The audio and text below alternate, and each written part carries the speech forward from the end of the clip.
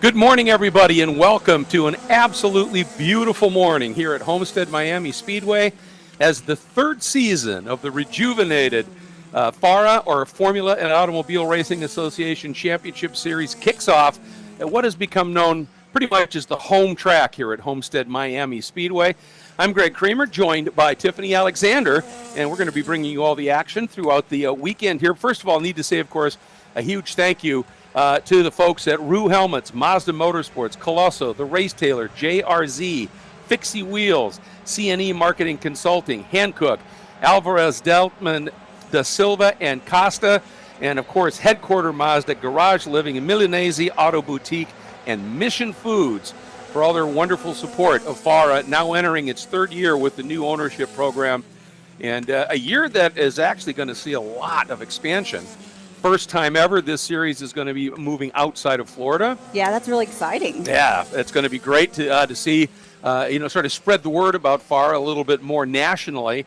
It's been around for a long time, but obviously just a couple of years ago, a trio of people purchased it with some visions of a little bit more grandeur, and I think that's certainly coming into play here. Absolutely. They really want to make it a lot bigger, and they're making those changes quickly.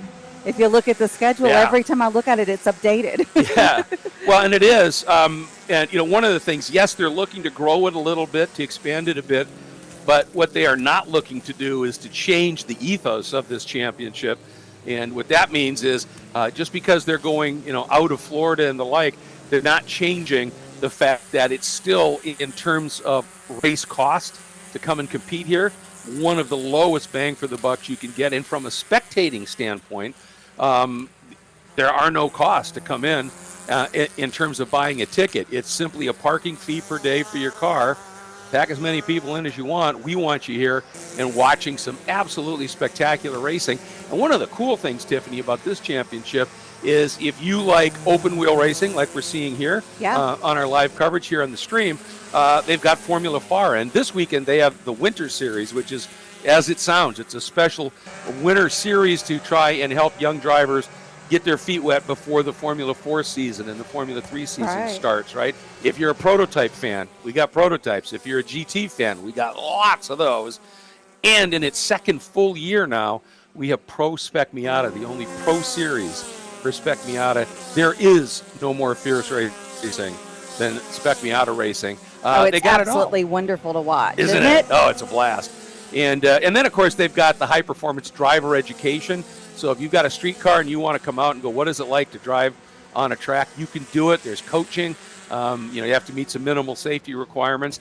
And at the top echelon of that is for the people that have shown the best capabilities behind the wheel. There's the Super Lap Series, which is actually a competition. It's not door-to-door and wheel-to-wheel, but it's a time competition, time attack. It's called in other areas. So there's a little bit for everybody in this series. It's really interesting because if you don't have a fully caged car, but you've been doing the DE world for a while and you're ready to kind of step it up a notch, but you're not ready to go like full endurance racing or something, you can come out and do the Super Lap Series. It's a timed event. There is a trophy. I mean, we all love trophies, right? Shiny things. Absolutely. And compete against your buddies. Everybody seems to be really enjoying that. You don't have, one of the stipulations is it can't be a fully caged race car. So it's your typical DE car, and you get to compete, and it's a lot of fun. It's kind of like going out and turning a qualifying lap, and those laps compete against each other. Yeah, basically, that's a really good way to put it here. We have a lot of cars out on this track, and the reason is that this is a shared session. It's strictly practice, but it's for both the Winter Series, which is actually going to be competing later on in the weekend, but Formula FARA, which is the formula part of the FARA organization that is around full season. They are not running here at this event. They're out there practicing here with the Winter Series drivers. They'll have a couple of their own practice sessions a little bit later today, but then tomorrow we get to see racing from the Winter Series group. Oh, neat. Okay. And that's going to be very, very special indeed. Yeah, I'm looking forward to that. Oh, they put on some great racing. It's and really what these championships are, the Formula FARA and the Winter Series, what they're all about is giving an opportunity for young drivers, a lot of them making their first ever steps out of go-karts. You know, I met a couple of them yesterday. I was introducing myself, and I think I pulled the pacifier out for one of them. It made me feel a little old. Yeah. But they are just adorable and just full of energy and excitement, and they are ready to go racing. Yeah, and you know, a lot of them obviously have aspirations of either going on in open wheel or in prototypes, and in either one of those categories, you need to figure out aero. Right. And this is their first, and I mean literally, some of these guys, the first time they've driven a car of any kind, it's in these, which do have aero. It's not massive. It isn't like you're going to find an IndyCar, Formula One, that level. But it's still where you start to learn that process, the black art of aerodynamics, as I call it, and I get chastised for it occasionally, but I call it false grip. False grip, because it's not by nature, it's not mechanical grip. Yeah. So it's induced by using air to push the car down on the track. So you have to get your mind into that mold of, it's a little different. I should be braking into 4 marker, but everybody says I can go to the 2.5 with downforce, and convincing yourself to give that a go. In your foot. That's it. That's it. Yeah, putting your left foot over your right foot. Right. Holding it down. Yep. But that's, you've got to start that process somewhere. And obviously, go-karting, there's nowhere near the complexity of suspension setups and all of that. And so you, along with learning to drive aero, you learn how to set up for aero and how to work with an engineer and all of that. And that's what this does. And Formula FARA in particular, it's an unbelievably reasonable cost. And it's one of the cool things because, you're coming out of karting, you may not have that massive budget. And it's an opportunity to get in. And if you can really show yourself well, that promotes opportunity. Absolutely. And aren't these cars, it's like they just look so fun to drive. Yeah, they are. They are. I'll tell you what, we had, I'm trying to remember which round it was. It was like the second or third round last year, and right before one of the Formula FARA races, it rained. Oh. And so we're all, up here, we're kind of going, oh boy, here's these young kids. All right. First time in these, brilliant. Do they have a setup for rain? Or yep. They have a separate rain tire? Yep, they ran on a rain a full slip. Yeah. Oh, yeah, they're full rains. And they not went out. Not ideal for the rain. No, but they went out and put on a 30-minute race. Not one caution. Really? Absolutely spectacular. Bunched up, racing. They were racing. A couple of times through turn 1, there were cars that were about 30 degrees opposite lock, saving it. It was just brilliant, And you can really see there is some massive talent here. Yeah. And you just hope that this will be the stepping stone that gives them the opportunity. Evan Cooley right now is topping the timesheets at a pretty respectable time at a 1:23.4. Leonardo Escorpione, who's been a busy guy. We've seen him racing in Pro Mazda, and he's doing this. Rodrigo Gonzalez is third. Familiar name here, Oliver Weldon, who was one of the two sons, along with Sebastian, of Dan Weldon, former IndyCar champion and Indy 500 winner. Very, very talented and fast driver. Doesn't have that name behind you. Yeah, it doesn't hurt at all, does it? No, that's pretty cool here. Yeah. And we've got a number of different drivers and team members here. Some that we have seen in Formula FARA, some that are new to us here with the Winter Series program.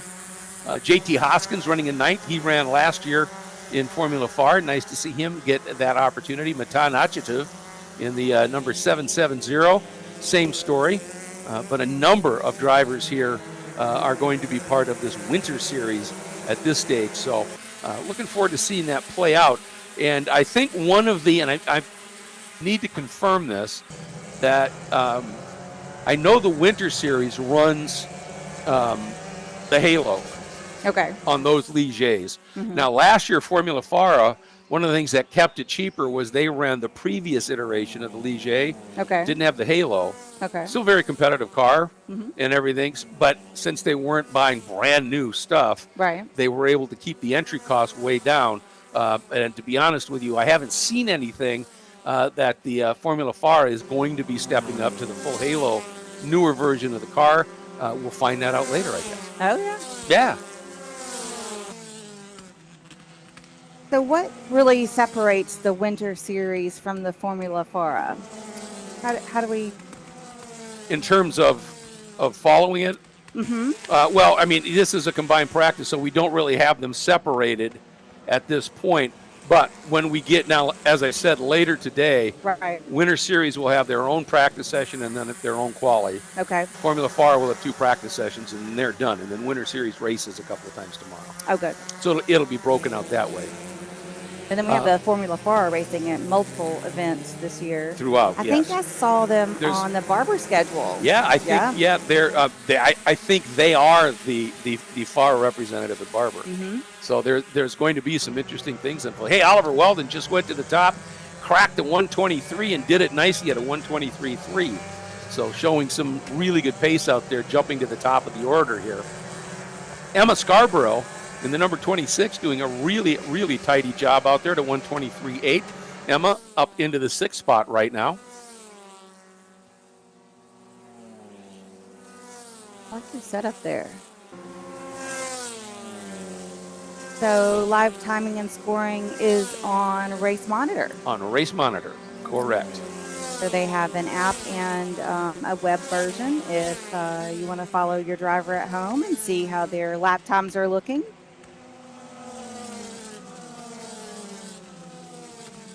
Looking back, just to give you a little bit of insight, because there's a couple of them out there, the 2024 FARA Formula final points, Gaston Arazu won the championship by a 20-point margin. He was just really a point-scoring machine was what he ended up being.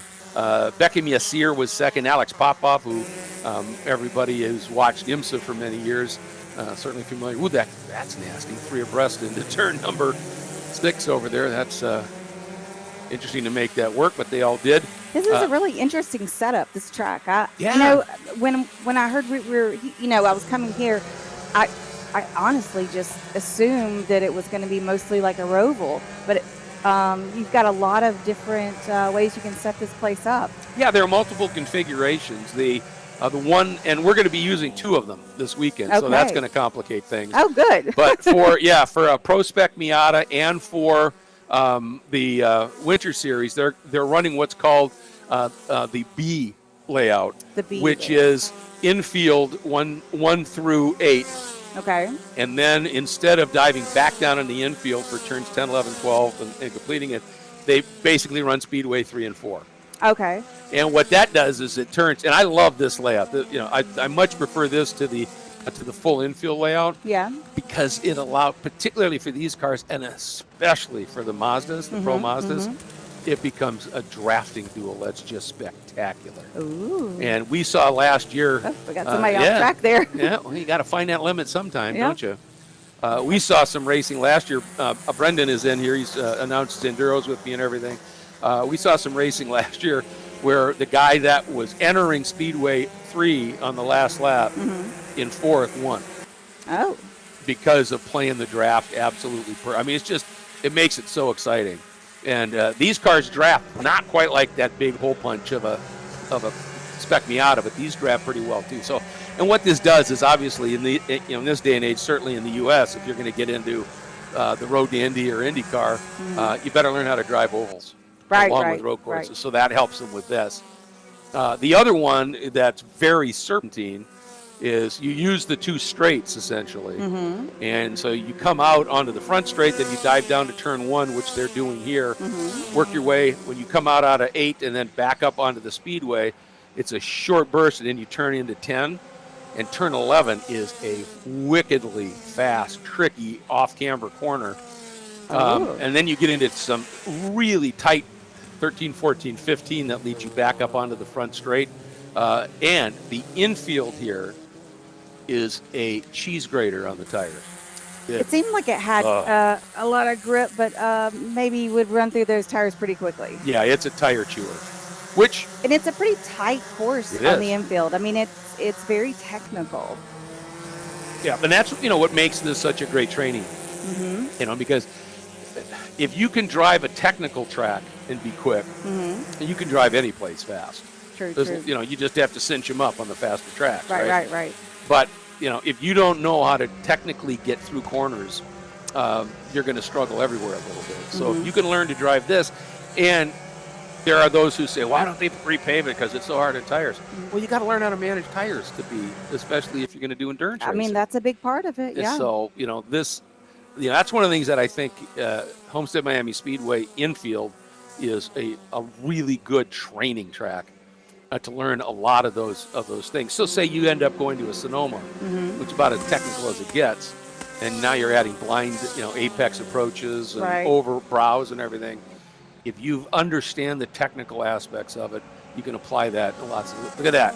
Wow. That's kind of what I was talking about with that draft. You get the cars, they're trying to not tow somebody, and at the last minute, then they'll pop back out. That's turn 1. This is turn 2. Really, this is a surprisingly tight corner after you come through turn 1. Yeah, because turn 1 is pretty fast. Yeah.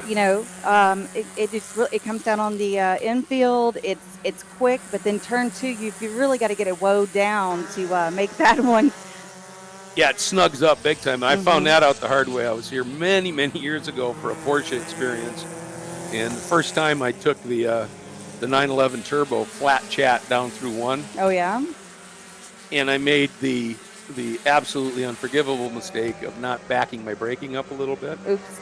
And I suddenly was in that $150,000 car bouncing through the grass on the outside of 2. The consequence. Managed to save it, which was a good thing. But it really is deceptively tight. And then when you get into turn 3, turn 3 is really, the exit is everything at 3. Yeah. Because you don't want to be where you would normally think all the way out to driver's right. Right. You want to be no more than mid-track at the exit at 3. Because you're setting up for 4, right? You're setting up for 4 or 5. Yeah. And if you're way over to the outside edge, you're just going to be slow out of 5, and one of the best overtaking areas is turn 6. Gotcha. So, you're kind of fighting the car to get back over. Absolutely. Yeah. And that's always slower. Absolutely. And you're driving sometimes, in the slower stuff, you're driving too much distance. When you're swinging way wide, really slow stuff, you're just adding extra distance, and you're not making it up by having significantly higher speed. That's what I'm talking about. That's the entry to 4 that they're in right now. And then 5, right there, that little flick. So when we watch them coming out of 3, it's really easy to tell if somebody's going to be good heading into turn 6. And this is why I call motorsport, especially when we get into the multi-class stuff, high-speed chess. Because you are how good you're going to be into turn 6 all starts with the exit of 3. Right. It's like 3 moves before. Yep. Yeah.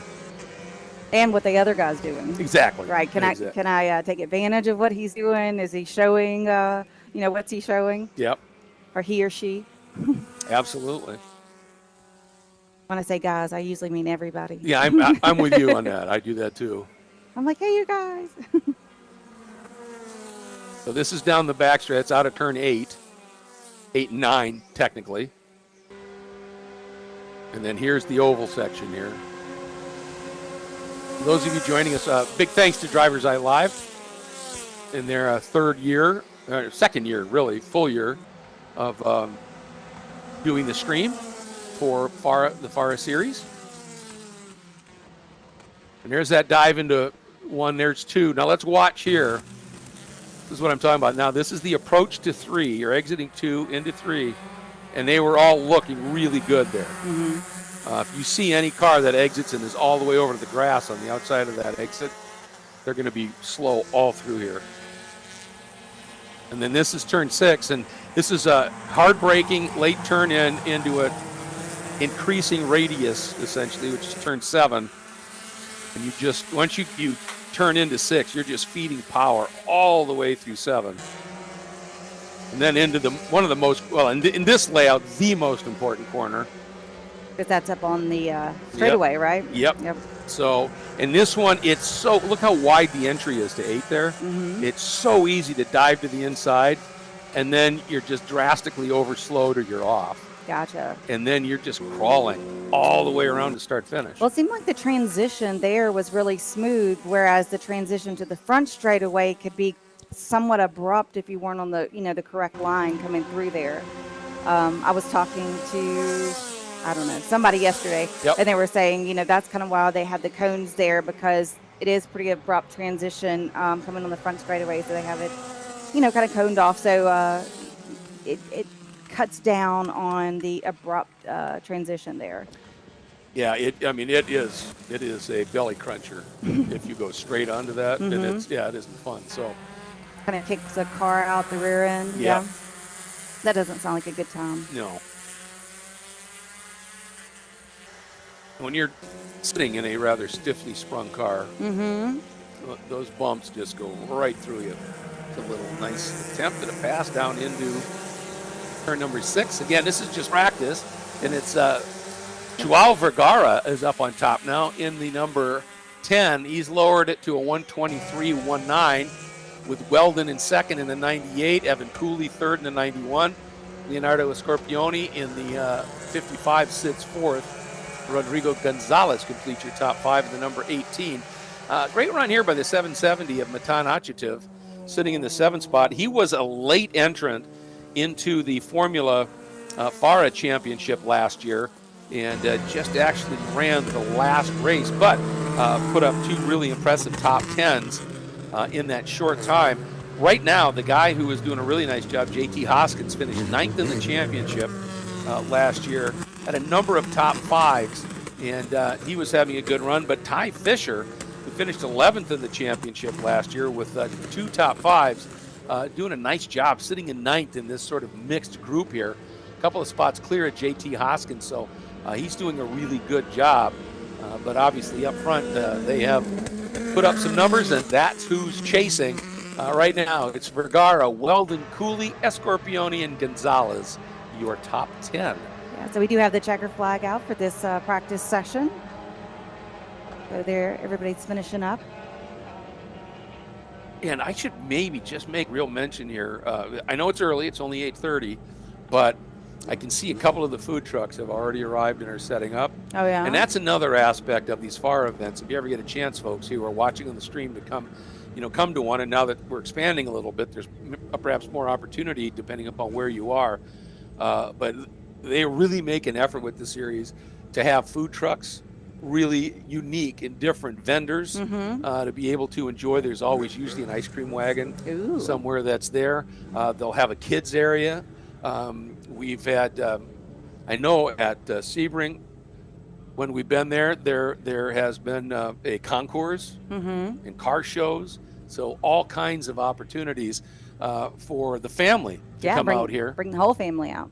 And once again, no ticket cost, just a parking fee. So you can't beat that. No, I was looking at it, and I think it was a family of 4 could come out here for 2 days, and it would cost them $40.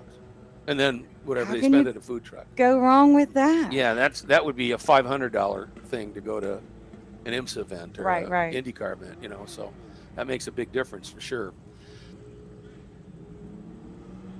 So next up, we've got the GTM Prototype practicing and qualifying. Yeah, that'll be on the stream. That'll be our next thing on the stream in 30 minutes. Here locally, which we won't be covering on the stream, will be a first of our 3 Super Lap Series runs for the day here. So we'll be covering that locally here for everybody here at the track.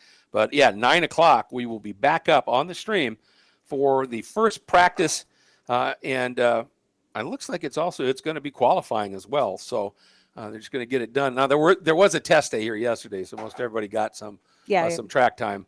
So this is going to be an important session at 9 because our first race for the GT and prototype machines is at 12:25. So this practice is going to be key because it's also going to establish the starting lineup. Yes. So that'll be important. So we'll be back with you here on the stream for that very session, as you can see, at 30 minutes, right about 9 o'clock straight up.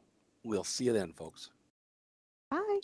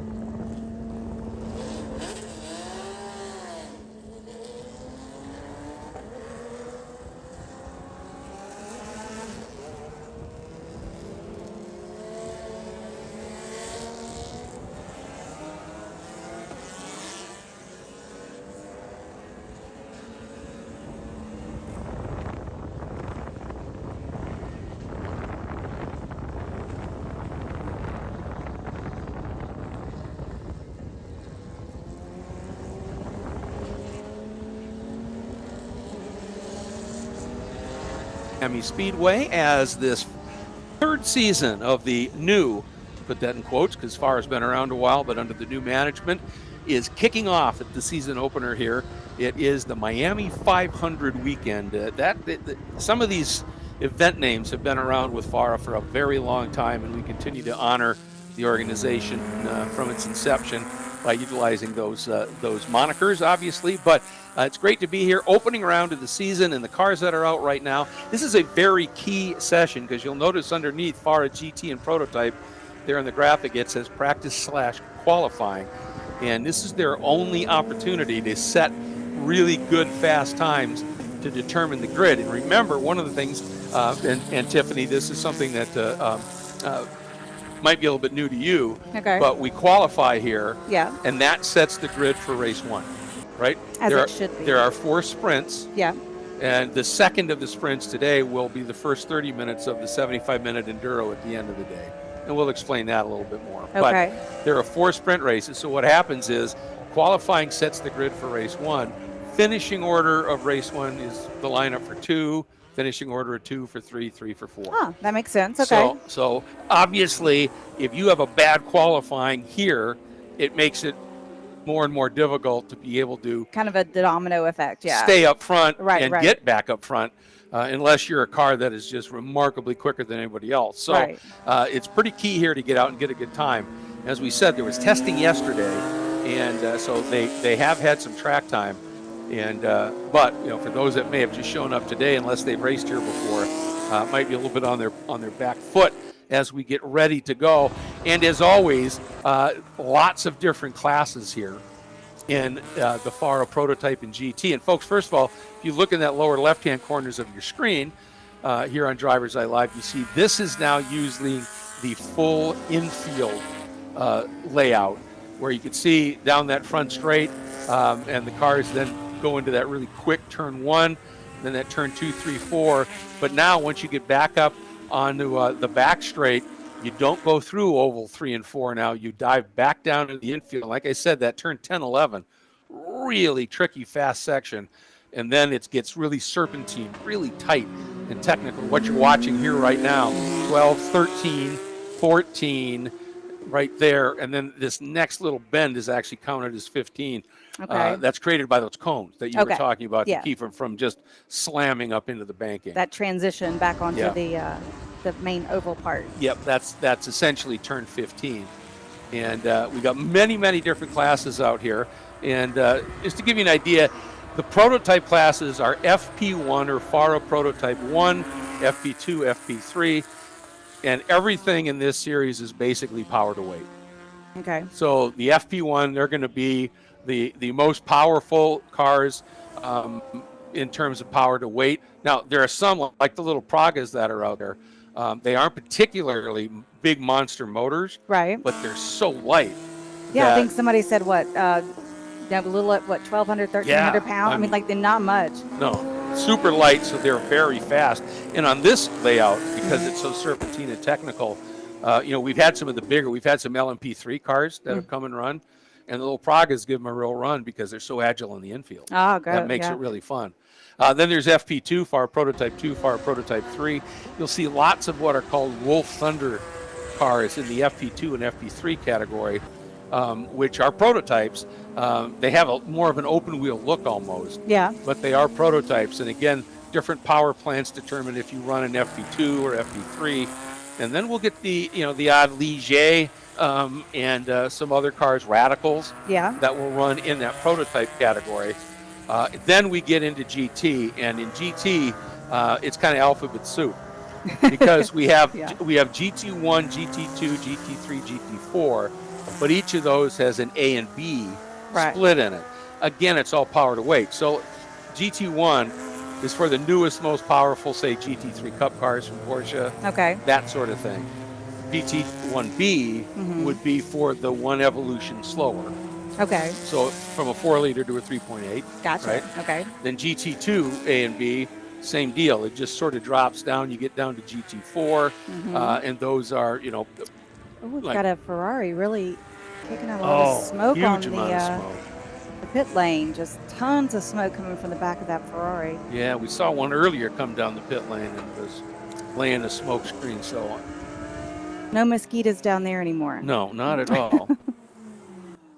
And then we have a class, and it actually, I love it. It's called Honda Wars.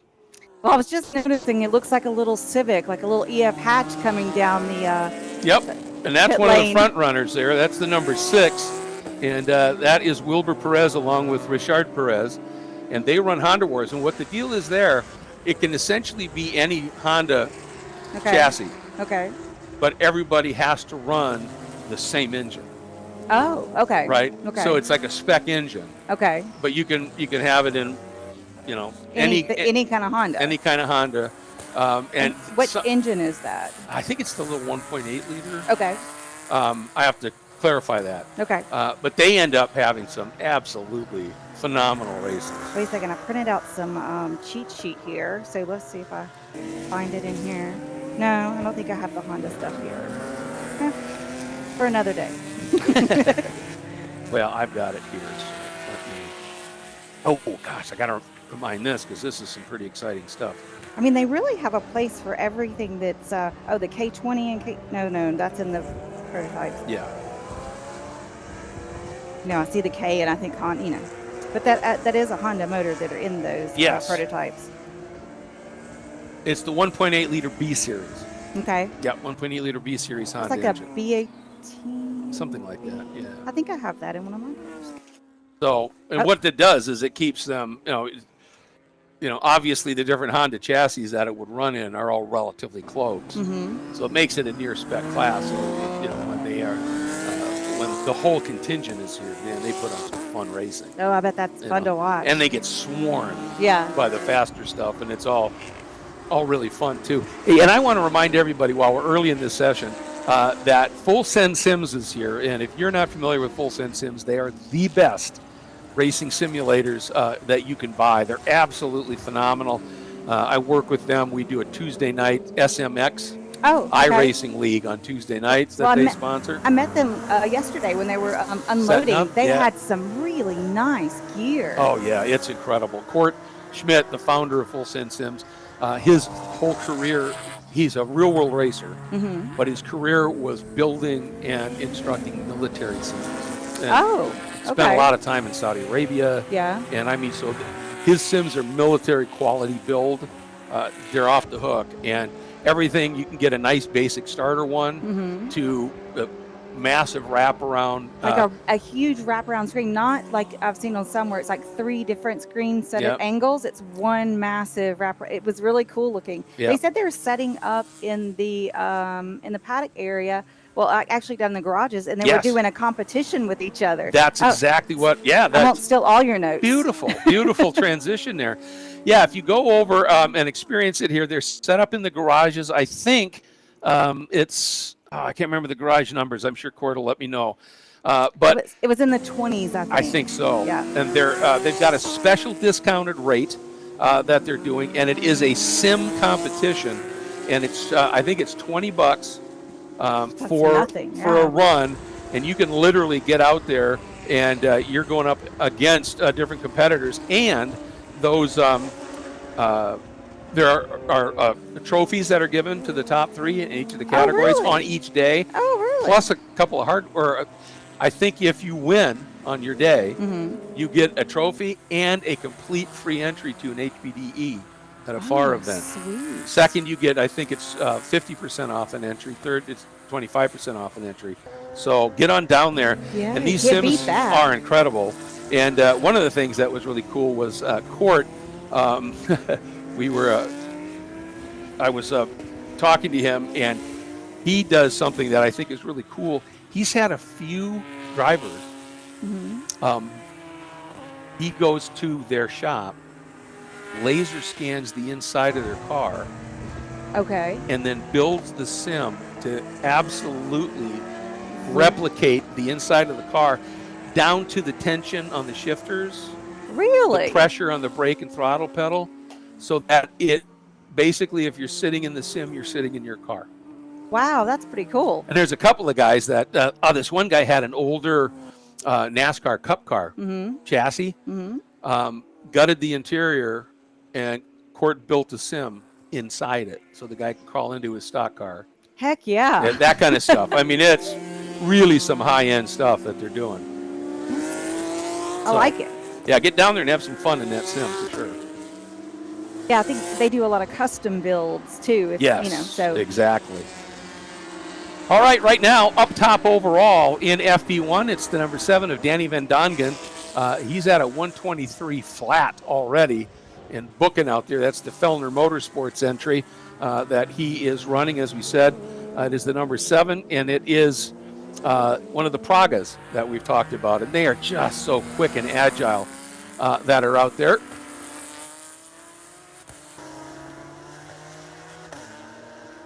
David Tuati is 2nd overall, the champion last year in the GT1A category in his absolutely stunning livery number 68, one of the prettiest cars out there, and that's a Porsche GT3 992 with the TLM orange and blue. Brilliant blue. Yeah. I mean, it's so shiny. It almost looks like a blue foil mixed with the very bright orange. Yeah, exactly. It's really a gorgeous car. You can't miss it. No, it is pretty darn stunning.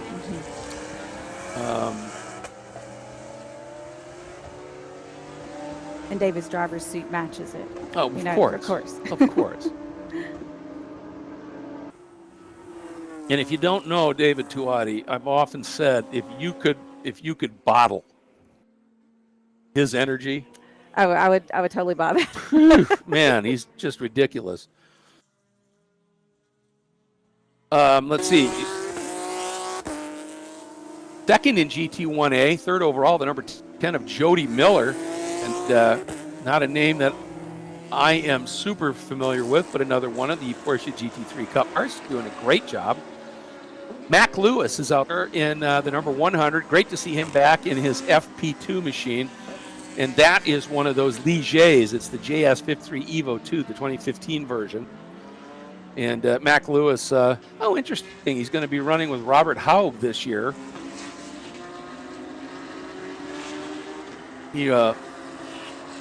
So he's sharing FP1. Martin Bruhat, Robert Haub is. Oh. And he is then he's jumping into an FP car with Mac Lewis. Good for him. So how many different classes do we have on course at the moment? All practicing. So 2, 4, 6, 8, 9. Ooh, yep, okay. 9 different classes. Oh, we've got to go off back here. What is that?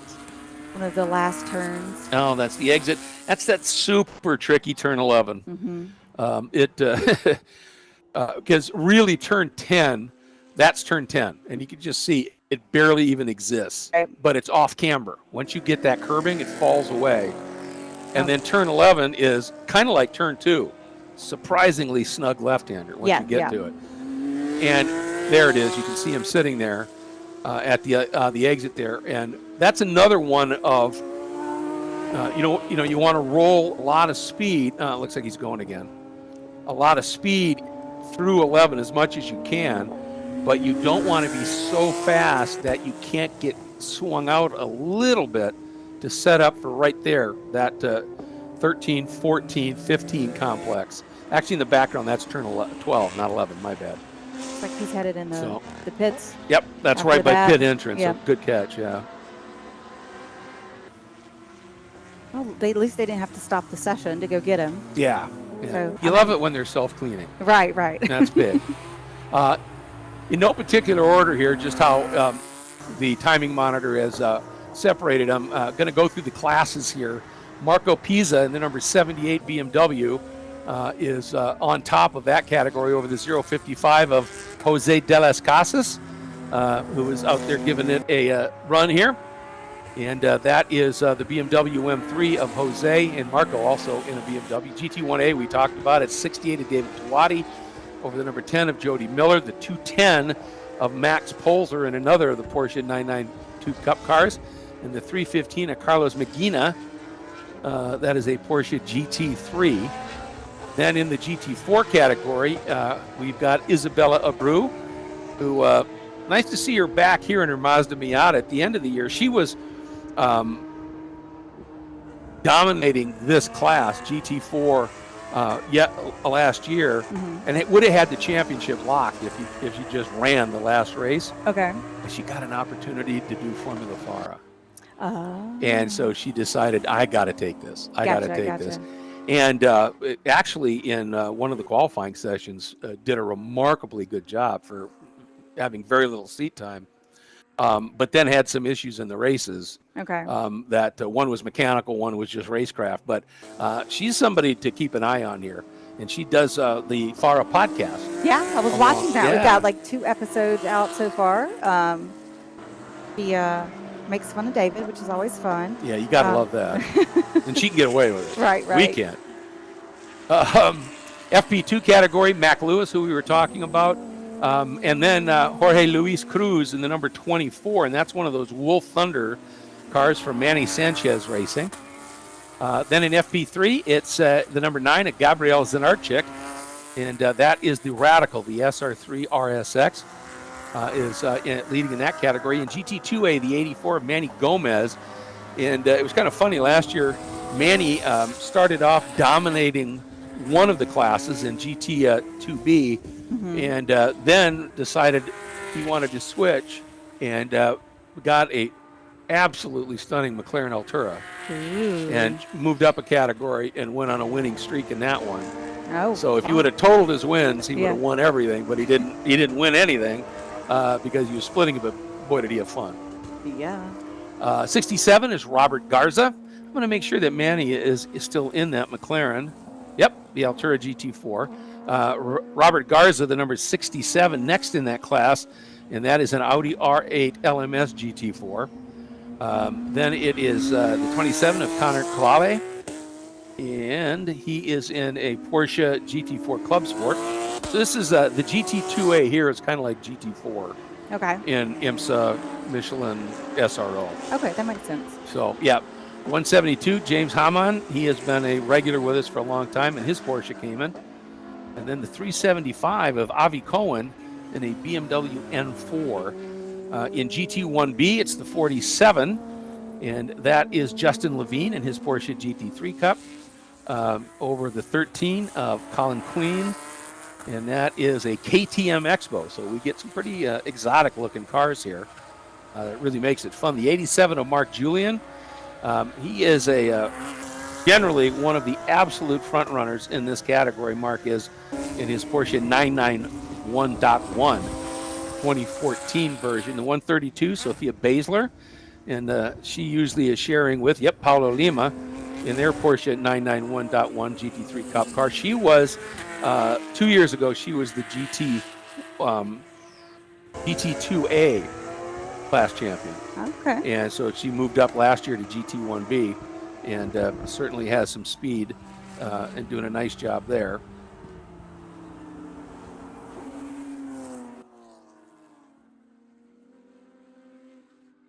Looks like folks are still setting their fastest times out there. So still finding more time in the track, even though we've been live for 17 minutes on this session.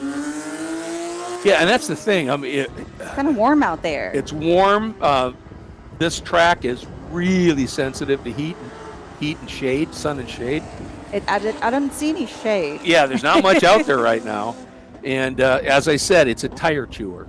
So you really have to take care of those tires or it's going to, have consequences. Exactly. Let's see, GT2B, it's the 410 of Jose Santiago in his BMW M2 CSR. I like the way you say that. And then Honda Wars, the two guys that generally duel it out for the championship each year. Currently, right now, it is the 89 of Luis Rene Canahuate up front over the 6 of Wilbur Perez. So those are all the classes at this point. Let's go back through. See if there's been any changes up at the sharp end of things. Nope, no changes as of yet.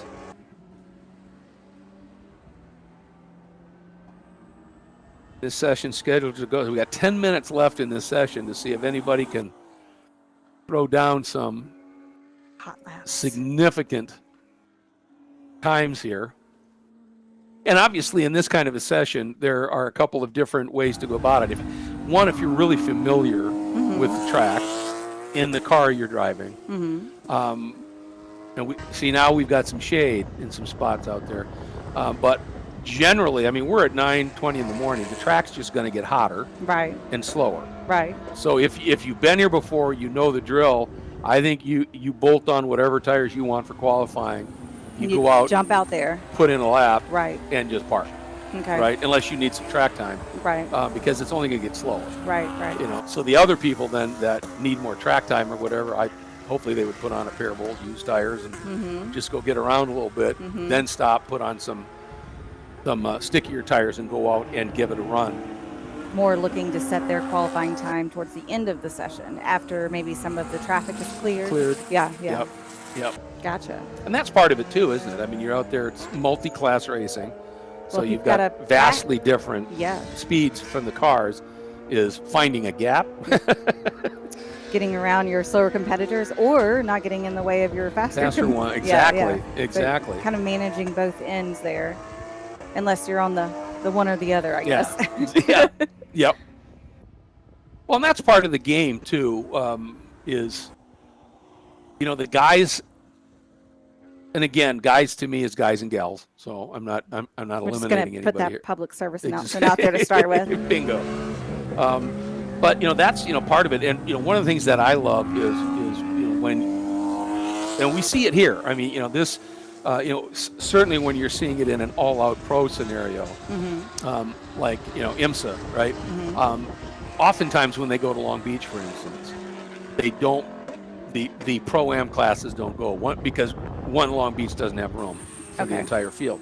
So a lot of times it's the prototypes, the GTP cars now, and the Pro GT cars. So the field is all pro, and I mean all world level pro. It's some amazing stuff, right? And watching how not just the faster prototypes, but the GT cars play chess with the passing, and watching how, because the pros in the GT cars, and having called it for years and talked to a lot of them, the amount of communication they do with car movement when one of the faster prototypes is coming up, How they know what they're talking to each other. With their movements on track. And the GT car will just ease over. Just a little. And that just tells the prototype, I see you. Not yet. Not yet. Not yet. You will know. Right. Because that guy in that GT car is in a battle with another one. So he doesn't want that prototype to come through and split them. Right. He'd rather let him through so the prototype can get both of them cleanly and not mess his battle up. Right. So they communicate. And then the other part of it is when, watching the other prototypes, you got to be decisive. When you make the move, don't, am I, Right. You just got to make the move. If you're going to do it. Yeah, and present close enough so that the guy can see you in his mirrors. Right. If you go way to the inside out of the mirror, he's going to turn in on you. He doesn't know you're there, right? So you watch this chess match. Well, I've also heard, you get close to them so they see you, but also if they do turn into you, it doesn't hurt quite as bad. There's less room to go. It's a much less angular. Right. It's just a side tap. But the smart GT guys, the minute that prototype comes down, they just give it a breathe. Okay. Right. And give them room. So he can tuck in, and then they track out, and they get a little pull from him all the way through the corner. It's just they're both working it. Yeah. Yeah, absolutely. And to me, the two best overtakers that I've ever seen were one James Weaver, who's retired from IMSA now, and the other one, and I'm not gonna remember his name, but he was helped create that Porsche GT or Porsche P2 Spider in the 05, 06, 07, 08 era. Okay. Amazing cars.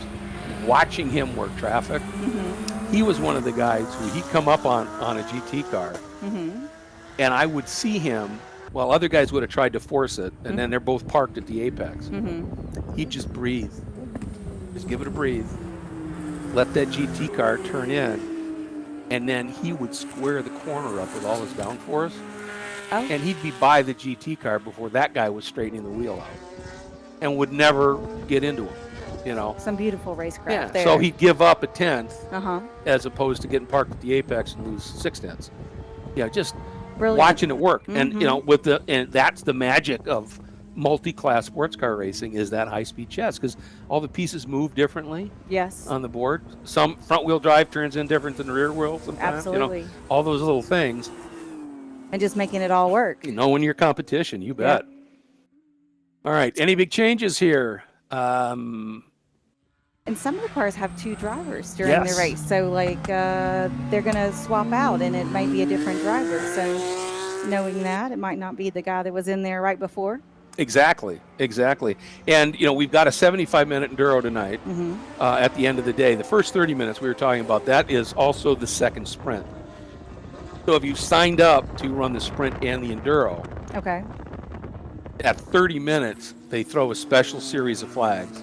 Oh, okay. And if you're only running for the sprint, you Then complete that lap at speed Okay. and then pit, because you don't Okay. want to get in the way of people that are running the Enduro and just suddenly be crawling around. So those are going to happen at the same time. Correct. And then the Okay. people that sign up for the Enduro, they keep just going. stay out for the Enduro. Okay. So, a lot of those cars will have co-drivers, but even in the sprints, you are allowed to essentially, you know, almost enter as a team, and so you can have 3 different drivers that aren't doing the Enduro, but each one will be doing a different sprint. Oh, okay. So, you know, again, it's part of the accessibility aspect of FARA. Right. Is, you know, Well, they can okay, break up the expense too, right? yeah, you can get 3 drivers that can cover, you know, split the expenses, do everything you need, you know, and that just makes it better. Yeah. I mean, I noticed that some teams have 2 drivers, and other teams just have the one. Yep. So you don't have to have a co-driver. No, it's not mandatory by any means, and there are drivers that do the Enduro by themselves too. So it's, you know, Right. you can certainly do it. If you needed to work up to that, Yeah. you could do it the other way. Yeah, exactly.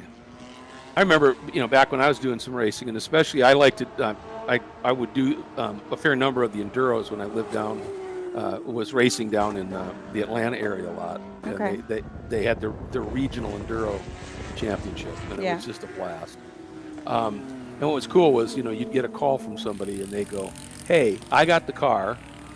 You know, my buddy Bob is bringing all the race fuel. Can you get a set of tires?" Yep. And Yeah. then we're all going to get Well, then racing. come race. Yeah. You know. Sometimes it's just that simple. Yeah, exactly.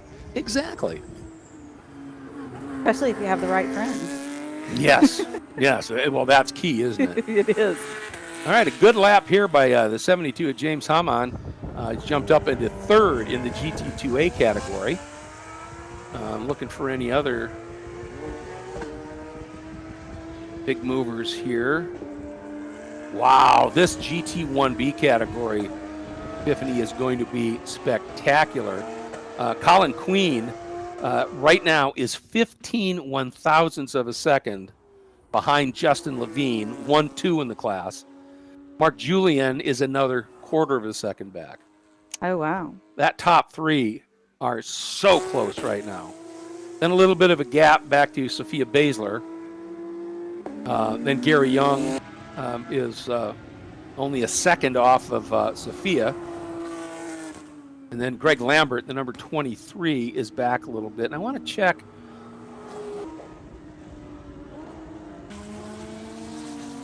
I think Greg was the Ferrari that had the problems with all that smoke out there. Well, I'm showing Sophia at the top of the field. Maybe Yeah, that's need to- what they just pulled up there. She just set her fastest time. This last lap passed. It was a 1:37.7. So I've got a GT1A and another GT1A back to back, and then showing Sophia in 3rd overall time. Is that possibly correct? Well, I want to. Is that the? Yeah. Is that the little yellow?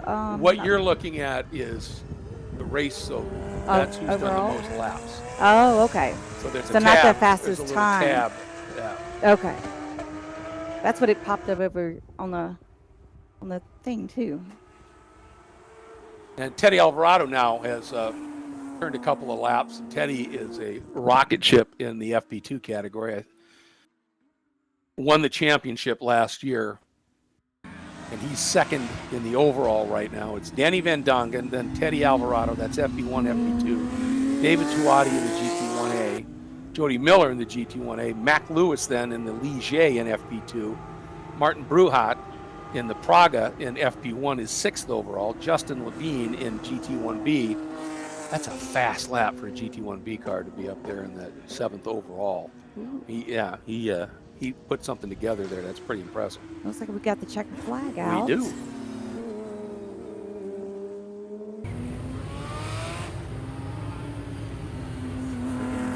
It's like poof, nothing.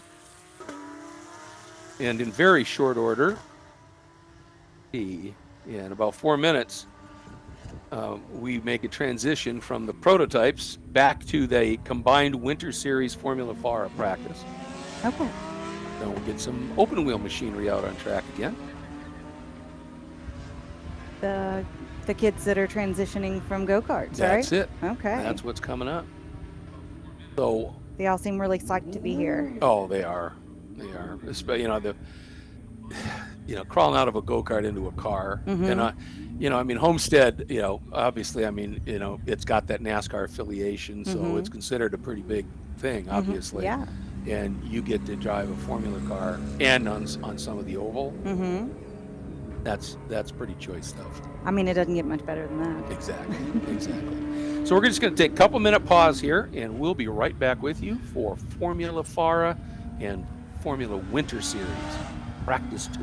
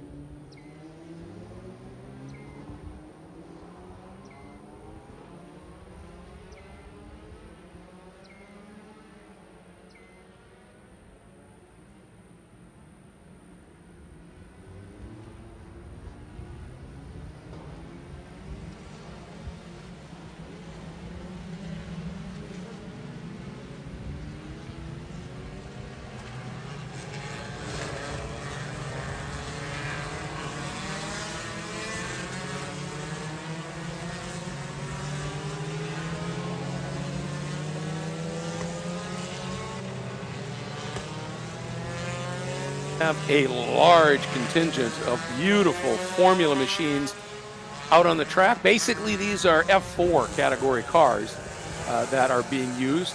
I think they're all Ligier chassis.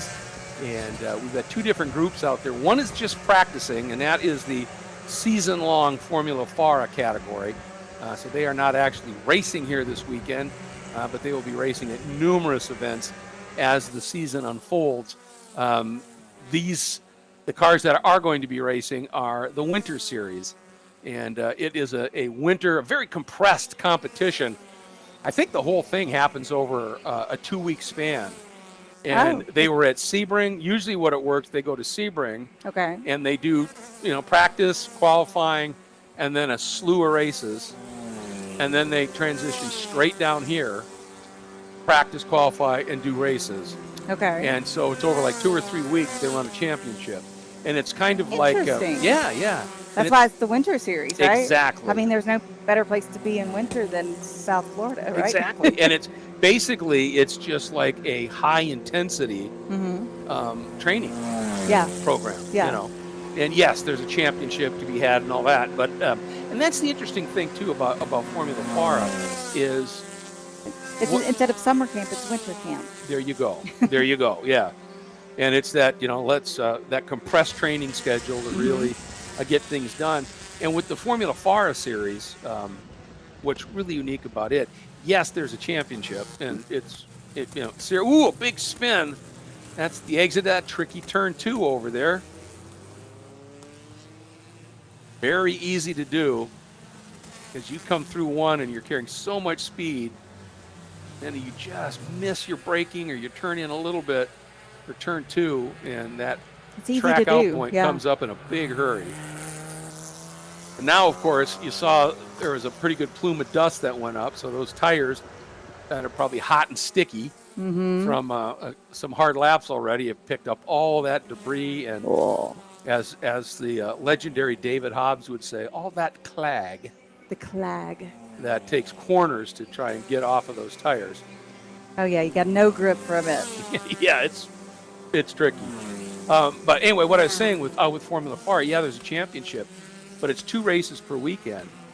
And the second race, they invert the top 8. Oh, right? Okay. And their concept is, all right, in the first race, if you qualified up front, you are learning to race from the front. And if you qualified back 6th, 7th, 8th, you're learning to race middle of the pack. Second race, they flip it. So the guys that were running middle of the pack now have to lead the race and try and defend and win and learn how to do that. And the guys that were fast up front, they get now to race in traffic. And how do you play that game? We got another car off there. Yep, right on the left of the screen, one of the red Winter Series cars. And that is the exit at turn 6. Must have just turned in maybe a little too early and went a little too hard on the throttle. I wonder if hopefully he's not stuck out there. Yeah. That is a bit of a target zone. Okay, looks like he's getting going now. All right, just waiting for some clear track to be able to enter the course safely. Hey, us corner workers, we appreciate it when a driver pays attention to a point. It does help. It certainly does. Haley Countryman has gone to the top in this session early, the number 90 at a 124.6. Now remember, these guys were in the mid-23s, but it is early into the session here. Brendan Cooley sits second in the 92. JT Hoskins third in the number 9. Ryan Janetta is fourth. Or JT is in the 9. Ryan is in the 99. As I say that now, Connor Aspley in the 27 goes to the top at a 24.2. Oliver Weldon, who was up front in a fair bit of that morning earlier practice session, now sits in the 6th spot. And Joao Vergara, who topped that first session, right now sitting in 6th. But again, very early in the going here. The guy to be paying a little attention to, but for Formula FARA, and looking at the order right now, Clemente Huerte in the number 1 is the fastest of the Formula FARA cars, sitting in the 19th spot. Kai Johnson in the 077 sits second. And Kai is probably one of those guys that you saw down there that you joked you pulled the plugger out. He is a young man. So I'll take their passing. Yeah, very, very talented. And he just signed for the full season to run with his team. So really pumped about that with VRD Motorsports. Yeah, we've got some really young, talented drivers out here getting a lot of experience. Yeah. Really showcasing their talent, this up-and-coming talent. Yeah, it's wow, just that quick. I mentioned Oliver Weldon and Joao Vergara were 10th and 16th respectively. And then boom. 1 and 2. Right. So there it is. And right into the 23s, both of them. They're the only two that have dipped into the 123s. And they're separated by 42 1,000s. And Oliver has quite the legacy behind him. Oh, yeah, he does. And his brother Sebastian ran in Formula FARA here, not the full season, but a couple of races each of the previous 2 years. Okay. Immediate front runner. Really, really quick. They've got the genetics, probably the experience, well trained from birth. Yeah, absolutely, absolutely. Experienced a lot, I'm sure. What a great advantage to come into Yeah. this world with. I didn't start driving on track till I was like 30. Oh yeah, well and that's the thing now. It's probably a good thing. I probably would have went to college otherwise. Yeah, It's just like whatever. Well, but I'll tell you, one of the amazing things to me is that you get a 14-year-old like Lassite jumping into a Formula car. Oh yeah, they're still made of rubber and don't know they can. Yeah, yet they have no fear. But they have 8 years of intense racing experience. In karts. Yeah. It's not like they're absolute newbies. Mm-hmm. It's just all right. I just got to figure out how this new beast works. Right. But I can run it. I can drive it. I'm fast. Right. And that's it's just kind of crazy, but it's really cool. And Dan Weldon, I had the pleasure when he came over from England and ran in the Formula 2000 series. Was his first experience. I was the announcer for that series. And for both at the track and on TV, and got to know Dan quite well. And then when he went to Atlantics, I was the announcer for that. So I got to know Dan Weldon really well. And not only was he one of the nicest guys ever, he was one of the funniest people I've ever met. Quintessentially British, Perfect. but with that perfect sense of humor. I remember when he came over, we were doing a end of season review show. Mm-hmm. And he came over, and he brought his then girlfriend. And while we were waiting to do the show, I was talking to him, and Dan was always impeccably dressed, right? And I was talking to him, and I said, "So you got to head right back, or are you guys staying?" He goes, "No, we're staying for a couple of days." He said, "We're going to go hit Fifth Avenue." And I went, "Oh," I said, "So you're going to be spending some serious money on her." And he looked at me and goes, "Well, no, actually, mate, it's going to be me." He said, "I've been looking forward to this." And that was Dan. He was a fashion guy. Funny. Yeah. I got a chance to interview him years later when he was, top of the game in IndyCar. And I said, one of the things, Dan, I said, I feel kind of blessed to have been able to call your career from the very beginning here in the United States. And now that you've made it to the pinnacle, there's one thing about you that I just love, that has remained completely unchanged. And I could see any bit on it, because he was thinking I was going to say, "You're still just a humble, sweet guy." And he went, "Oh, yes?" And I went, "Yeah." I said, "You are still one snappy dancer." And he looked at me and said, "Well, I'm British, man." Yeah. So it was fun. He was an amazing guy. Lost way too soon, obviously. But as you said, the legacy here with these two kids of his is pretty special. It looked like Diego has moved up with a 123.4. Yeah, nice lap. Right. Diego Ardila is in the 31. Evan Cooley, who was right near the top in that first session as well, has jumped back into second. Look at these margins, 35 1,000ths. We've got a new fast time, yep. Yeah, Scorpione. Look what Connor Aspley did, 36 1,000ths of drift. And that's what I love about the banking here. You know, and I'm a road racer at heart, there's no question. But I do love when you can incorporate something like that, so you can bring that draft element in. And, Right. You know, and again, you got to learn how to play that game. You know, I don't know.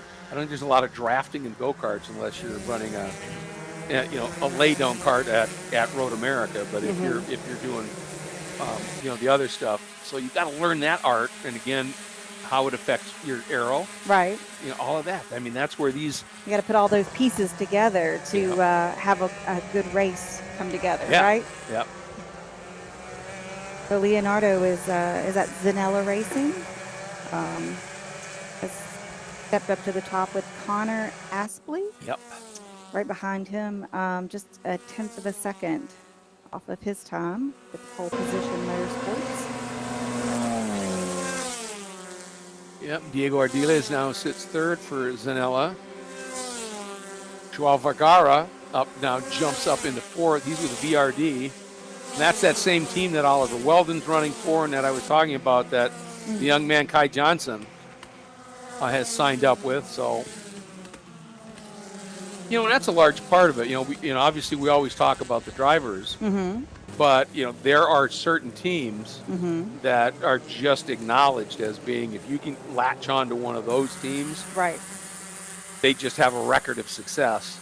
Well, they've kind of figured things out. They have a good engineer. They know what makes the car work. They probably know what kind of driver they're really looking for, too. So when you put those elements together, you really can get a winning combination. And they know how to recognize that particular driver that they think they can really hone. Right. Exactly. And that's part of it. The conversation, the debriefs with engineers.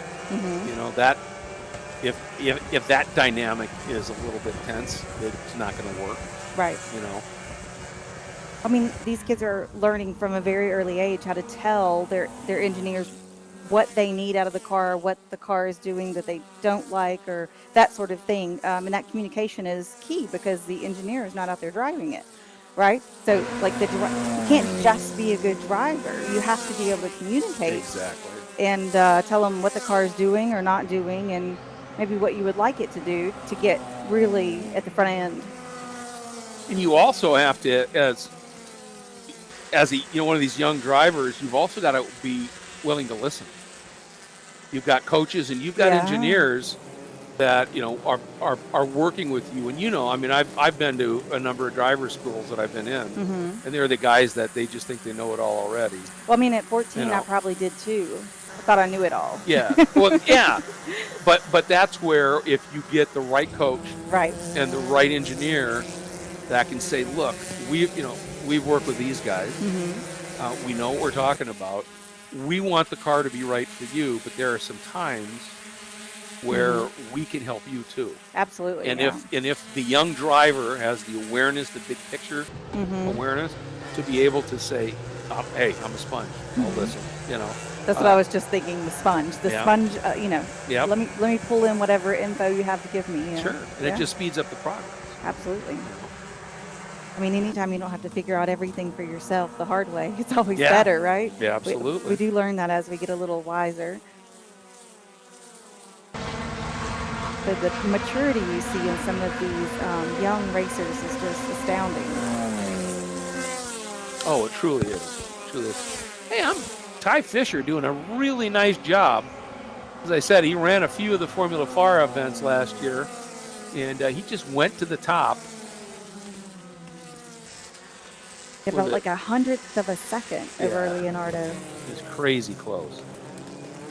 Look at these pads. Yes, you can see. You can see how close they're running.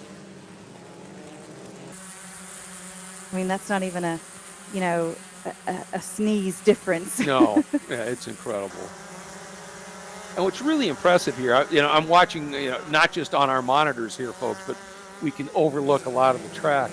And we have a beautiful vantage point here. Yeah, it really is. And on some of these runs where these teams are doing different things, just how some of the drivers who aren't lapping as fast right now And a lot of it might just be they're not on a fast lap. Right, you know, right. They're on the radio Mm-hmm. or whatever. Are just making sure they're way out of the way of all of the people that are really flying. And as I say that, then we look here at turn 8, and there's 4 abreast of turn 8. And that is. Well, we saw the one car kind of get out and let everybody have that apex. That's and, true. And That's kind true. of let them go. That's true. Do you think that helps to like cool off the tires a little bit to get that fast run in? Maybe let the traffic go by and then Absolutely. set yourself up for a really scorching one? Yeah, it does, because like I said, you know, you're really pummeling the tires on the infield. And so if you can let them ease just a little bit, you can get some of that performance back. You know, and no matter how good a tire is, and you know, Hankook is the official tire of FARA. Ooh, that was a straight off move over there. He exited turn 2. Yeah, and I saw the And there he Hankook tent out over there with lots of fresh rubber just ready to go. You bet. And they're a great tire, but you can. It doesn't matter how good a tire is. If you torture it too much, you're going to hurt it. And so when you start to feel the efficiency of the tire go away, if you back off and you catch it in time, you can bring some of that efficiency back. If you just keep pounding on it, you're just going to shred it, blister it, whatever. Right. And then the tires just jump. So Kind of like a good woman. You have to treat her right, you know? that was Tiffany. But a happy wife, happy life. I mean, you know, just think of your tires that way. Yeah. If you treat them right, they'll treat you right in return, you know? Happy life, happy wife. Uh-huh. That's there's the southern version of that, of course, is if mama ain't happy, ain't nobody happy. Yes. So In the deep south, that is exactly. that is the truth. It's almost biblical.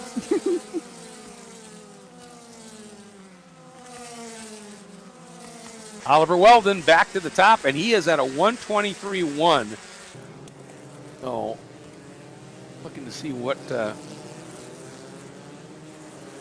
this is going to be done at 10:05, which is about 8 minutes away.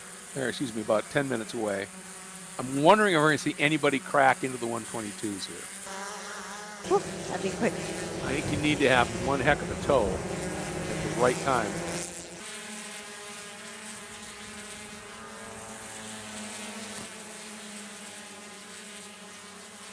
And the Formula FARA, Kai Johnson is now quickest of those drivers. With Clemente Huerte, Michael Fatura, and Jack Morhart. That name sounds much easier for me. Morhart? Mm-hmm. Yeah. Jack.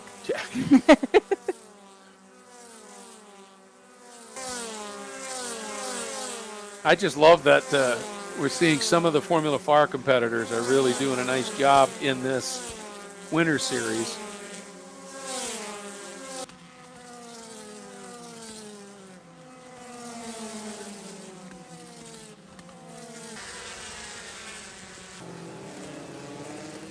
After this, by the way, we will have that another 5-minute break, and I can't wait for this one. It is Pro Spec Miata qualifying. Man, they always put on a good show. Yeah, they do.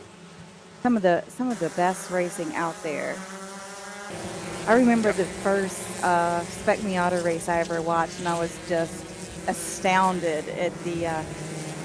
They're very aggressive, and you can tell the talent level of each as well.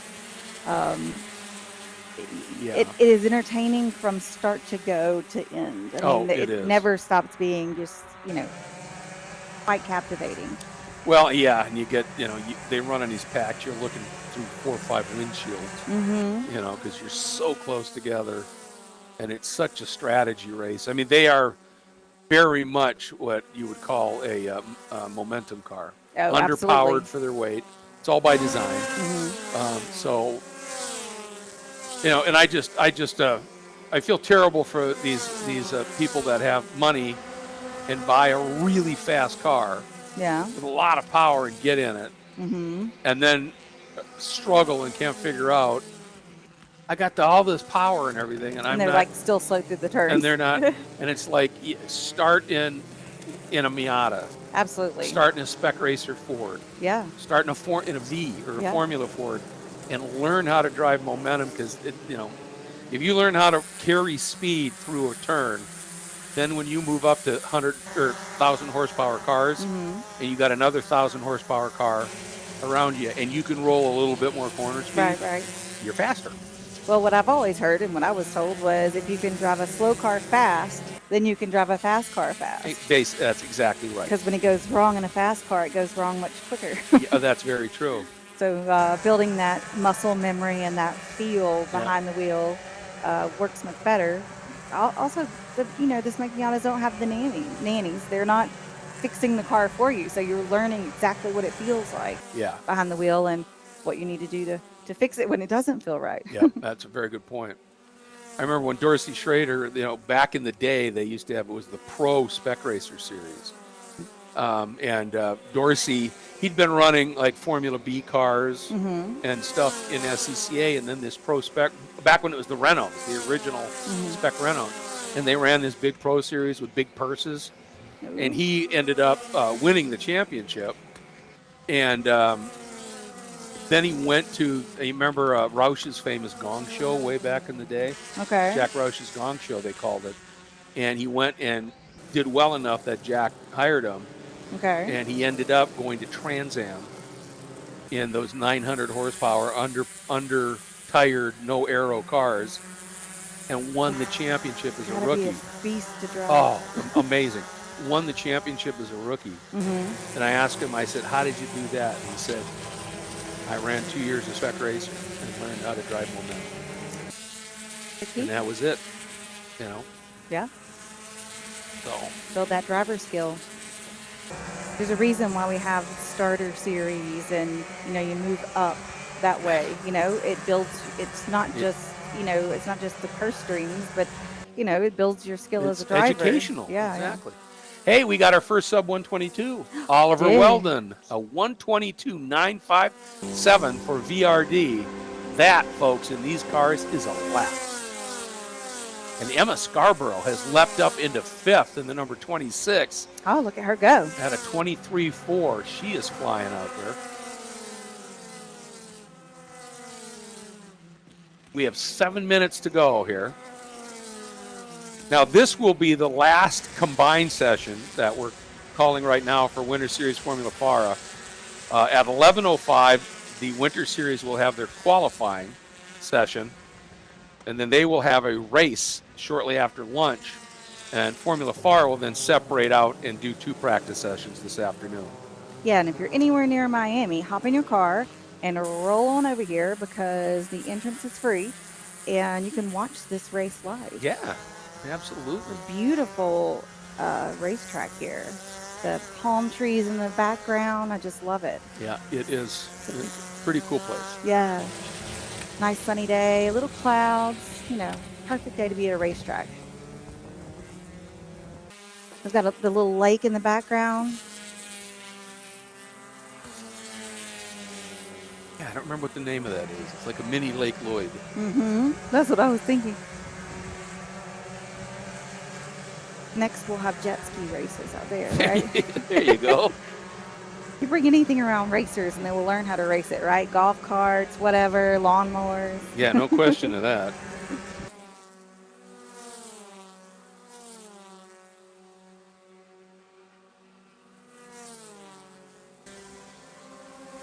So just a few more minutes to go on this practice session. Spec Miata up next.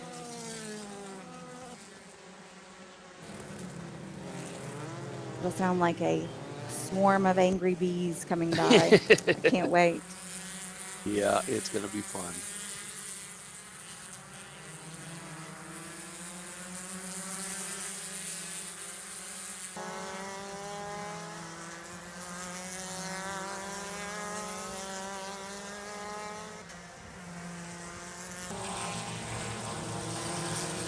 one of our still showing top spot and the only one in the 122s. yeah, that was a great lap. I mean, that margin is almost 4/10.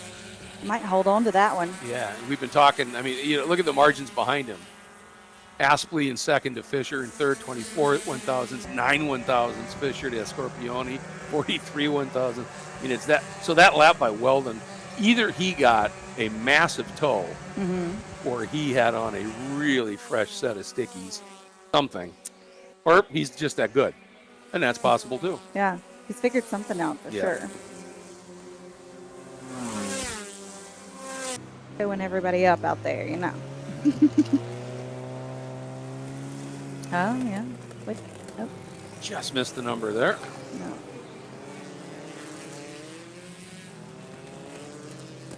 There he is. Pop back in, looking for. That was a smart thing what he did. Made a big loop and went back toward where he could get a little bit better angle of the cars and see cars that were coming in at maybe the turn station. Be able to see when it's really, you know, safe to re-enter the course. Ooh, somebody dropping a set of tires off at the apex of 5 there, throwing up a lot of dust in the air. So I'm not familiar with some of the nuances of this course, but is there a lot of sand? I mean, like a lot of Florida tracks, when you go off course, sand is a part of it. Yes. It's a little different than just regular dirt and mud. Yeah, no, they definitely have that here. Obviously they try and keep it areas as greened up as possible to try and contain that a little bit, but exit of 5 is got a spinner. Same cards at 6 and 7. Yeah, that may have having some kind of issue. Yeah, or tried to go too fast on those dirty tires too soon. Right, didn't get them cleaned off. Yeah. A bunch of sand and dirt all stuck to your nice, fresh, sticky rubber is just less than ideal. Yeah, the 3 spots here where you do tend to see a bit of that sand is the exit of 2, apex of 5, because if they really hustle through 4.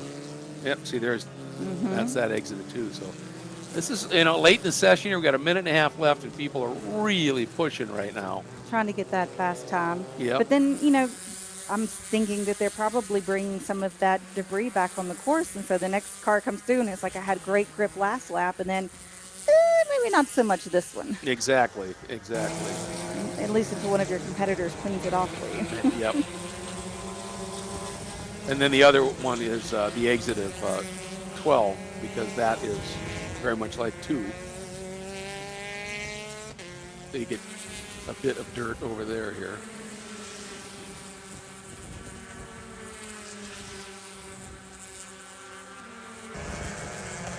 It's kind of looking like the start finish has got the checker tucked under his arm. Yep. So we're getting very close to that last shot at this. I'll tell you, that was a magic lap by Mr. Weldon.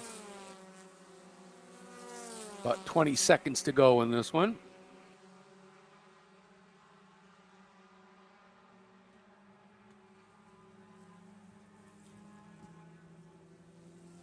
Ty Johnson continues to be the fastest of our Formula FARA drivers over Victor Couto, Clemente Huerta, Michael Fatuda, and Jack Morhart. And there it is, checker flag. Okay, that's going to conclude that one. So we have Spec Miata practice and qualifying all wrapped up in one. Up next. Yep, then we'll have a Super Lap Series session, and then we will lead into our lunch break with Winter Series qualifying. That should be, absolutely phenomenal. Nice. See if anybody can challenge Mr. Weldon's pace. Right. That one. He definitely is showing quite a bit of pace. Yeah, impressive.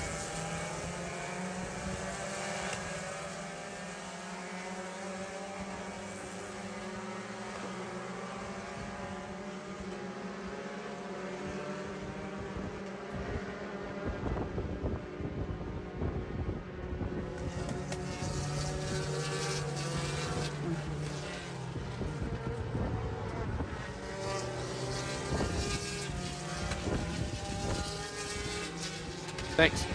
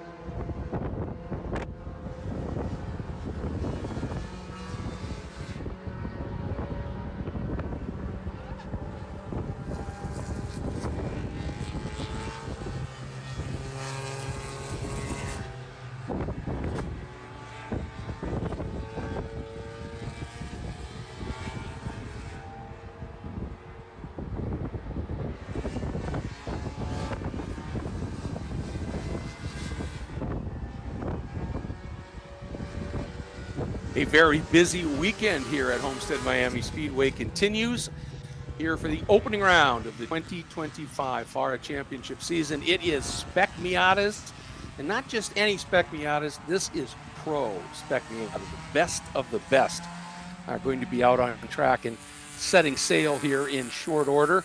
And looking forward to this one. We've talked about how close these cars are in performance, and the very sharp end of these fields, the driving on is absolutely phenomenal. And we are just underway now. It's listed as practice qualify. It's a qualifying session.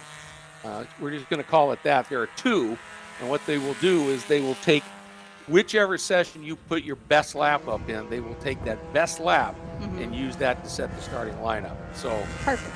You would think that this one would probably be the optimum one because the track's got some shade on it right now. The temperatures aren't as hot as it's going to be in the afternoon when they go back out. So, we got a little clouds out right now. Yeah, that'll help. And I do want to talk about one of the top drivers in this category, Todd Burris, who's also one of the principals here. He's been a Spec Miata hot shoe gun, whatever you want to call it, for years. Incredibly talented driver, to the point that he decided when the MX-5 Cup, the Pro MX-5 Cup series, ran at Daytona on the weekend of the Rolex. He went and raced in it. Oh, really? And finished second. Wow. And it was a tight battle, and darn near won the thing. So that's just the level of talent that is in this Pro Spec Miata field. And that was kind of the idea behind this was, SEC, you look at the numbers of Spec Miatas. I mean, I announced when the run-ups were at Daytona the first time. Okay. We had 80 Spec Miatas. Oh, only 80? Only 80, yeah. The numbers are massive. And in each of those groups around the country, the sharp end of those fields are phenomenally talented drivers. And so the folks at FARA said, you know what, this class deserves a pro category. And they went out and they've talked to Mazda Motorsports and Headquarters Mazda. All came on board. Mission Foods came on board, supporting the Shootout and the like, to say, look, we got to showcase this stuff. Yeah. And because they deserve it. And the racing has been absolutely insanely fun. And, you get the best of the best. I mean, you put them together and, the proximity. Exactly. And right now, the guy who won the championship last year, Frankie Barroso, is up on top in his very familiar number 48 in this session. Again, though, the gaps are ridiculous by 51 one-thousandths of a second. Marcos Vento has been one of the longtime competitors with us here. The number 12 sits in the third spot. Mike Hishmi is in the 20, sits fourth. Natalino Scapitici is in the fifth spot, her number 54. And she has had some really impressive runs, top 10 stuff in some big fields here. And then young Kaylin Kinley, I think she's now 15. And out there winding it up with the big guns in the 017. That's awesome. A few drivers had not been out and set some times yet. Notable among them maybe is Stuart McAleer, who's been really fast. And he's come and run with us in the number 18. Haven't seen him out yet. It says Stegosaurus Rex. I saw that too. I wonder if they put that there just to see if I'd say it. Yeah, that's funny. I had to. So over on the YouTube chat, if you're watching along, you can feel free to correspond with us that way. Kane's Cat's Head, which is a bit of a tongue twister. Yes, it is. He or she said that they are on the way. So you should make it here in time for all the good fun. Nice. Yeah, grid walks at noon. Free entry. Yep, Just doesn't get any better than that. No, it's a parking fee. Yeah.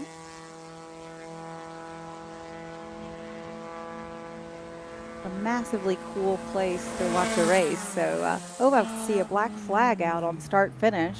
Somebody's off.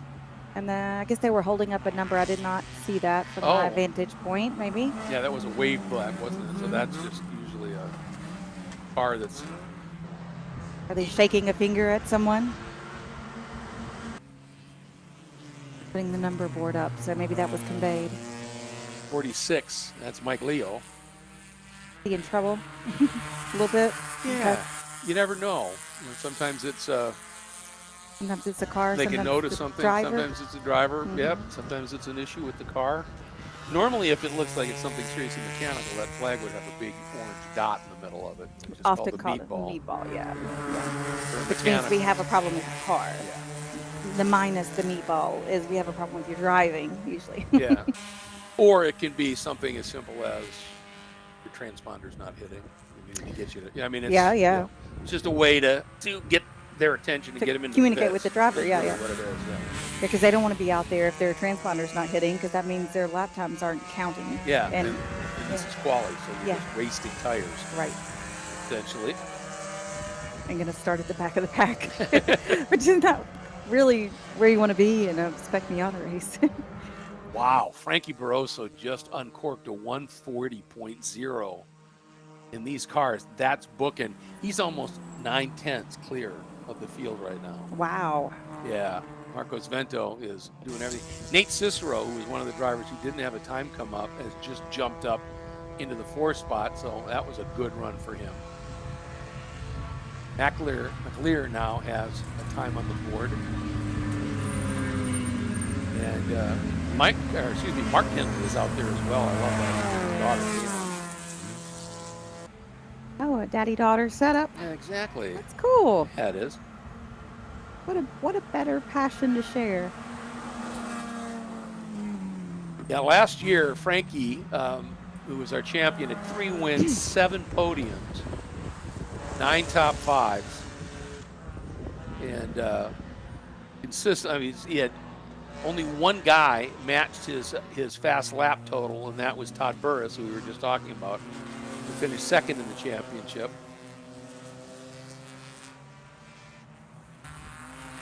So quite a few cars roll through the pits. I'm wondering if they were just looking for some clean space on track to go back out. Maybe check some things. So one speak to one of their, maybe the mechanics about the car, head back out. You know, there's 46. He responded to that black flag, and they stopped and talked.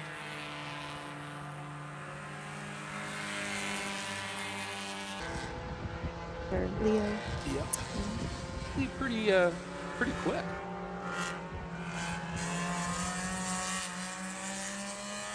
But it's kind of hard to set a fast time when you're in the pits. So, It's difficult. Yeah, it does become quite difficult. Vento now has trimmed that 0.8 of a margin down to a half a second, so he found a little bit of speed. And again, these cars draft like mad around here, and it's entirely possible that Frankie got tucked up behind somebody coming out of turn 8, 9. Just got pulled all the way around the start finish. Ooh, now I'm that number 46 of Leo really crawling down the backstretch. I mean, at a snail's pace. Yeah, that's... Yeah, definitely you're thinking something either is wrong or maybe he's trying to, you know, I mean, he was crawling before traffic got.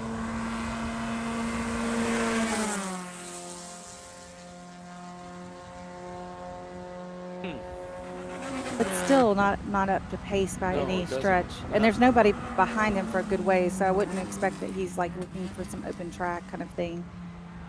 Maybe he's got some kind of mechanical issue. I don't know.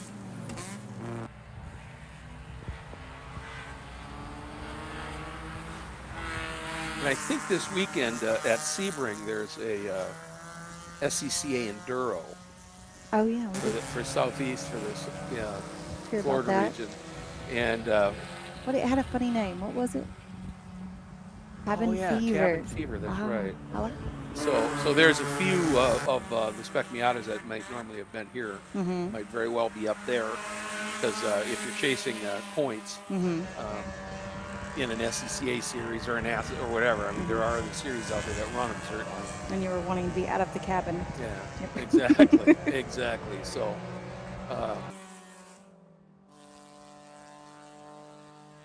but we do have some pretty significant names here. Once again, I want to remind everybody, Full Send Sims, look for that. The garage is there in the garage area where Full Send Sims is, and get set for that sim contest that they're going to have. It's going to be awesome. They have several sims that you can race in and compete with each other. Yeah. Yeah. The 2-day sim competition.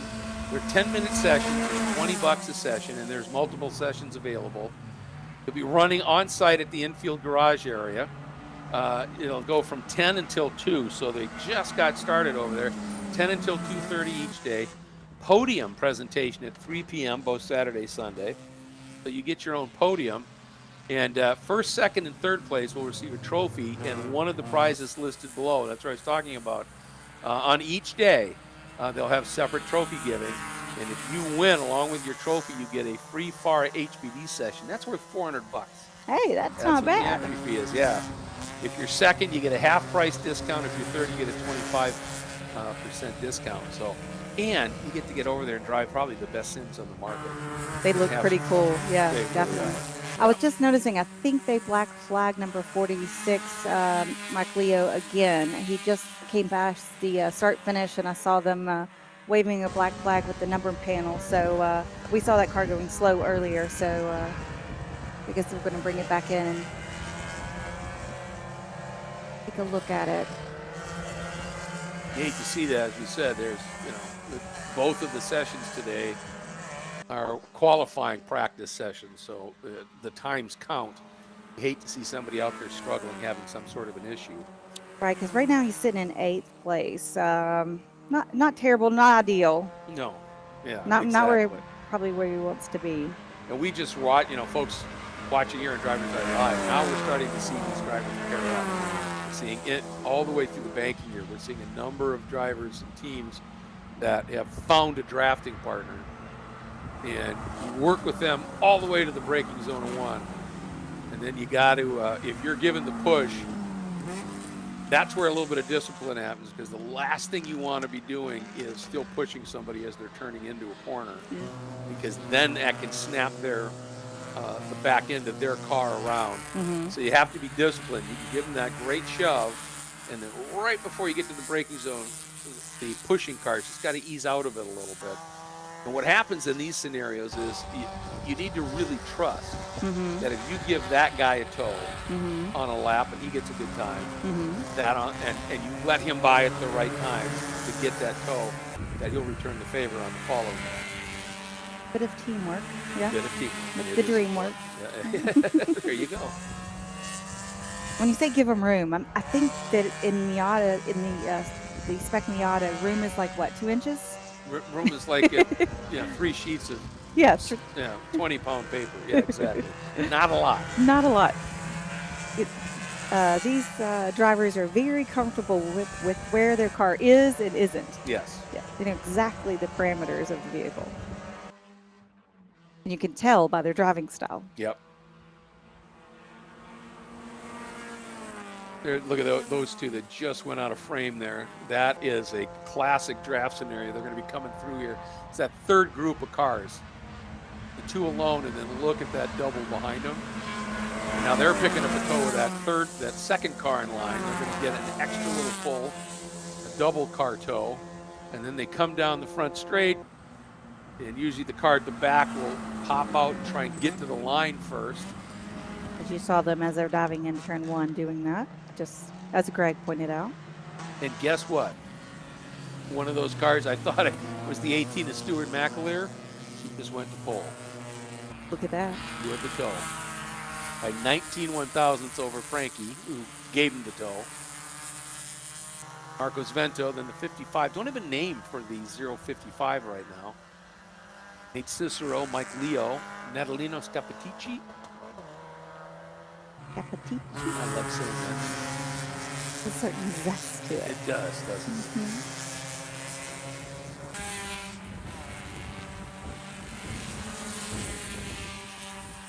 Yeah, it was a 139.52 for McAleer. Barroso a 139.54. Certainly getting it done. So over on our YouTube chat, William says, I love Miatas, but these ones sound like the exhaust is made of tin. They certainly probably don't want a whole lot of exhaust back there. Far off. At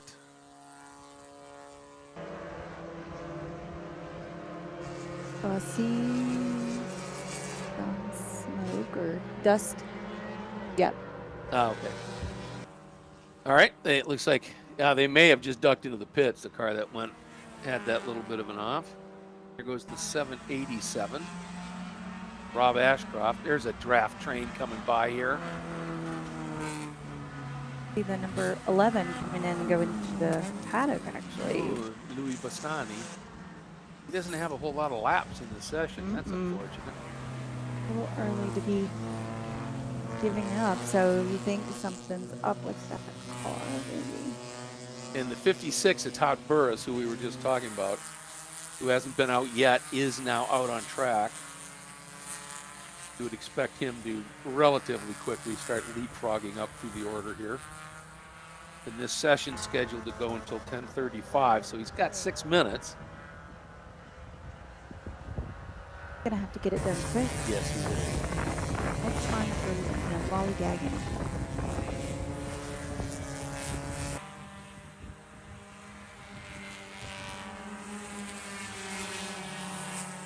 We're gonna need sunglasses before long, aren't we? It's getting there, isn't it?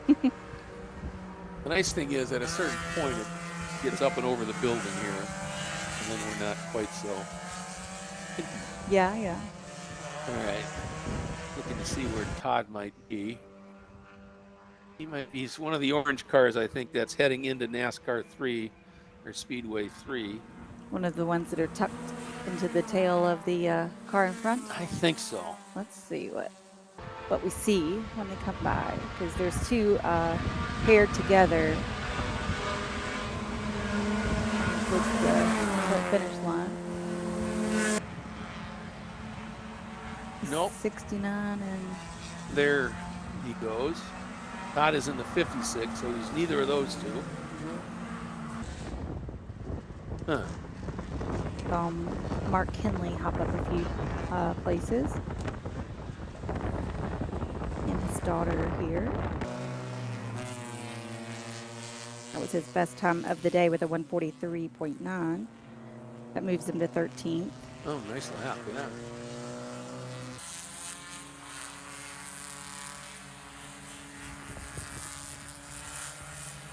Stewart's still holding on to that front end of the field. By a scant margin, which is pretty common.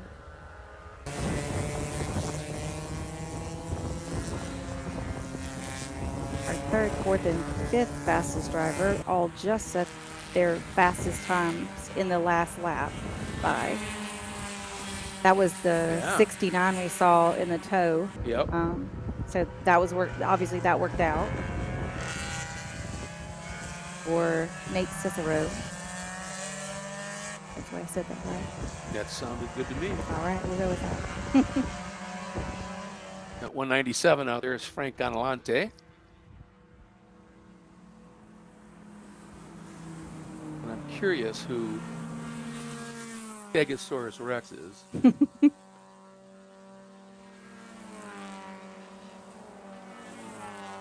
think the 92 of Jonah Cullen just went back into the garage. We're closing in on the end of this session.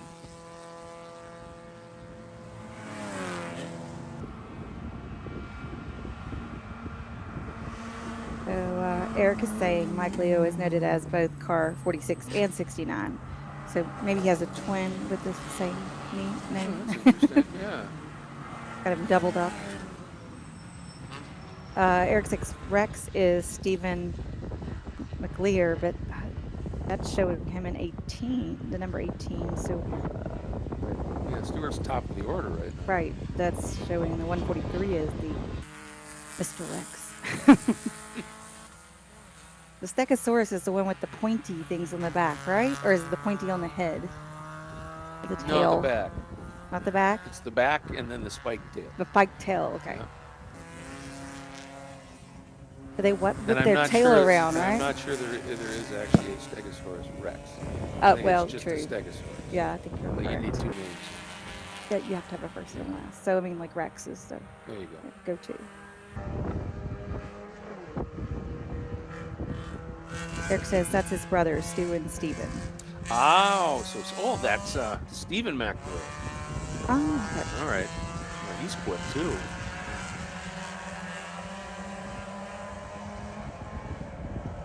Thanks, Eric. Yeah. Appreciate the input. Mm-hmm. And I do not.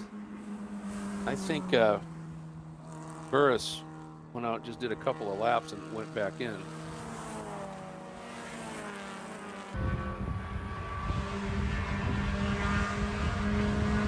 We're starting to get some of our SLS cars, Super Lap Series cars, making an appearance. All right. Gonna throw up a good time here as they come through. And if you haven't yet, go ahead and hit that subscribe button. You get notified when we go live next time. We wouldn't mind a like too if you want. Throw that in there.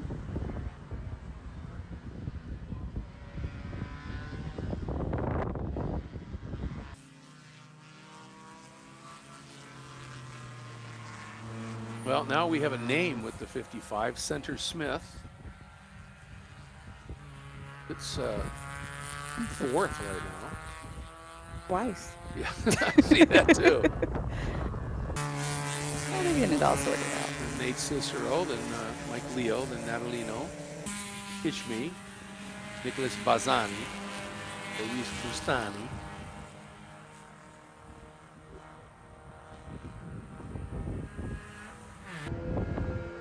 And again, they will be back out for their second qualifying session at 1 p.m.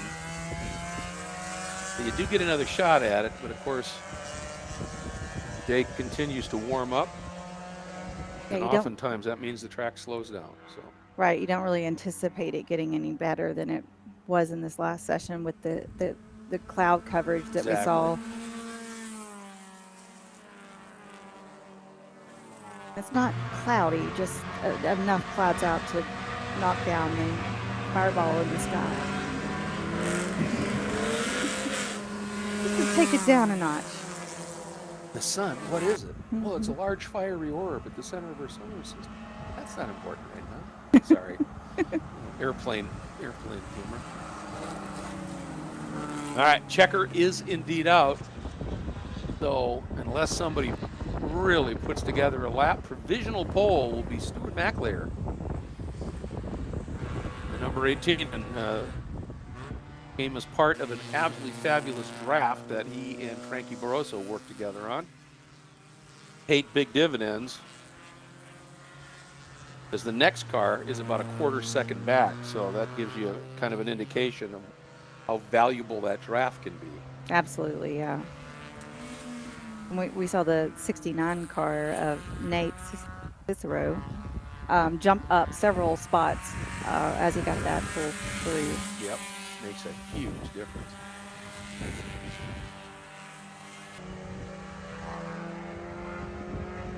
So your provisional grid, remember we do have another qualifying session. The 18 is Stuart McLear, the 48 of defending champion Frankie Barroso, 12 of Marcos Vento, the 55 of Center Smith, rounding out the top five.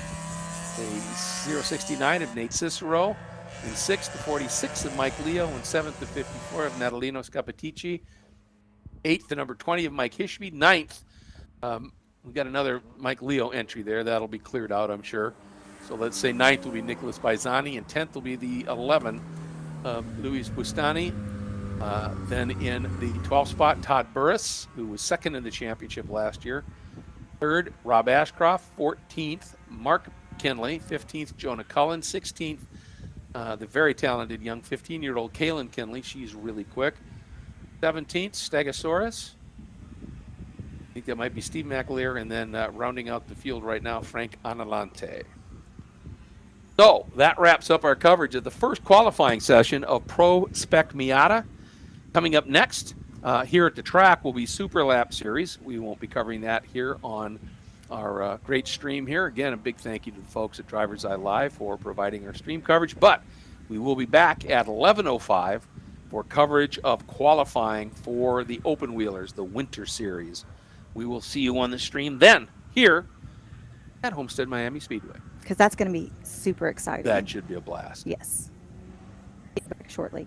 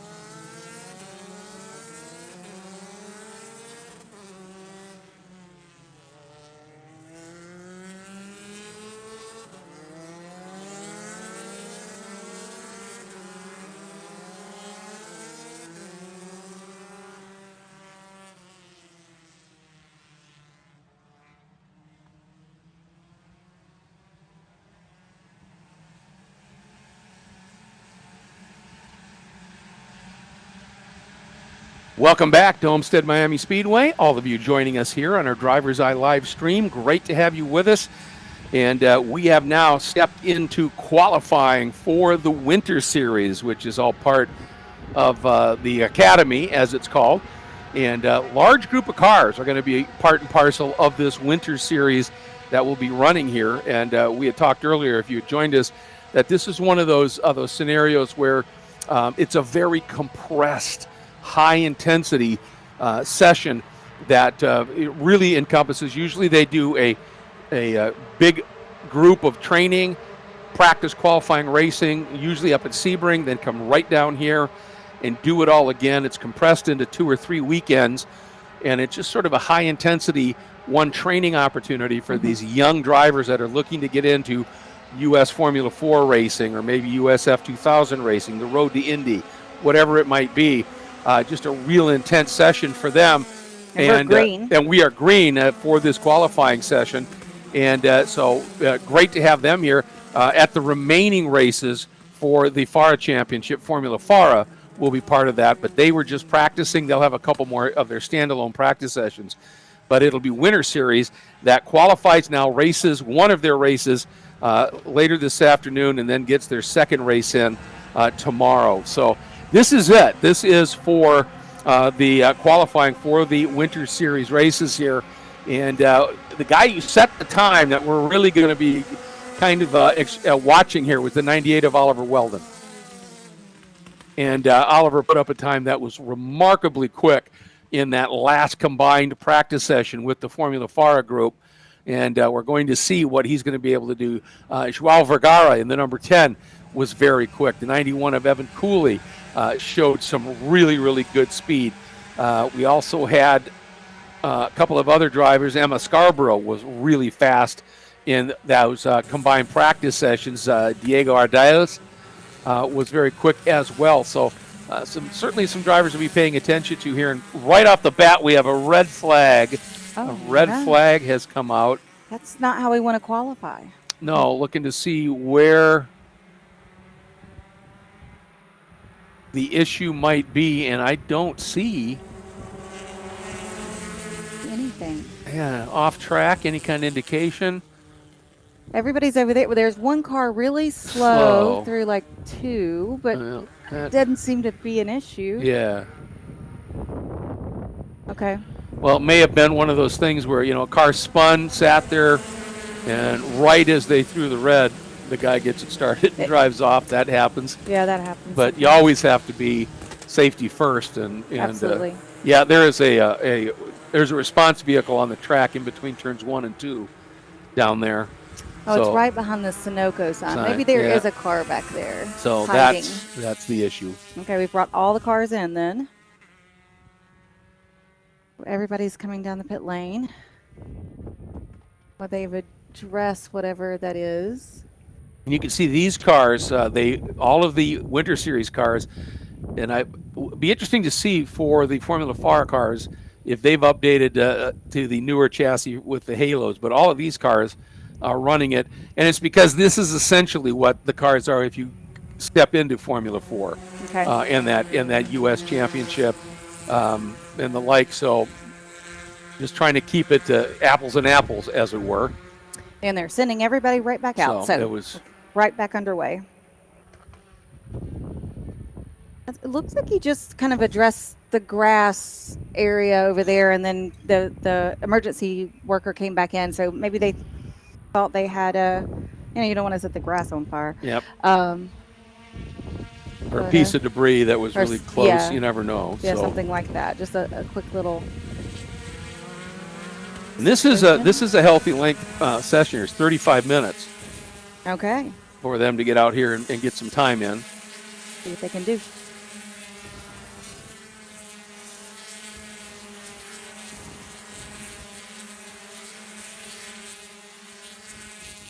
Okay, so we have some updates on how this qualifying session is going to go. I'll let Greg fill you in on that. Well, it's broken into 2 sessions, essentially. It's a 20-minute everybody practice or qualify.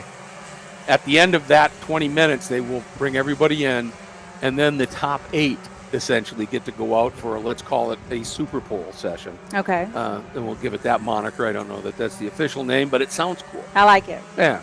So they'll get to go out and try to set their best time without the without any traffic. Right. Yeah. It gives them a little bit more space on the track, be able to get out and get it done here. So it's really important, at least in this first 20 minutes, to find yourself in that top 8. That is crucial. Or you'll be eliminated. Yeah, exactly. Just kidding. You'll be gridded further back without another chance. Yep.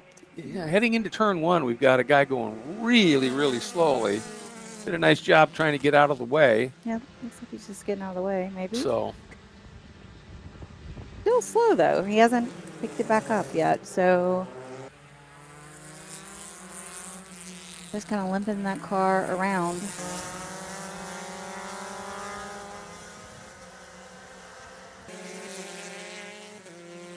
And because of that red flag, officially we don't have any times on the board here. So that 20 minutes actually gets a little truncated, doesn't it? Yeah. Probably more like 15 right now that they're going to have to hustle it with. Yeah, they're not going to have a lot of time to get this done.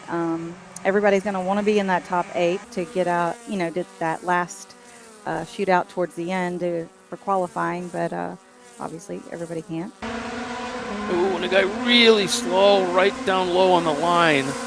On the front straightaway. Everybody's swinging around him cleanly.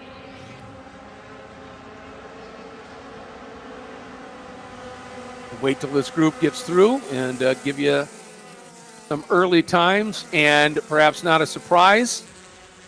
That was Oliver Weldon up there for a minute. Right now it's the 27 of Connor Aspley at a 1:23.8, and then Weldon at a 1:24.0 in the 98. Then the 91 of Evan Cooley would be third. Remember, somebody kicking up some dust back there. What about 5? Yeah, that's that apex of 5, and if you push it really hard through 4, just tend to run a little wide and use even more than the curbing there. Right.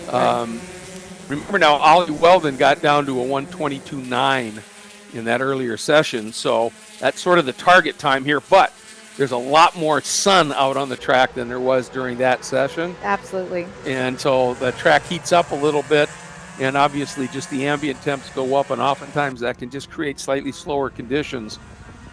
I've still got a little bit of clouds on the back straightaway, but by far the majority of the track is in the sun now,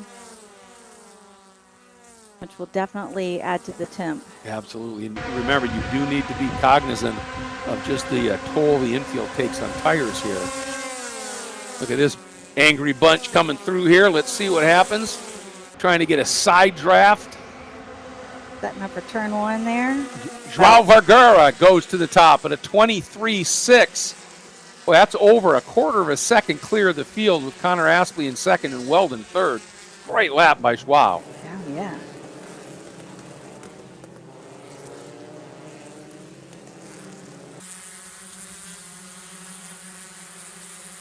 Couple of cars just outside of that crucial top 8 right now. Thomas Nordquist, Lincoln Day coming through.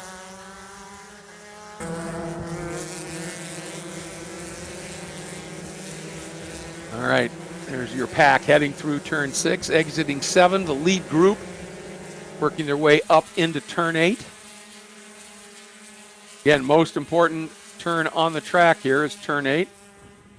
Going to see it here on the monitor shortly. So Neptune is asking, can I come later? I have tickets. Absolutely.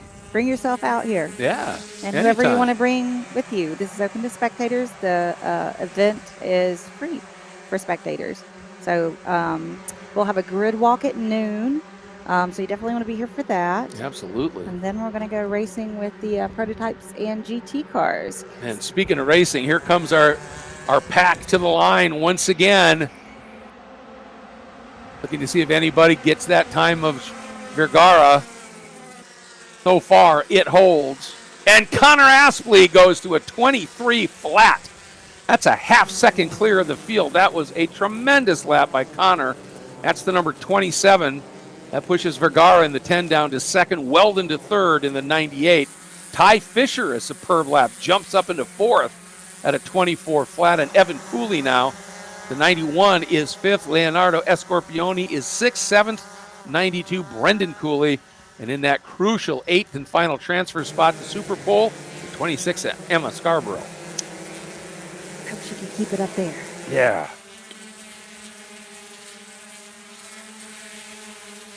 This session it's cut a little short because of that red flag from the very beginning. So they've got to get it done pretty quickly. Nice job. You see that lead car up there got out of the way, tried to get out of the way as quick as possible at the exit of 8, knowing this pack was coming and giving everybody some serious room to roam here.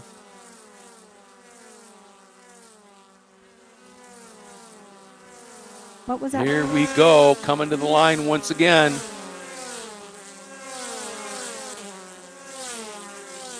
Oh.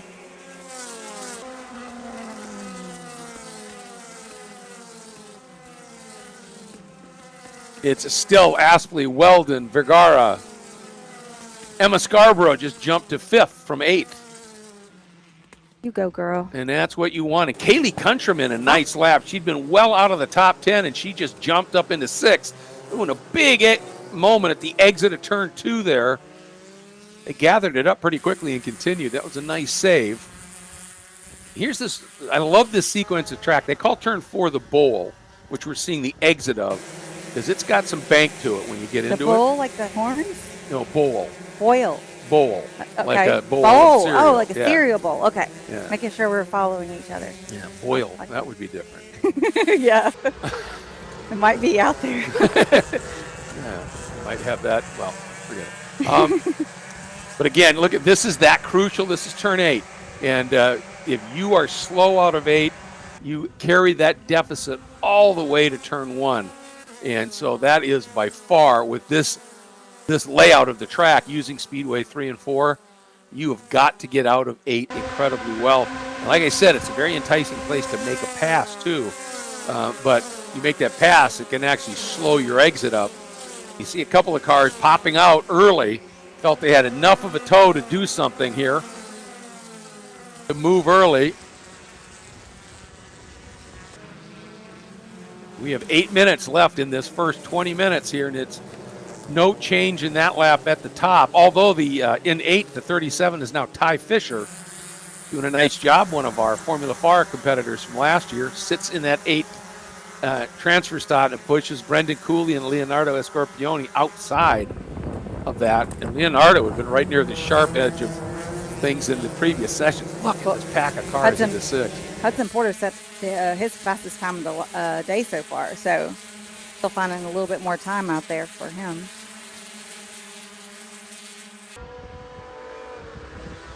Leonardo did as well find his fastest time so far, but it wasn't enough to put him in that top 8, so he'll have to find a little bit more.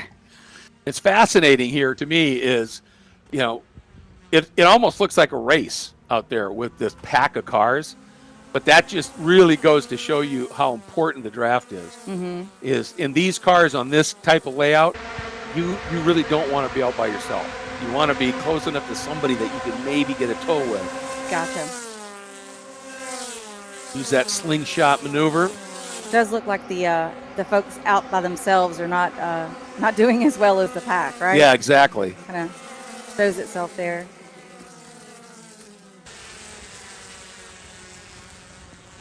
And the other thing too is you always, when you're in on a track where the draft can play such a massive role, you always want to be exploring a little bit. Mm-hmm.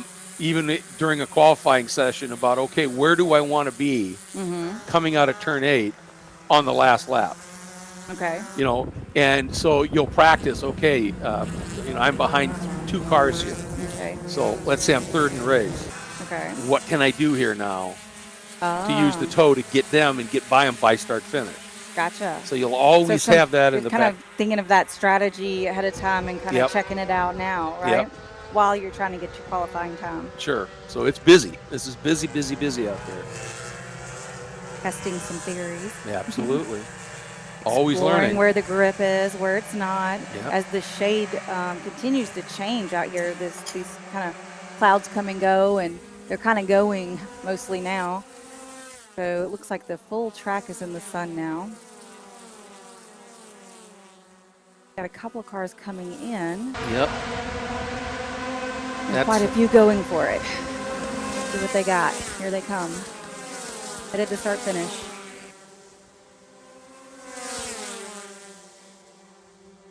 Look at this. 3 abreast across the line. Wow. Working every possible angle, but in that top group of 8, no changes. Up into 5th, or into 9th, though, is the number 5 Vilho Atola. That pushes Brendan Cooley to 10th, and Scorpioni to 11th right now. And Patricio and Rodrigo Gonzalez are 12th and 13th. Over on YouTube, Alan's saying, "Come on, Villo." Oh, he improved. He's working his way up. He's only 1 spot out of that crucial transfer. 24 cars out taking times right now. And the vast majority of them are together, so Yeah. benefiting off of working together.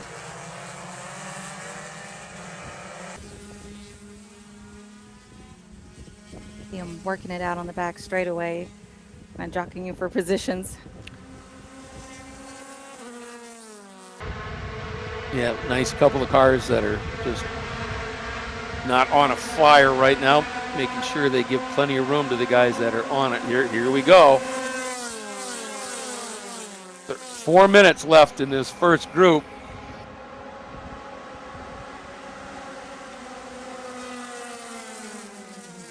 Emma and Kaylee both held their spots at 5th and 6th. No changes in the top 10 out of that lap.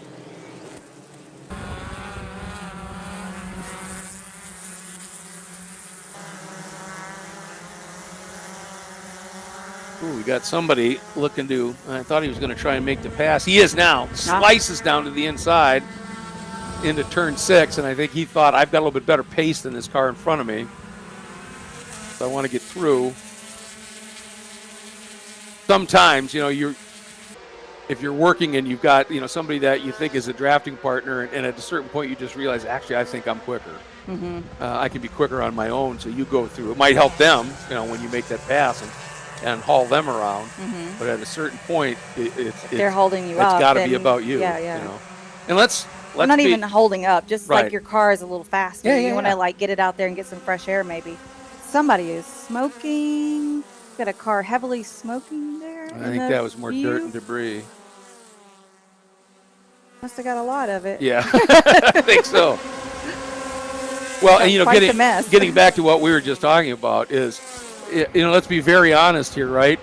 To be a successful race car driver, mm-hmm. you have got to be greedy. True. And you've got to, you know, you've got to think of yourself and like, look, oh, there we go. That was, I don't know if that was just an off or a tip. They were so close going in there. It may have been just a wee bit of a nudge. But the great save. He just ran wide, saved it, and came right back on. I lost maybe a spot in the queue, but now he's got dirty tires. Mm-hmm. And I think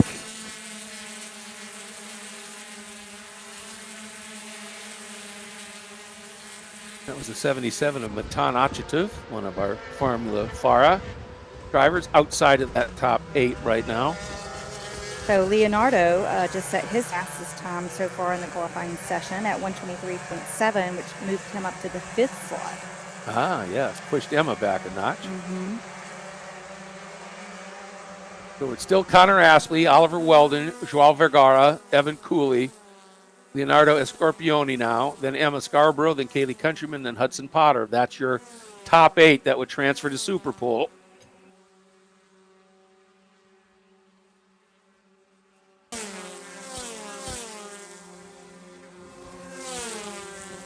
And this last lap here, this lap they just started, will be the last one for anybody to try and make that leap into Super Bowl. I see checkered flag in starter's hand, so everybody working it hard here through 3 into the bowl, turn 4. Here's the exit of 5, or the apex to 5. And that's where you see you can get off just a little bit there, drop those left side tires, and you bring up that big cloud of dust.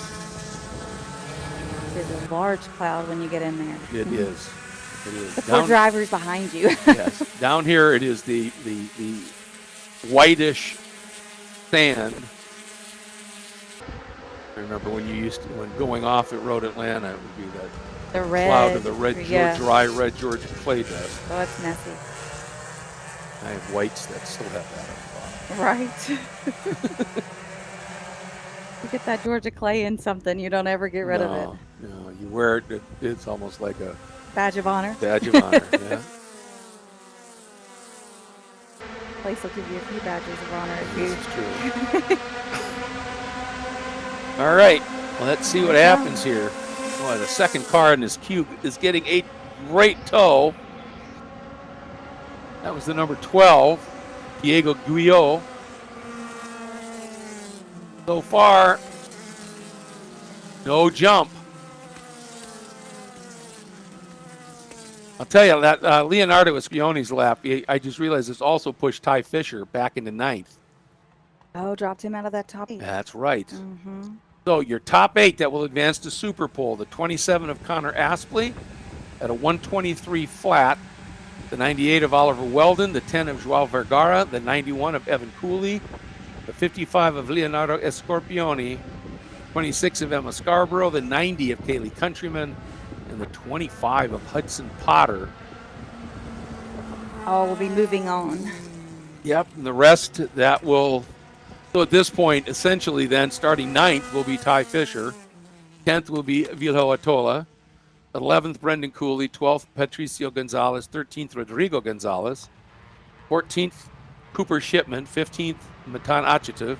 16th, Thomas Nordqvist. 17th, Diego Guyot. 18th, Diego Ardiles. 19th, Carol Sprout. 20th, Justin DeLucia. 21st, Lincoln Day. 22nd, Matty Colleran. 23rd, JT Hoskins. And 24th, with no time, Ryan Gianetta. I hope he was, whatever problem they had, I hope they get that solved for him so he can at least get out and race. Mm-hmm. Yeah, it looks like he only got 3 laps in, but didn't get a best time, so yeah. I'm assuming he's not out there. Or well, we saw that, that one driver that was consistently really slow, and I think he was just doing out and ins. Yeah. As they were trying to work on the car, I'm sure.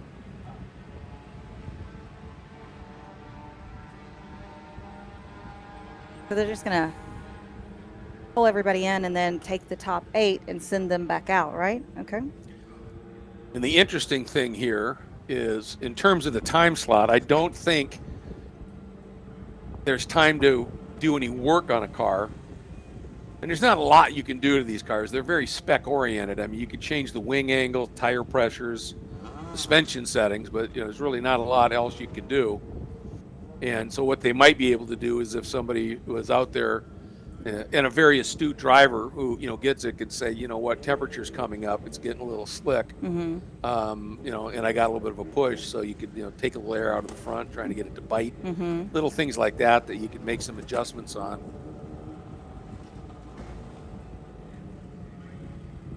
But other than that, there's not a whole lot. And I don't, the other question is, I don't even know if they can now put on a fresh set of stickers, or I don't see anybody changing tires of the ones that have remained on the pit lane. Yeah, I think what tires you have is your choice.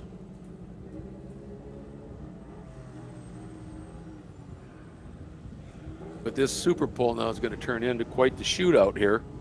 And how long do they get for that? Well, the session is slated to end at 11:40. Okay, so we have about 10 minutes from now. Okay, and we're running under a minute and a half laps, so they'll get several laps. Yeah. Not a ton. Not a ton. This is pressure cooker time. Yes. And this is a good experience for these young drivers. Absolutely. It all matters.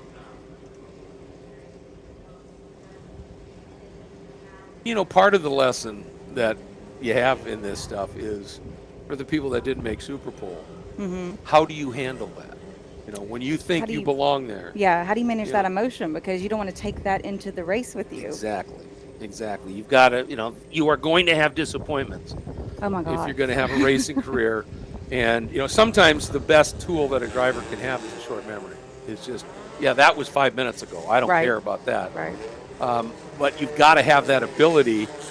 And, you know, the other thing is To when put that something behind happens. you. Yeah. And you also have to have the ability that when you get angry and you get that red mist because of something, is to not let it be a distraction and to focus the red mist into the mission. You know what I mean? Right. And not have, you know, suddenly be over driving and making even more mistakes. Right. You know, really the worst thing you can do is, you know, if it's a race, practice session, whatever, is be out on the first lap. Because that's just eliminated seat time. And seat time's pricey. And so you want to at least be able to continue on around and get some stuff and be able to hustle it here. I remember Jackie Stewart talking about how people would say, you know, to him, you know, I was talking to you and you're such a warm, friendly guy. And I went up and I said hi on the grid. And it was like I didn't even exist. And Jackie said, and think of, you know, that era, the dangers. Yeah. And Jackie said, "Oh no," he said from the time when I got from the time my suit went on and everything. He said, actually almost that whole morning. He said, I literally was dialing out every ounce of emotion, turn, everything. Everybody else. He said I needed to be just a cold warrior. Oh. It's the only way you could do what you had to do, and that's part of the game is learning. You know, I've heard it referred to, Tommy Kendall called it compartmentalizing, where, okay, I got a 90-minute race, so for the next 90 minutes I take fear, and that goes over here. That's not part of my makeup anymore. Now, how you deal with that kind of stuff, it's a lot of lessons. Well, there's a lot of emotions in racing. If you think about your adrenaline is up, and so your reactions can be elevated as well, and managing that so you can put 100% of your focus into driving that car at its potential is very vital. There you see the top 8 by their car number, just listed up there for your reference here, and that'll start to change when we start to see times coming in now. Yep, and we are green for this session, so cars are starting to they're circulating. They're about halfway through the first lap. Who you betting on? There's a little pressure moment.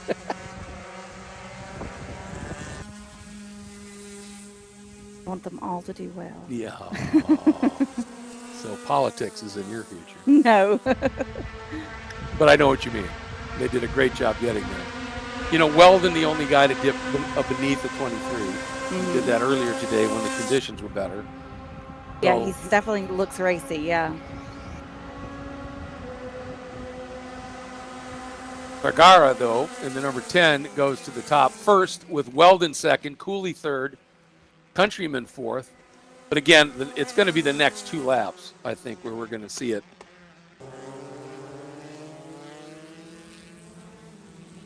We've got the best joie. And then Heather says, let's go Cooley boys. All right, somebody giving away a little position there, heading down into turn 6. And that's also some of the game playing. You know, you're sitting there and saying, no, I don't want to be up front here. I want to be behind somebody that I can draft. And those 4 kind of dicing it up. Now the guy that was second in that queue was letting everybody through.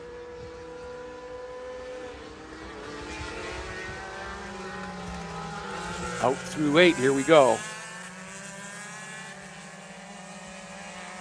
They're all 3 close enough that they ought to be able to feel a little bit of pull. That duo behind them as well. Little space to the next group of 2. All right. Starting to close up. Those front 2 cars are getting real close to each other. Yep. Uh-oh, I think we're going to see one try to swing around on the outside. And I believe he... Oh, or she. Yeah, Kaylee Countryman, nice lap. Solid 4th right there. I think she was drafting with Joao. Ooh, then she got displaced, didn't she? Emma Scarborough, a 124.1 jumps to 3rd. 27 1/1000ths off of Weldon. Wow. Great run. Now Weldon is a quarter of a, 2/10 adrift of Joao Vergara at a 23.9, but I think it's, yeah, right now the track is, nobody's going to get beneath 23. The track's just too warm right now. Unless you get a monster of some sort. We just saw some shade back on the front straightaway too, yeah, so might help. maybe that'll benefit somebody. All right, here we go through 8s again. Here it is. Well, I'll tell you, the car up front has made enough of a gap that nobody's going to get any kind of help from them.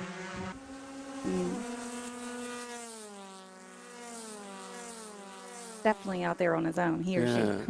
On the island, as it were. A very shiny red car.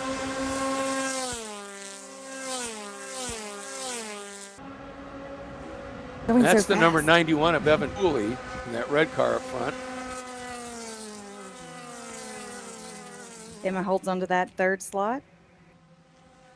Evan Cooley in that run, the 91, just made his best time, a 1:24.3. He's now 4th. Haley Countryman set her best time again at a 24.6. That has her 5th. Interestingly, Connor Aspley, who topped the first 20 minutes, right now sits 6th. It's not expected, No, really. not at all. If you haven't hit that subscribe button, please do that for us. Show us some appreciation. We'll be very indebted.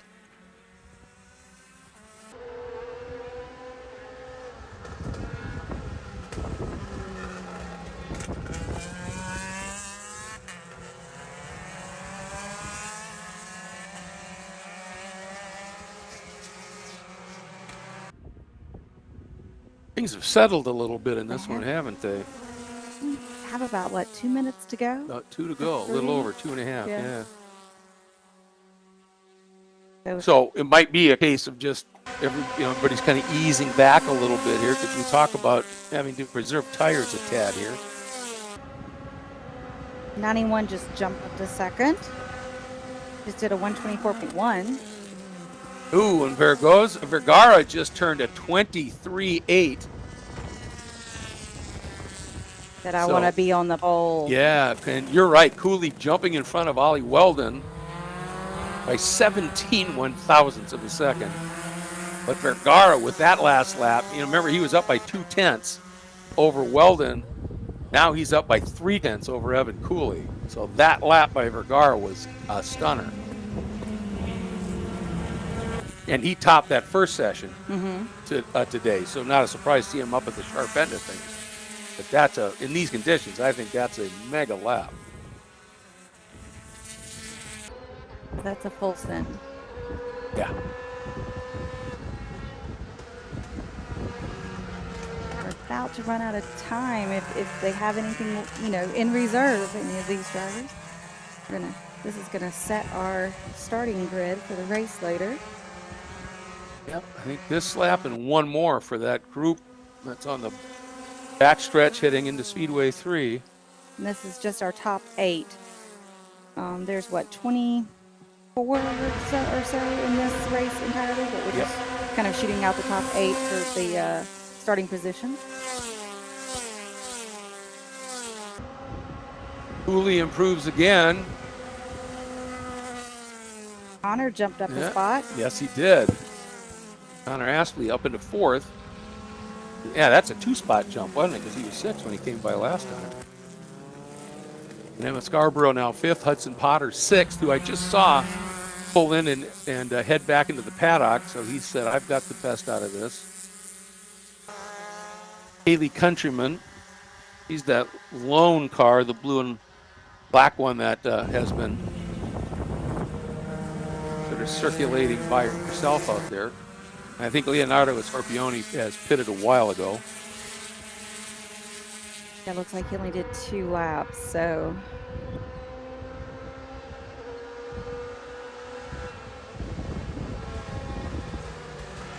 But by getting himself in that top 8, he didn't risk falling any further back, so, he's still going to start towards the front.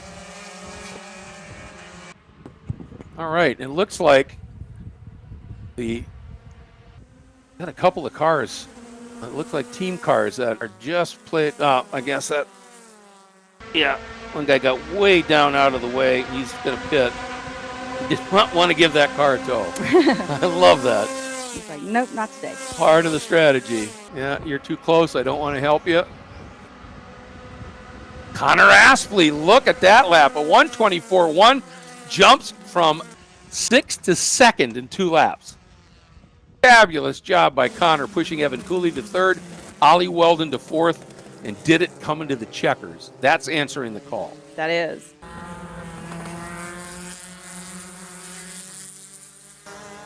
So your super pole goes to Joao Vergara, the number 10, by just a tick over a quarter of a second. Connor Aspley in the 27 with the outside front row. Evan Cooley will start 3rd in the 91. The 98 of Oliver Weldon will start 4th.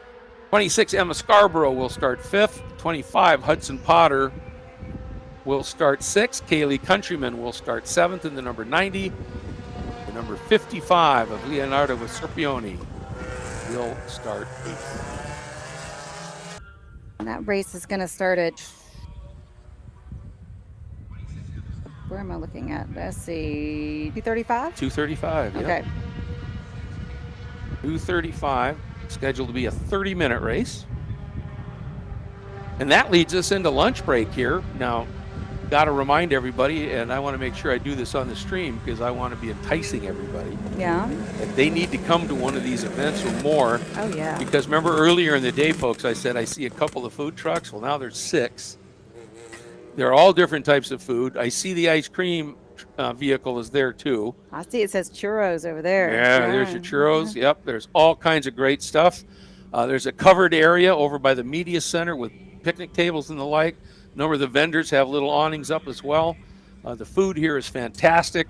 The racing is great, and it's all going to continue in fairly short order. And at noon, we are going to have a grid walk. And we are going to have our fabulous host, Tiffany, working the grid walk for us. We're going to try, at least. And we'll be live on the stream for that at 10 after, at 12:10 is when we will be up with the grid walk. So they'll start establishing the grid and getting it ready to go. That race scheduled to go off at 12:25. That is sprint race 1 of 4 on the weekend for the GT cars and the prototypes of FARA. We'll be back with our grid walk in a little while. Enjoy your lunch, folks. And those of you here at the track, go get some of this amazing truck food. It's fabulous.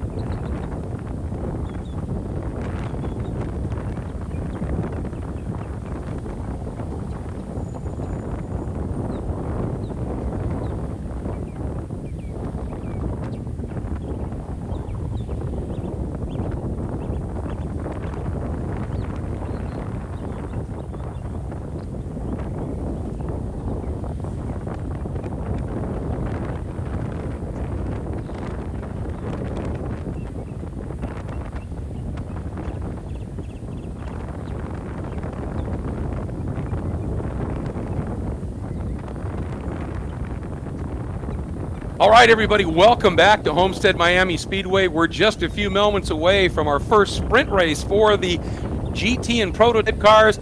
The grid walk is underway, and to take you through and have a little fun down there in the grid walk is the legendary Tiffany Alexander. Tiffany, you're down right in the hot seat. Have some fun.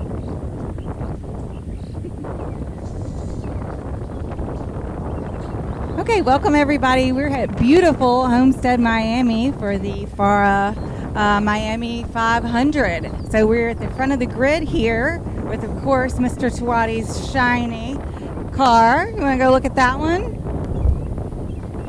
Very shiny, very pretty. This one's going to be leading the pack.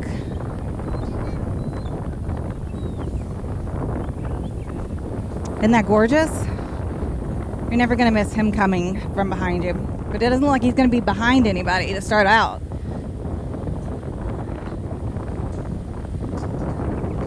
So another beautiful Porsche specimen here. It's your second place starter. And Greg's going to go through the standing order after we finish taking a walk. Got some gorgeous cars here. Like, look at this thing. I don't even, the KTM, right? Is that what that is? That's gorgeous. Looks like Batman's taking over the racing world. There's more computers in here than car. Can you tell me what you're doing? I'm just trying to resolve a little data issue we're having. Yeah, it should. Yeah. Okay. Thank you. Let me let him get back to work. I don't know. I think that's pretty cool. It doesn't look like the drivers are in quite yet, but we have lots of pretty cars to look at. We can always harass a few spectators. Can I come harass you? Hi. Can I get a spectator? I'm just spectating, but I don't want to be. Yeah? Oh, he's following. He's following the cars. You don't want to say hey? Okay. Have fun. He's like, no. It's not for everybody. Look at this. They said they had this freshly wrapped, so this is a brand new wrap for them. Beautiful McLaren.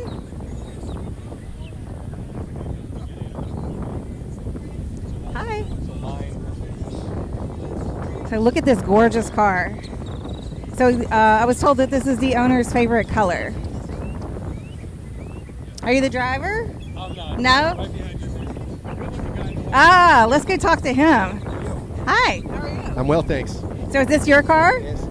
Are you going to like terrorize everybody today? We're going to go as fast as we can. And I heard that this is your favorite color. It is. Orange metallic? Yep. And any special reason? It just speaks to me. It's a great color. Tell me your name.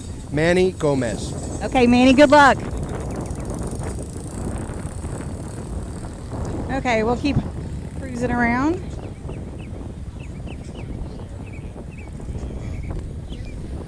I'll let him catch up.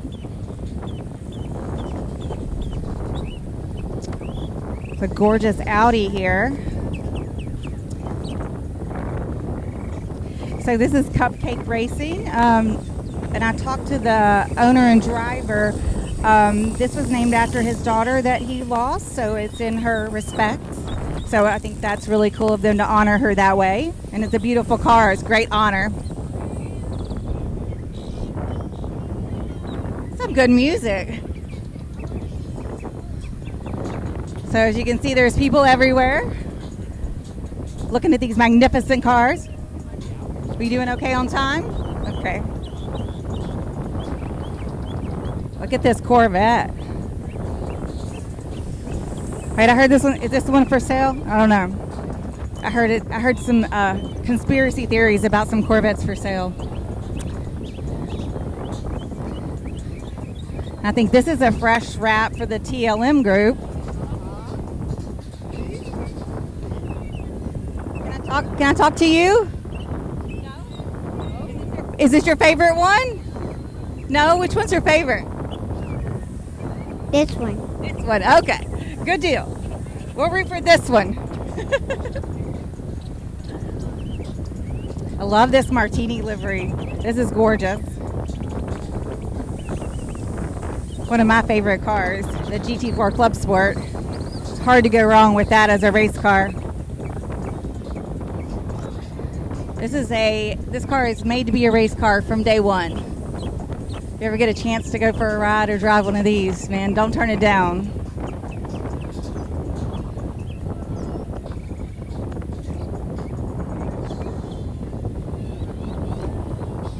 Look at this. Hey, let's go say hey. Hi, how are you? Oh yes, it's been like it's always a pleasure to be here with FARA, and I love this place. Homestead is like a home for me. So yeah, let's go there and have fun. So you're excited about the race? Oh, yes, yeah, always. Alini Cipriani, yeah. Okay, good luck out there, okay? We'll be rooting for you. Pretty blue car. She's the best. She's the winner today. Okay, she's going to be the winner. You heard it here. From Brazil. Always have to root for the girls a little bit. Give some girl love. Ooh, look at the pretty red wheels on that one. Can't go wrong with some red wheels. Makes them faster. Take a look at all the beautiful specimens out here.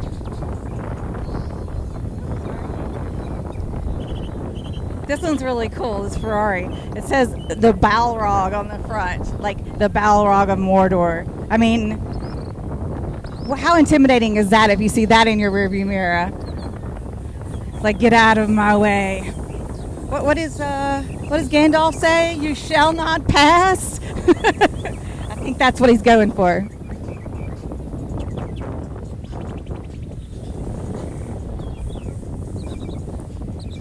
Very flame oriented. So here we have a pretty, I was learning a little about this car last night. They have a fuel tech system, and they can set the ECU and the fuel mapping system. It has all these cool buttons, and who doesn't like some good buttons in a race car? Oh, here's our buddies. You want to say hey? Hello, how are you? I'm good. Today, yes. You're going to win? Always, that's the game plan. All right. So can you tell me anything about this car? Sure. This is a 2008 BMW Z4 M Coupe. Okay. It's pretty much built from the ground up, stripped down to the metal completely. Custom wiring harness, standalone ECU, pretty much everything custom except the outer shell. Okay. Without putting out some of the secret details. We can't give away all the secrets, right? Right. Because I heard he's the one who keeps the secrets. Okay, I'm here in a 5-minute for the driver. Thank you. Good luck. And nobody can go wrong with the beautiful Ferrari. I mean, if they need somebody to drive that, I'm totally available. I have my driver's seat in the car. Look at that shiny thing. Does he have a matching red and black suit? I love it.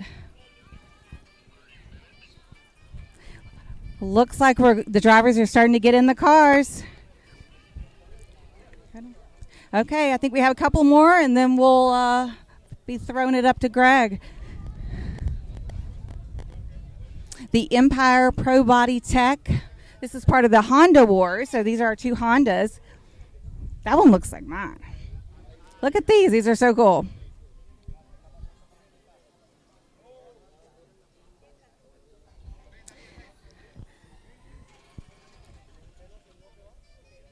We have the other one. It's a CC Auto Towing.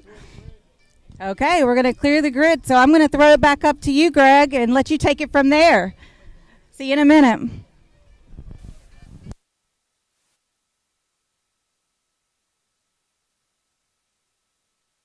All right. Thank you so much, Tiffany. Absolutely fantastic. And what a grid it is.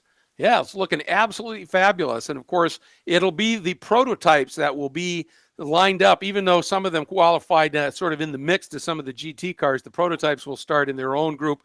with a split start up front. So let's get you through the starting lineup, as it's a fairly sizable field, so we can bring them to the green and everybody knows exactly who's where. On the overall pole and the FP1 or FARA Prototype 1 pole is Danny Van Dongen, driving for Fellner Motorsports in a beautiful Praga R1T, and that is the all-white number 7 that will lead this field around.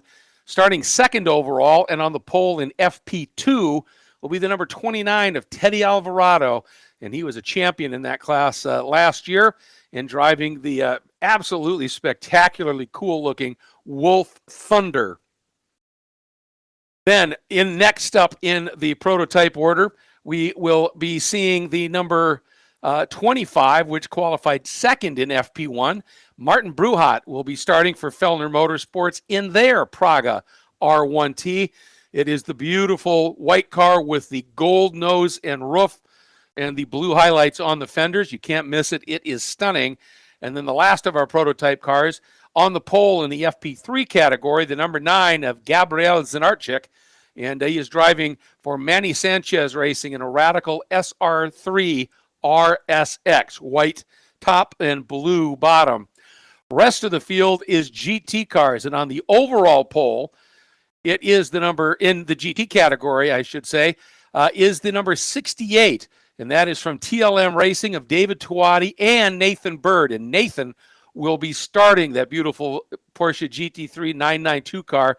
He will helmet for this first of the 4 stint sprint races. Starting second and second in GT1A is the number 10 of Jody Miller, driving for MGM in another beautiful GT3 Cup Porsche.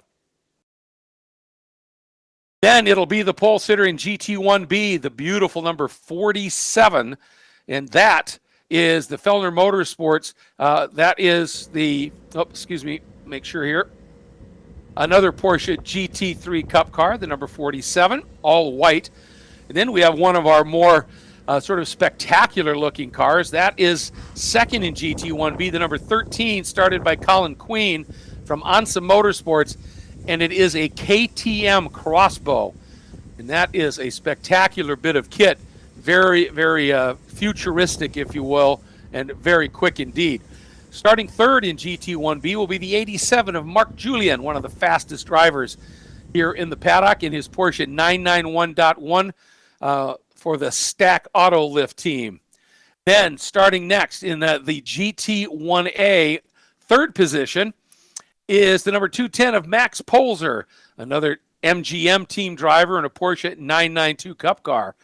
Then starting on the GT2A pole, the guy who was one of the absolute rocket ships in that class last year, the 84 of Manny Gomez, the Palm Beach Tactical Racing McLaren Artura GT4.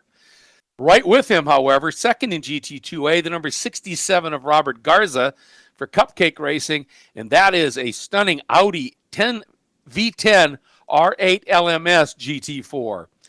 Then starting in the fourth spot in the GT1B category, the 24 of Juan Vento for JV Racing in the yellow Chevrolet Corvette. Next up will be the car that was on pole in GT2B, the 410 of both Jose and Alfonso Santiago. Alfonso will be starting in this sprint and take it home. That's another TLM racing car. It's the BMW M2 CSR. Starting third in GT2A, the 172 of James Hamann.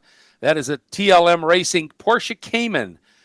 Starting in the second spot in GT2B, the number 46, Adolfo Rossi and Aline Cipriani, partners in life, partners in racing, and it is Aline who will take it to the controls here for this sprint race in the G55 Ginetta. Then starting fourth in GT2A, the 27 of Connor Cavalli in the Ansa Motorsports. That is a Porsche Cayman GT4 Club Sport. Starting fifth in GT1B, it will be Sophia Basler. She shares with Paulo Lima, but Sophia will be starting in this first stint here, this first sprint race, if you will, in a Porsche 991.1 GT3 Cup car, the Black Machine. Starting fifth in GT2A, the 375 of Avi Cohen for Breathless Racing in a BMW M4. Then it will be in the number 6 spot in GT1B, the 53 of Gary Young in the GY Racing Ferrari F430 Challenge car. Then starting on the pole in GT3, the number 78 shared by Marco Pisa and Rick Tamarian. It'll be Marco taking the helm for this first sprint race, the ATAC Racing Fuel Tech BMW Z4M. Starting in the 7th spot in GT1B, the 23, Greg Lambert in the GY Racing Ferrari F430 Challenge. Now, we saw that car have some issues in the qualifying session. Let's hope he'll be able to get out. Starting second in GT3, it will be the 055 shared by Jose de las Casas and Mario Cater. Mario will be taking the green flag in this sprint race in their car, which is fielded by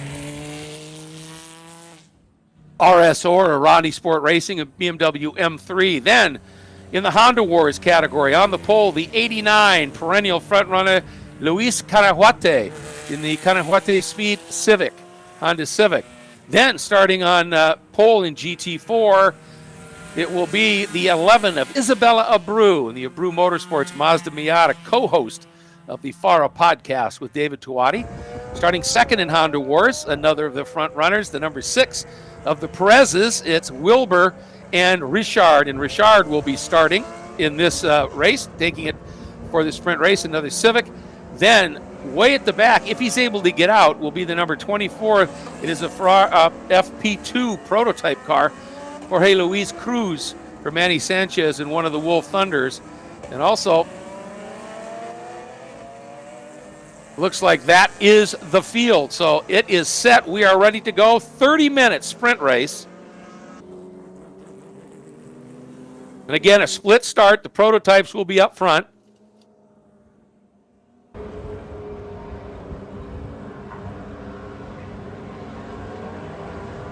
And we just got to report there will be a second pace lap.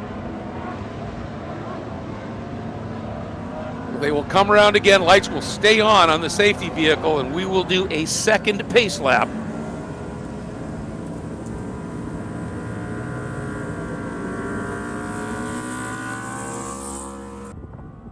I think it was just some of the cars were a little late getting around.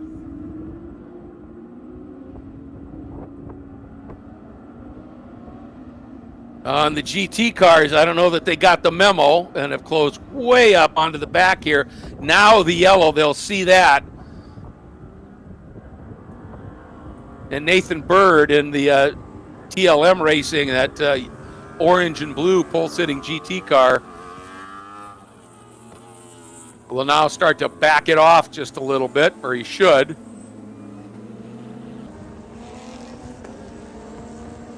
Give those prototypes a little bit of room up there. And we will be running the full infield course for this race, so they will come off of the backstretch through turn 10 down through 11 and then through the Serpentine 12, 13, 14, 15. But just for purposes, because that 13, 14, 15 is so tight, they have them just run on Speedway 3 and 4 to allow the cars to really get a nice clean lineup, get the start, and then the race will unfold down on the infield. And you'll see the cars, folks, some of them jockeying, speeding up, slowing down. All of that is sort of twofold. One is to get some heat into the tires. And the best way to do that is you accelerate and then you stand on the brakes. And the brake rotors get so hot and that heat radiates up through the wheel rim into the tire, and it heats it inside out, which is a far better way to heat a tire than outside in, because if you're doing it by lighting the tires up, really angrily scrubbing the tires, that's when you can actually blister the tires. You can get that top surface too hot.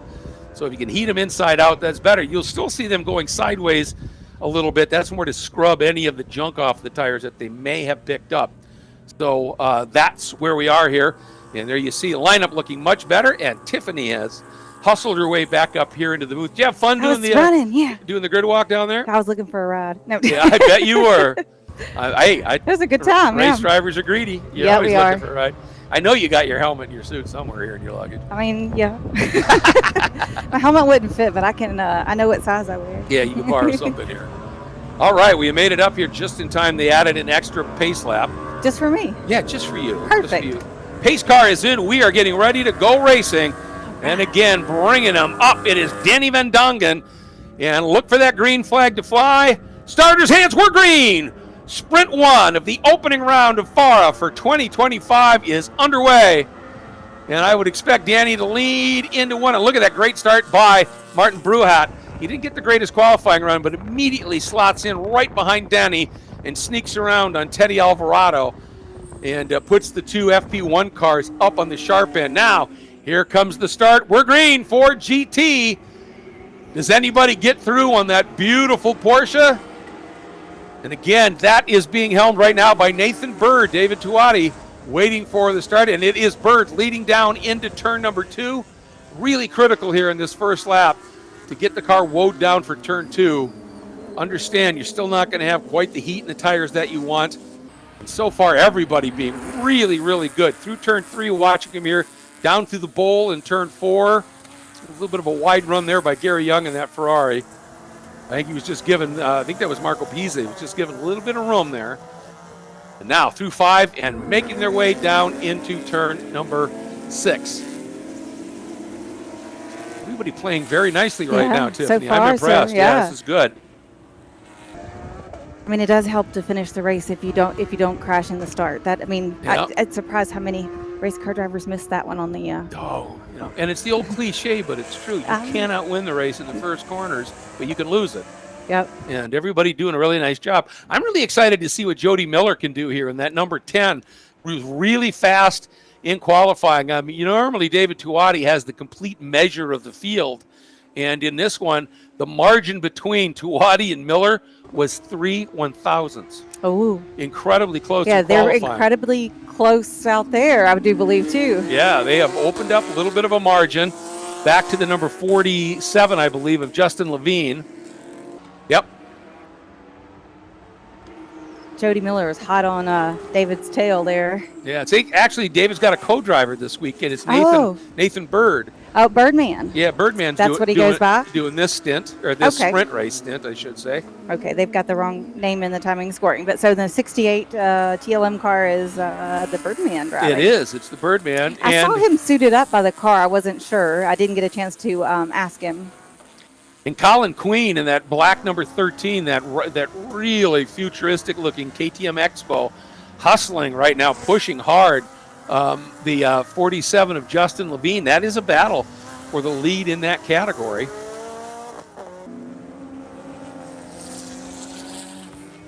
Ooh, big lunge down to the inside here. That's a nice move. That was the Audi. That was Robert Garza, who had lost a spot, I think, and decided that was the time he needed to get through. Did. Now wants to chase down, and it's interesting for me because all last year, Manny Gomez, and that really tight move there, and a well-executed pass by that blue Porsche.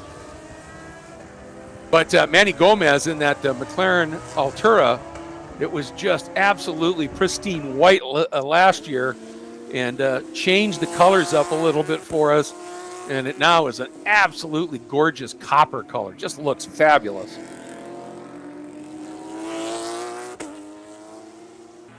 Mark Julian sits third in the GT1B category, and he's one of the absolute front runners in that category.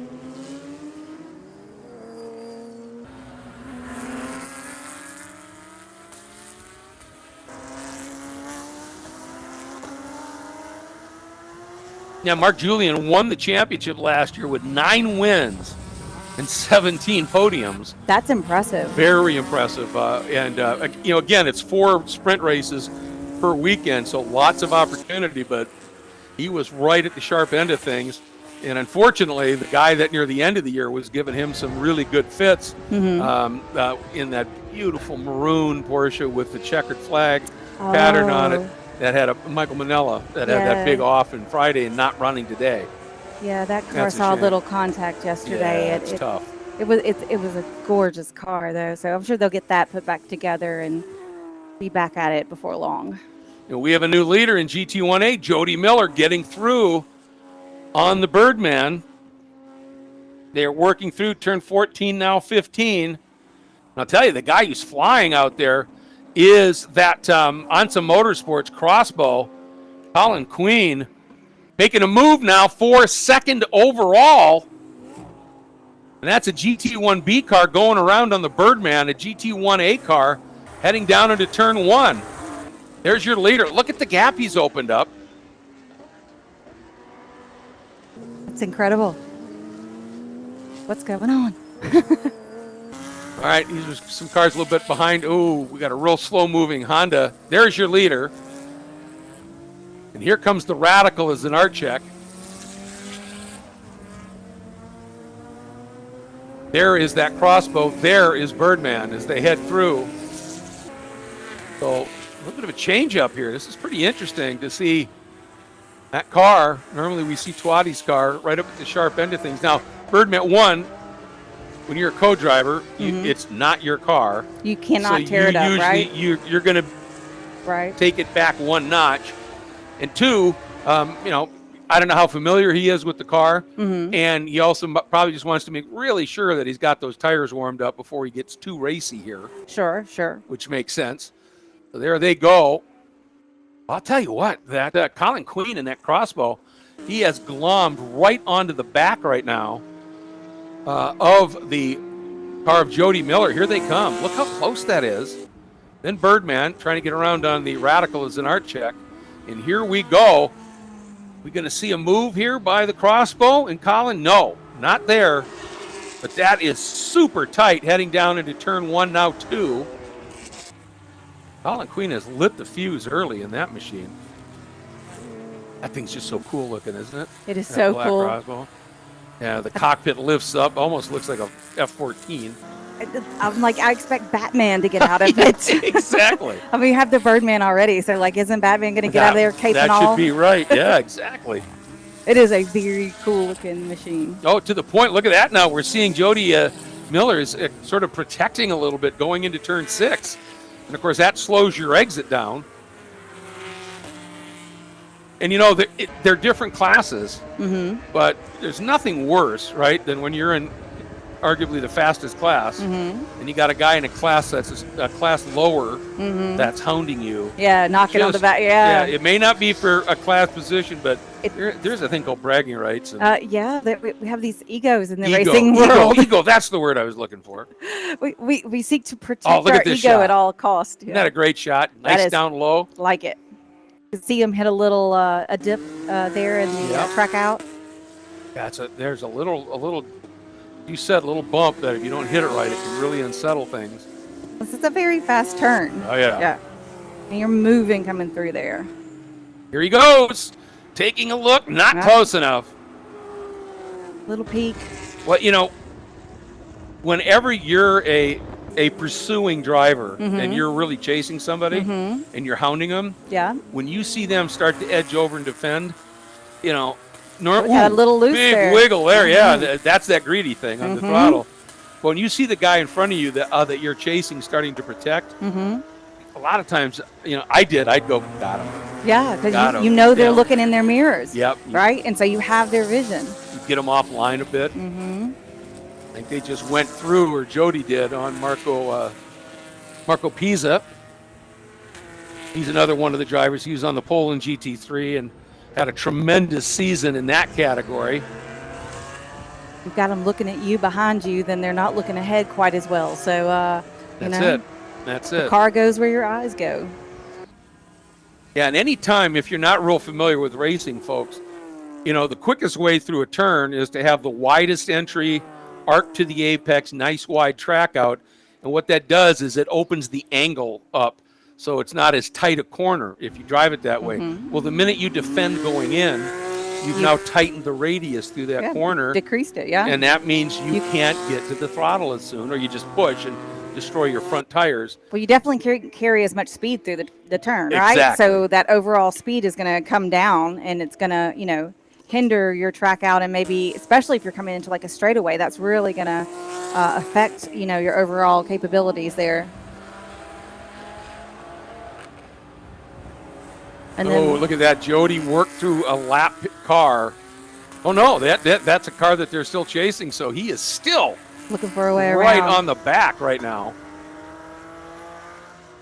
I would think he would have the legs on the straightaway, maybe. You Let's would see. think, yeah.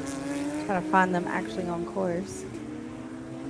They're right over there out of 7 now, heading toward 8. Okay. Oh, yeah, got them. So they'll be heading on to the back straightaway shortly. Here they go. Up and on through turn 8, heading up onto the banking. Porsche pulling away a little bit. Yeah. And he's not able to close the gap, but much, except in that braking zone a little bit. I think what it, you know, I'm pretty sure the engine in that crossbow is a small displacement turbo. Okay. So the Porsche with that big flat 6, I think it's got the torque. And of course the weight right over those drive wheels, so you can get to the throttle pretty aggressively without lighting them up. But He's here coming we back. go. Yep. Both of them getting through on that lap car. Boy, this is fascinating stuff, isn't it?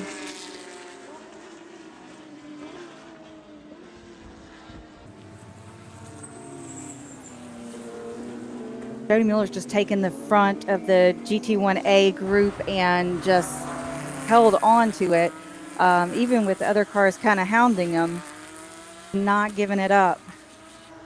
Yeah, I think that I think it was Max Polzer maybe, who's also driving a Porsche 992 Cup car, and I think he's had a problem, and he's well down the order, and that's the car that they were working on lapping. Oh, I gotcha. Looking for Mr. Gomez here.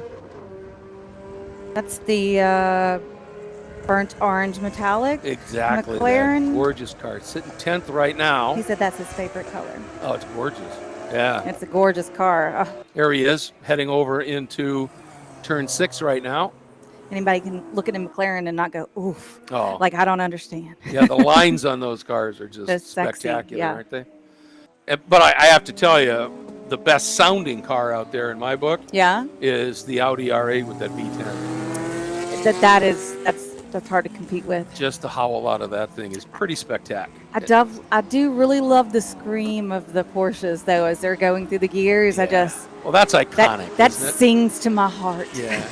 Well, it's almost, you know, to me, that flat 6, it buzzes you. Mm-hmm. You know, when they go by, it's there's no other sound like it, and it's really cool. But I do enjoy the that sound of that V10 is just gorgeous. Yeah, totally different thunder to that one. Yeah, Yeah. exactly. So pretty much everybody on the grid told me that they were going to win. So I'll tell you what, we've got a really good battle going on in GT2B as well. Aline Cipriani in the number 4 Ginetta is going against Alfonso Santiago in the 410. They're separated right now by less than half a second. And here they come. You can see that blue Ginetta right there, just turning into turn 8. And that is Alfonso in the BMW right behind. That is a battle for position for the lead in the GT2B category. Then we got that great battle unfolding in GT1A. Jody Miller, David Tuati, again split by that really quick Ansa Motorsports car of Colin Queen. And I'll tell you what, I'm wicked impressed with how quick Colin's driving, and his co-driver, who will be taking over for the next sprint race and sharing it with him for the Enduro, is Nico Jamin, who is an absolute rocket. yeah. So that's going to be fun to watch here. So Colin's racing this one, the co-driver's racing the next one, and the Enduro, they'll race together. They will race together. All yeah. right. So that's going to be fun to watch. Yes. Right now in GT3, it's Mario Cater, whose co-driver is Jose De Las Casas, and they are leading in GT3. It looks like Marco Pisa's car may have had a problem because suddenly it's down a lap. Well, Jose was saying he was having some issue with the car too. Oh, really? Wasn't really excited about the way the car was handling. Yeah, we've got the. Is that the Balrog car? Oh boy. Oh, okay. There's the Ginetta in that really stout battle.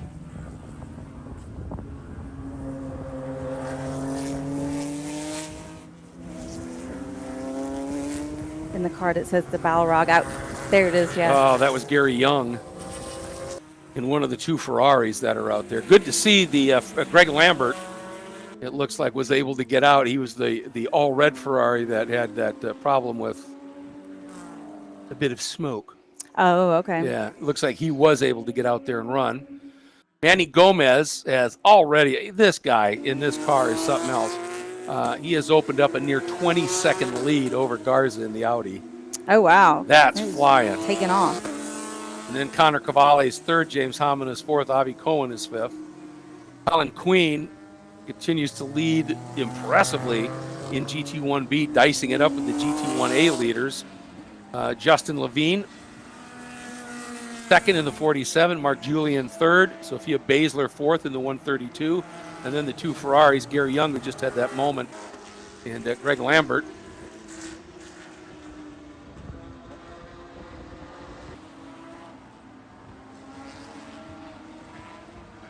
And there is your leader. Oh, is he bottled up behind some traffic there, Donnie Van Dongen heading down. He was able to get them both. How about that? Got them both in the braking zone for turn 2. That's where those Pragas are so impressive. Lightweight, agile, huge downforce. Wow. I mean, I'm surprised he got by on that quick. Yeah. Just got it done. Yeah, they are just. You shall not hold me back. Exactly. Just agile, lightweight, good power to weight ratio.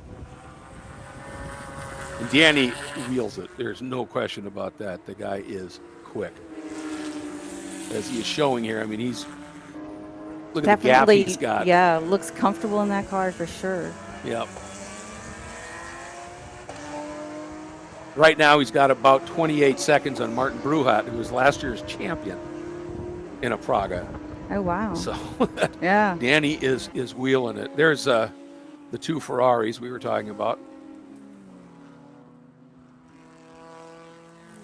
And Aline Cipriani doing a really nice job hanging on in front of Alfonso Santiago for the GT2B category lead. Here they come out of the last turn.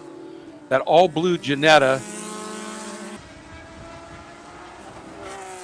And then the M2 CSR. That's the girl I was talking to, right? In Yeah, the blue Ginetta? Aline, yeah. yep. She's very tall.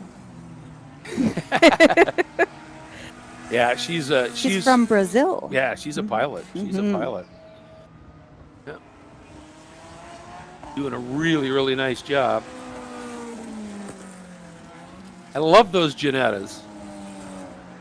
I just love the concept of them. Light.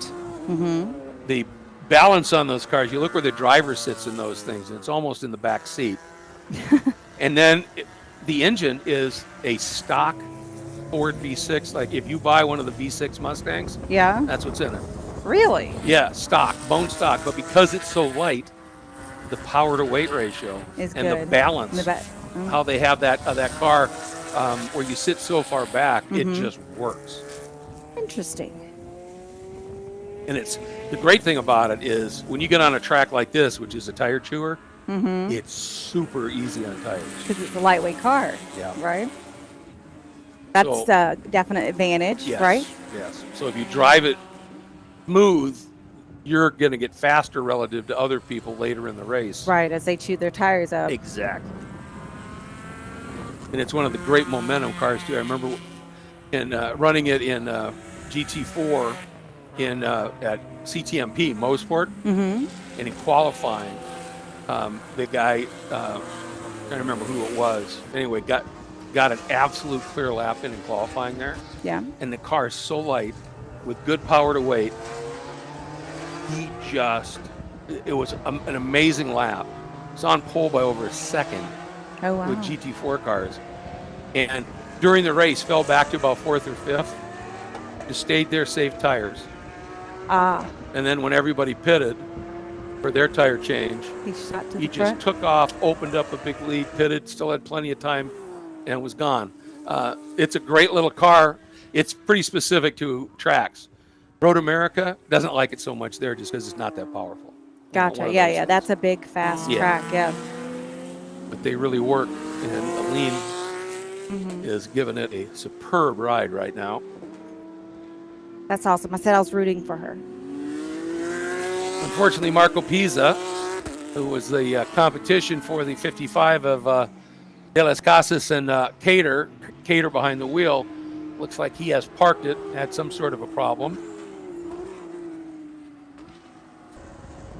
Gomez continuing to rule the roost here in GT2A.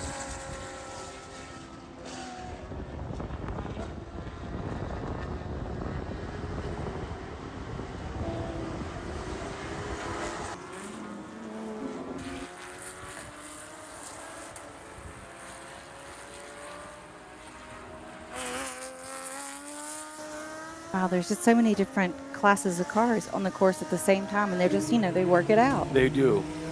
They do. Here they come again The Ginetta again, and down the front stretch. Yep. the little boy I was talking to, that was his favorite, the BMW right behind. Ooh, big late lunge. Nope. Couldn't, look at that, right there. And Aline said, nope, Nope. you're not there. Covered him off. You go, girl. That was a nice job. And or Alfonso Santiago, I think he senses, and those BMWs are really good on the brakes, the M2 CSRs. And so I think that was, he's thinking that's going to, if I'm going to do this, Right. it's going to be in the braking zone. Oh, and Teddy Alvarado, he could have stayed where he was, and that would have given Aline a little bit of a break. But that Wolf Thunder, that FP2 car, is so quick and agile. He just popped out and easily shot through. If he'd have stayed in between them, that could have given Aline a little break. And again, you see Santiago taking a little peek down into 8. Really good scrap going on here. Yeah.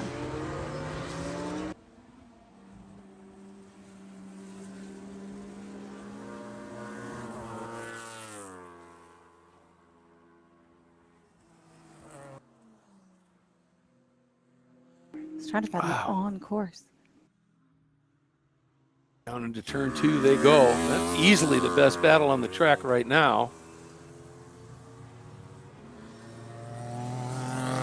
Because right now, Colin Queen, what a job in the GT1B car, has taken that car into the overall lead for the GT cars. 3 prototypes are the only ones in front of them. She's really made up a lot of pay. I mean, they've separated those 2 cars. He's probably 10 cars back now. Oh, wow.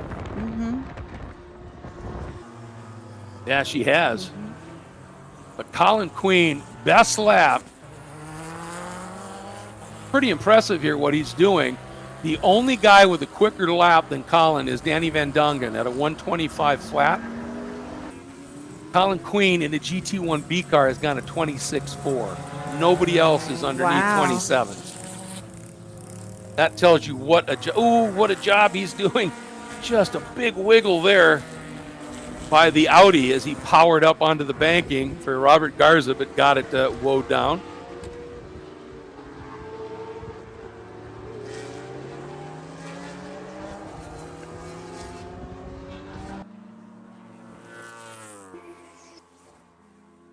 Yeah, Colin Queen is just gone. He's already so far in front. Doing a great job. Yeah, he's got 2 GT1A cars in between him and the next person in the class, Justin Levine. Oh, this one has flown by. We have 6.5 minutes to go. I was just about to say that, like we're almost 6 minutes. It is incredible. Time flies when you're having fun. Well, right? isn't that the truth?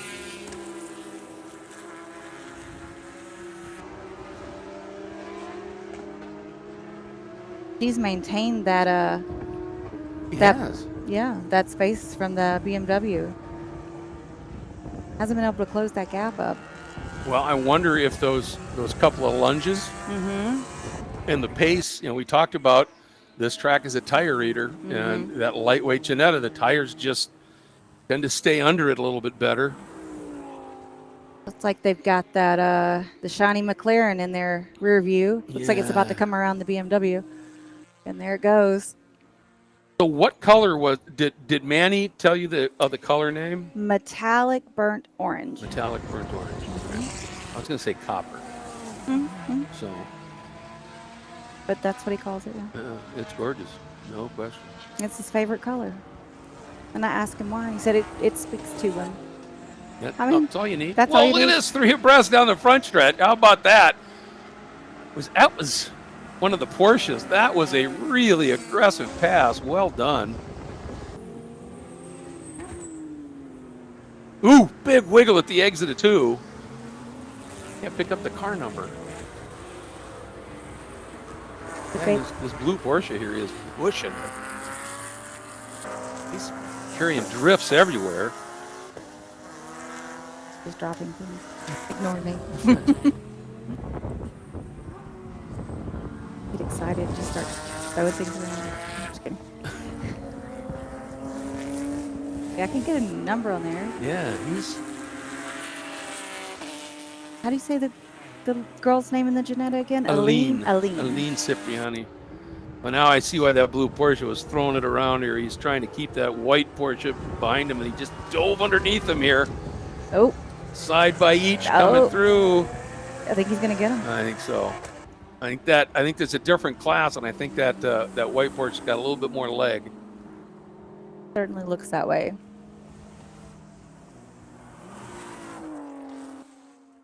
Put on a show though, didn't they? Oh yeah.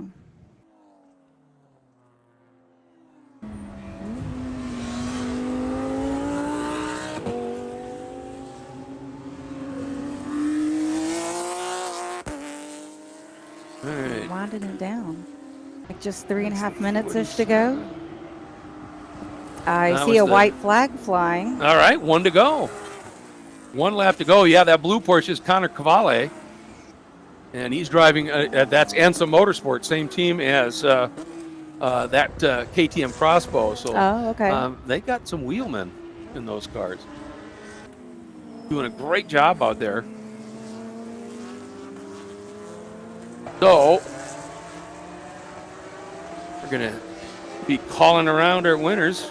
There goes our GT1B GT leader. All right, there is the white machine. Again, Danny Van Dongen as he dives down through 10-11. Hard on the brakes into 12. Pops through, being careful in traffic. Don't want one of those big GT cars to clip you as you're heading to the checker. Accelerates up, and he's going to go to the line, but that battle for the GT1A lead is on. Van Dongen comes through and takes the win, and a lot of hustle being put in there by Jody Miller to stay in front of the Birdman in Tuati's car and earn the GT1A laurels. However, it was GT1B getting that win, and now keeping our eyes peeled for Aline Cipriani. She's still got it heading out of turn 7. So we're watching the rest of the field coming through.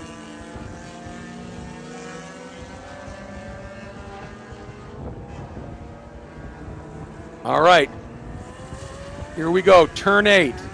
Oh, she's doing a brilliant job. When she covered those 2 big lunges. She's just maintained that superior position since. She has, yeah. And Alfonso Santiago is throwing everything at it here. There's no question about that. Not for lack of effort, but for Aline now, just got to get through 10, about 5 more corners. Ooh, and a big off by somebody down there. Look at that plume of dust that, as a result, they're throwing up in the air. That was when somebody came back on the track, obviously. Here she She's comes. tiptoeing through there, accelerating out onto the throttle. Coming to the line, Aline Cipriani. What a superb drive. And brings home the win in GT2B. Puts Janetta on top, Alfonso Santiago in the BMW M2 CSR. Right there. Margin of victory at the end of the 30-minute sprint, 0.8 of a second. Wow. And a lot of that, it was closer than that. Yeah, definitely. That was some great stuff. That was fun. That was fun. In my book, though, the drive of the race, without question, has got to be that just remarkable drive by Colin Queen. He ended up third overall. It was 2 Pragas, the only cars that beat him. Oh, wow. So Definitely that getting was a it race. You gotta love that. So sprint 1 of 4 in the books here at Homestead-Miami Speedway as the 2025 season of FARA Championship action is well and truly underway. Coming up probably almost immediately, because we're just a smidge behind. Our grid walk ran a little bit long. Apparently there was this gal down there interviewing people and they couldn't get things to... I mean... No, I'm kidding. They said talk and hand me a microphone. Yeah, Things happen. It's their fault. Yeah, absolutely. So we're going to just take a quick breather here. We'll be right back with our second qualifying session for Pro Spec Miata, and that's going to happen really quick.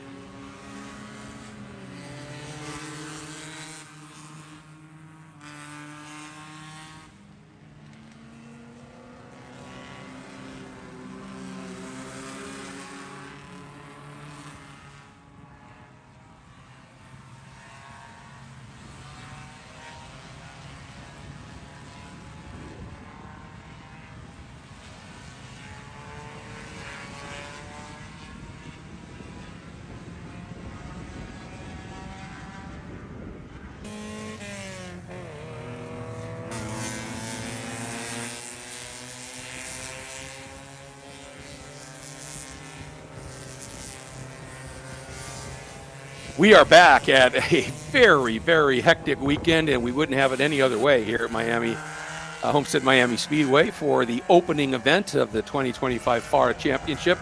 And this is Pro Spec Miata.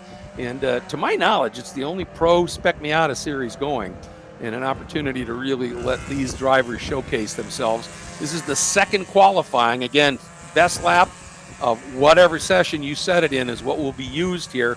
And to give you a little bit of a target of what we're looking at here, based on the previous session, Stuart McAleer in the number 18 turned to 1 minute 39.523. That put him 19 one-thousandths of a second clear of defending champion Frankie Barroso. So that's how close that first qualifying session was, Tiffany. And they're getting after it again here. And now I think, you know, the whole track is kind of in shadow right now. Yeah, I was noticing that. And when I was out there earlier, you know, the wind had picked up quite a bit. Mm-hmm. So it felt kind of nice, honestly.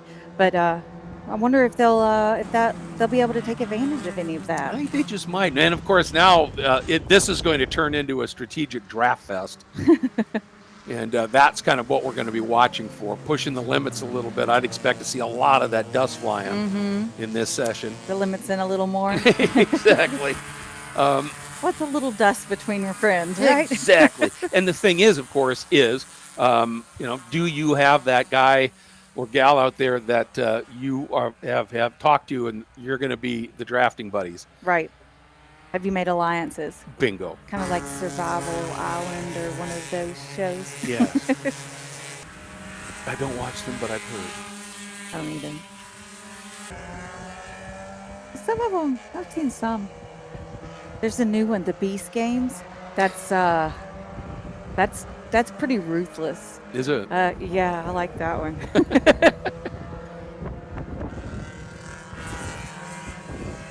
They get rid of like half of the contestants every like round. Oh my goodness. Yeah. All right, one of our cars early ducking into the pits here. The 169 of Mike Leo, but here we go. First couple of cars coming through, and it was a draft. Mike Hishmi in the number 20, leading him through. There goes Frank Ganalante in the 197.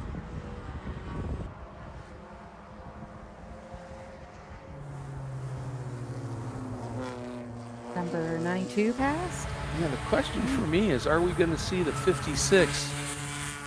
I was kind of looking for him. Yeah.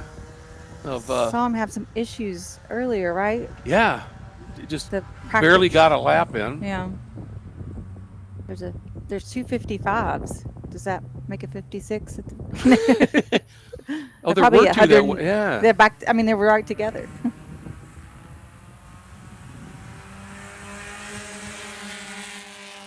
But we see there's a. Well, I guess I was going to say an orange Miata, but they're all Miatas, so I guess that's not very descriptive. Whoops, somebody having a little bit of a moment here at the exit of turn 3. Gathering it up. Underway.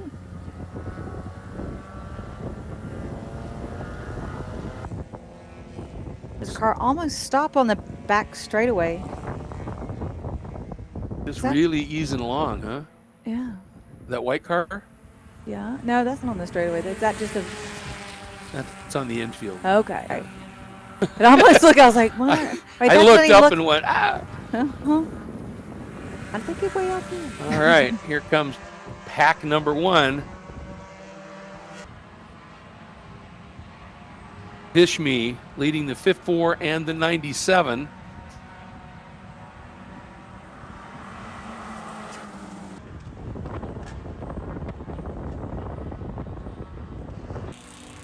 Still waiting for a lot of data here. Yeah, waiting for any data adding. Yeah. Not sure what's happening here. The it looks like it's the transponders are pinging, but the names aren't updating. They're clicking in, yeah. The 97 is Nicholas Bazzani. 20 we know is Mike Me. And the 54 is Natalino Scapitici. We have a black flag, you said. Yes, a black flag on the, I think it was the baby blue Miata, but Look, they're holding it for everybody. Yeah. Is it a black flag all? They're I bringing think this everybody is in. a flag all. Look at the corners. Yep, black flags Mhm. everywhere. Ooh. Well, yeah, it's difficult to see the flags when you're up on the banking there. So we'll give them this one. Yeah, and there are 255. I wonder if that orange one is 56 is Burris. It almost looks It is like orange, isn't it? Yeah, he normally runs the orange 56. I wonder if that was a bad attempt at a 50 at a 6. But it's a black flag nonetheless.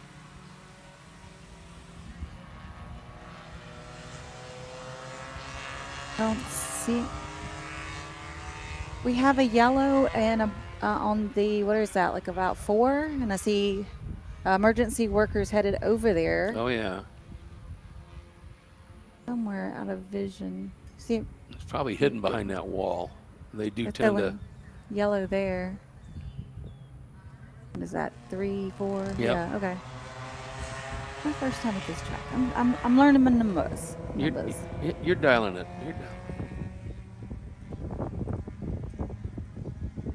Yep, we Okay. can see it. They're Right up Yep. against the barrier there, folks. You see it just to the right of that truck. Mm-hmm. He's just about to pull in front. Kind of hiding there.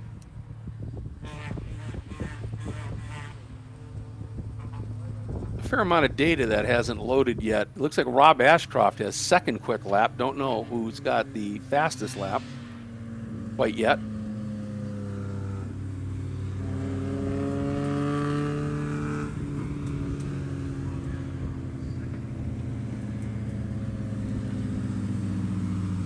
Waiting for data is leading the race. Yeah. Matter of fact, two of the spots on the podium. It's a very popular team. They're bringing all the cars in. All stacking up on the pit lane.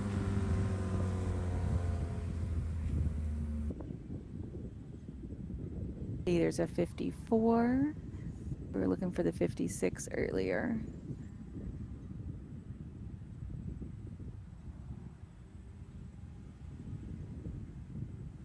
There's a 97 and a 92. 7 is a Frank, and 92 is not on my list.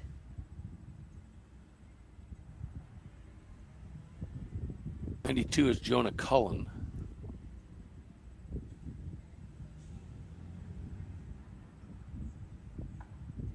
It looks like they've got that car under tow, and we'll be bringing it in. Usually exit of right in between the exit of 6 and kind of folded into 7. There's a cut through there that they can bring them out. Let's see if they're going to do that, and indeed they are.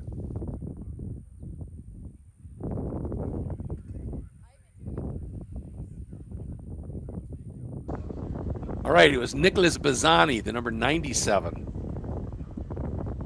The all black car with the white numbering and with some red highlights. There's also a 197. The nose of the car is white and the back is black. Yeah, it's right. That's the 197. Oh, is that a 197? Yeah, Okay. Frank Anelante. The second car in the queue right in front of us is the Oh, 97. the solid black. Gotcha. Yeah. He's on pole, Nicholas Bazzani. Catalina Scapitici doing a great job so far. Really doing some excellent stuff with the draft and right up there top 3 right now. Todd Burris is out there. He's sitting in the 7th spot right now, so it's got to be that orange car that's at the back of the queue here. 169 is Mike Leo that's sitting there, and I think he's the one that had an issue earlier too, so he's just parked.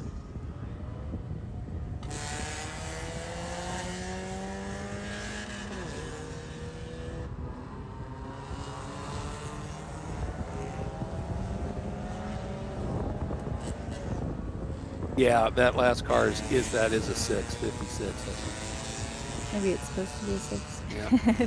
Well, it is now. It is now. Well, that would make sense since they're right there together on the leaderboard too. True. 6th and 7th. Yeah, Burris last year, he had a pretty good season. Finished second to Frankie, and he actually missed. Todd did 2 races, and he's one of the owners of FARA. And so when there's something that's going on, his baby is Pro Spec Miata. So when there's something going on with that requires his attention, he said that's my priority. He parks the car and does what he has to do. So he missed a couple of races. Still though, tied Frankie with 3 wins, but just didn't have quite as many of that crucial top 3, top 5 finishes that really get you those points, and just missed out on the championship. So. That and the fact that a guy named Noah Harmon showed up, missed the first couple of rounds, and then showed up and was wicked fast. Oh, and yeah? got up there and kind of was was good enough that even missing a couple rounds, finished 3rd in the points. Oh, wow. And so he was impressive as well. So it was great to see. We have a very good season, huh? Yes, Yeah. absolutely. So it's going to take another lap or 2 before everybody gets back up to competition pace and gets the tires where they want them. Looks like that. Are you saying it takes a while to get the Miata up to speed? I do. Okay. I do. I do. They're momentum cars. They are truly momentum cars. Sweet handling. Absolutely. Amazing handling cars.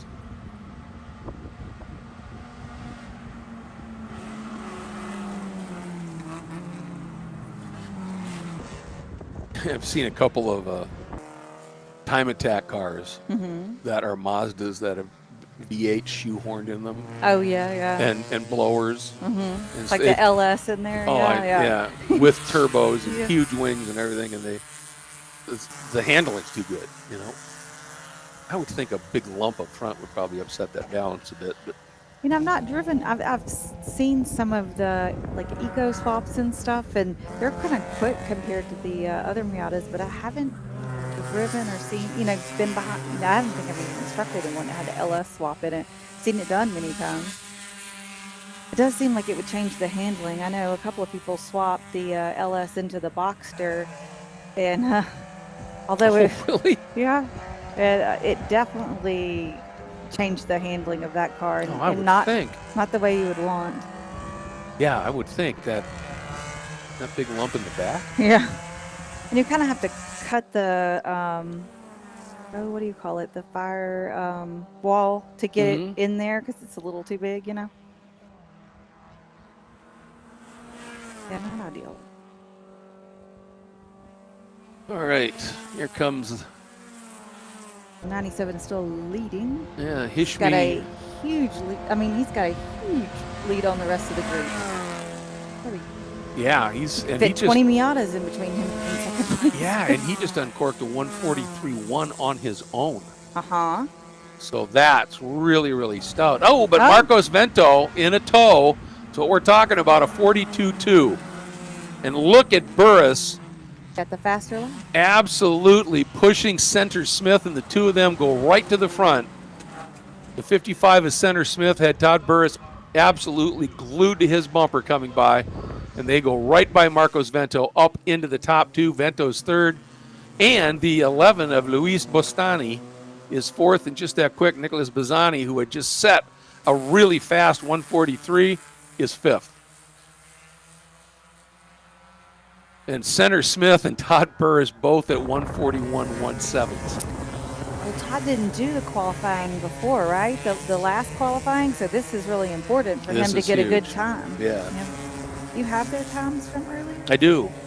What kind of times are they shooting for? Well, the fast time was a 39.5 Okay, we're not getting near that then. by Stuart McAleer. Yeah, we're not near that at this stage.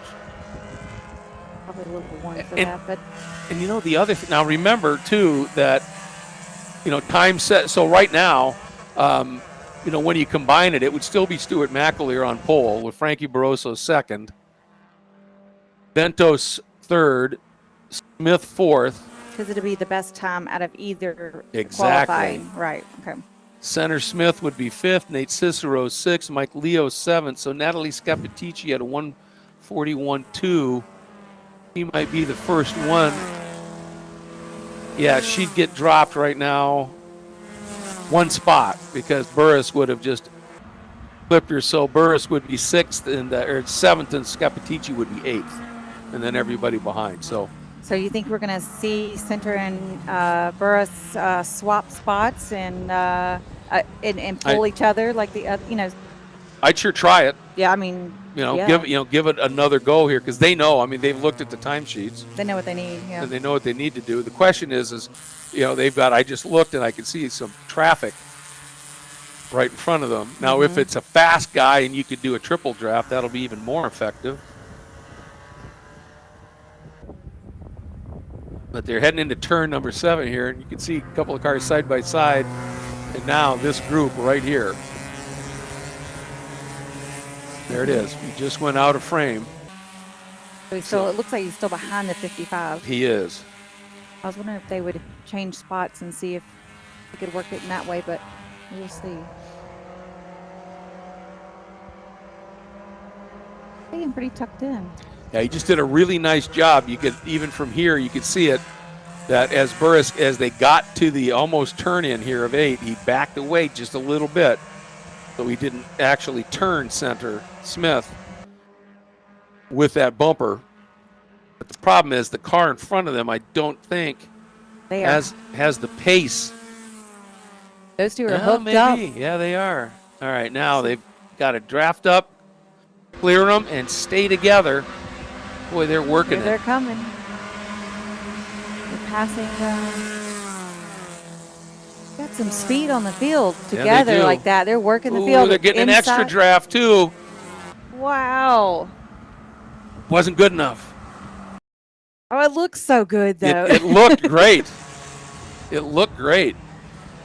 But I think that was Nate Cicero, I think, the other car that was with him there. He moved up. He now has jumped up into 5th in this session. But still at a 42.6, and again, a 39.5 from that cooler morning session. So they're the faster of this qualifying session, but those times don't compete with the earlier qualifying session. Exactly. You kind of have to wrap those together because we had, if you weren't watching earlier, we've done 2 qualifying this session and one before, and they'll take the best time to slot those for the races. Yeah. Now this is, the guy that this is really important for right now is Burris. Yeah. Because this morning he went a 43.1, 43.18. And now he's gone a 41.1, so that's going to move him up. That's much better. Yeah. Yeah. That'll push him up into 6th or 7th, as opposed to that 143.1 was 12th. So, that's his mission, is just to move it up as much as he can, and then do it all, the rest of it in the race. And they're not stopped yet. They're heading down that backstretch, and they are still glued together, these first 2 cars now. Clear of everybody else. Yeah, they don't have traffic to try to get around now.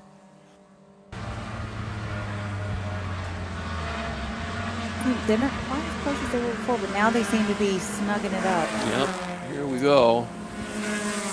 Checker is out, and no change there. Kalen Kinley, though, in that tow just went a 44.6, or excuse me, a 44.0. That puts her 10th in this session, so a nice run.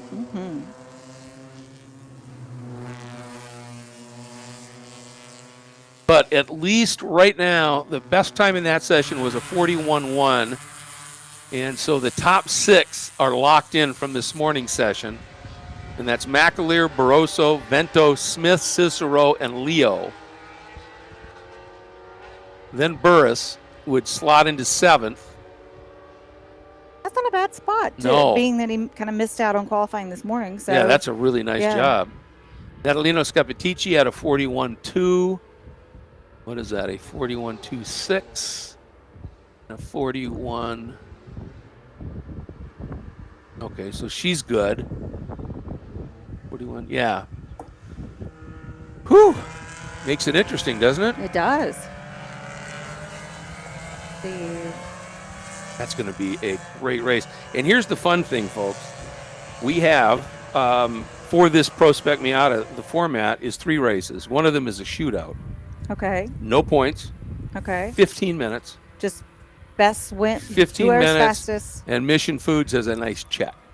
Ooh. So that's sort of the I mean, everybody likes money. exactly. So that's sort of the kicker there. No points. Okay. So if you elect not to run it, it doesn't affect anything.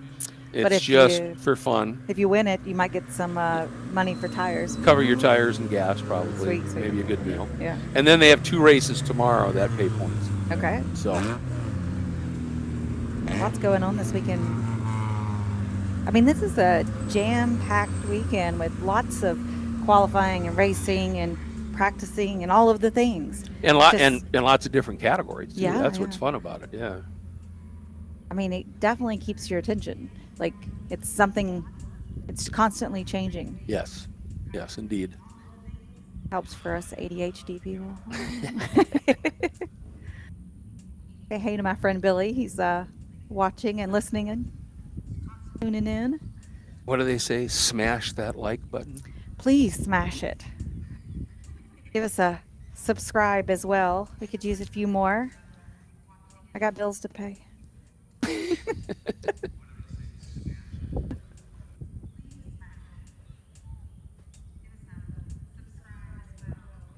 Then you'll also get notified the next time we go live, so you don't miss anything. Well, there you go. Exactly. And it's not like one of those annoying things. Like, you know, some things if you subscribe to, they're going to email you 97 times.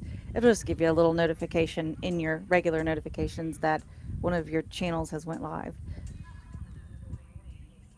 Out. All right. So Pro Spec Miata qualifying is in the books. All right. And we are going to take a little bit of a pause here, and we will be back with you here on the DriverSeye live stream about 2:30 as we get ready for Winter Series Formula Race 1. We'll Ooh, see I'm you then. excited. Me too. See you in a minute.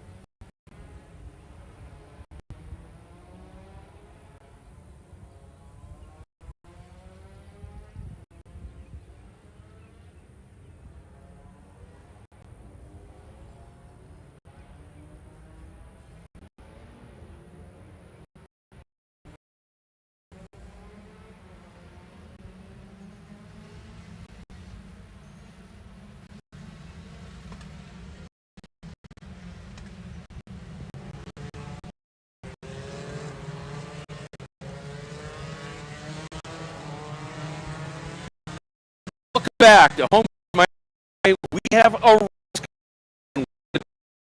this is the Academy Winter Series first of 2 races on the car around right now. Remember, we had that absolutely stunning qualifying session that led us into Super Pole, and it was in Super Pole where things got serious. And Joao Vergara, number 10 for V. He'll start in the overall pole. The 27 of Connor Aspley will start in that second spot. And again, the gap's really close here. Then in the third spot, the 91 of Evan Cooley for Exclusive Motorsport.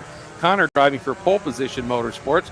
Fourth spot, the 98 of Oliver Weldon for VRD. Fifth spot, the 26 of Emma Scarborough for Inter MS. The 25 for Inter MS.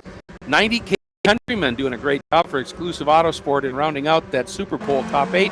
55 Leonardo Escorpione for Vanilla Racing. And the field coming through, we're going to get one more lap. They're giving him 2 laps to acclimate here. And remember, they will be running now on the modified oval, if you will. They'll be using Speedway 3 and 4.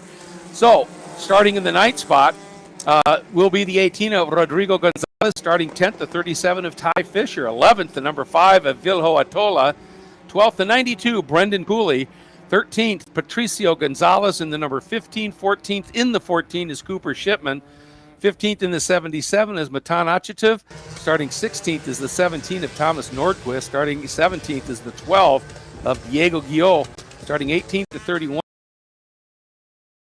of Carol Stout, starting 20, number 4 of Justin Lucia, starting 21st, the 16 of Lincoln Day, 22nd, the 29 of Matt Color, starting 23rd, the number 9 of JT Hoskins, and he was able to get out there, the number 99 of Ryan Gianetta, who did not get a time in the qualifying session, but should be out there. We hope that would give us a full field of 24 cars. Big field. This is going to be something special here. The young guns of the Academy Winter Series. I'm super excited about this. I've been waiting all day for this. Well, we have too. And it was the time that Connor actually put up.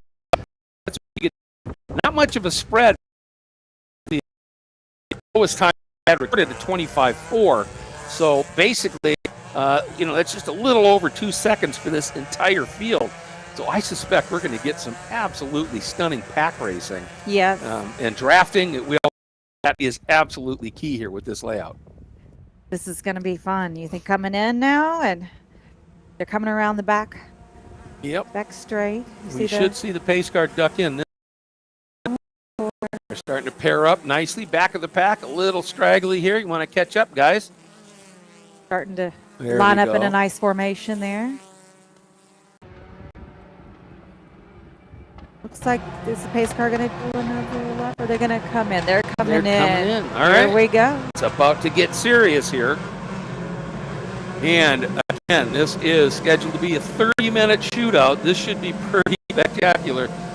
Beautiful field. Look at those cars lined up absolutely to perfection here.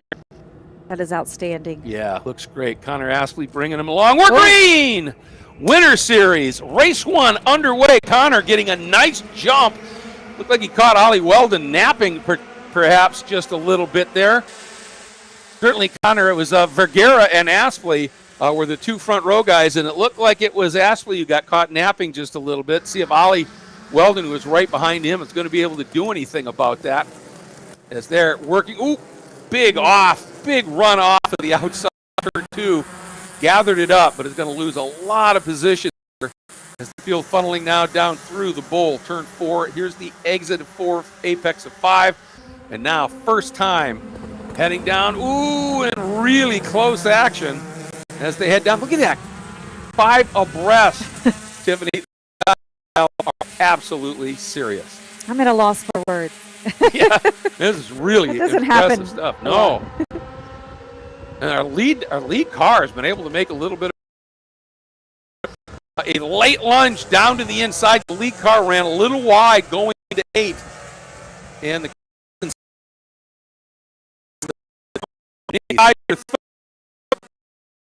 lower car, let's get the edge down.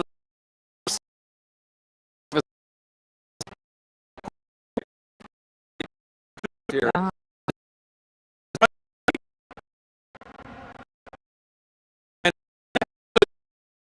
As I said, when Vergara overran turn 8 and Cooley went through and took that in the opening lap. That was amazing. Hudson from 6th, 4th. Ollie Weldon's the one who run. He started 4th.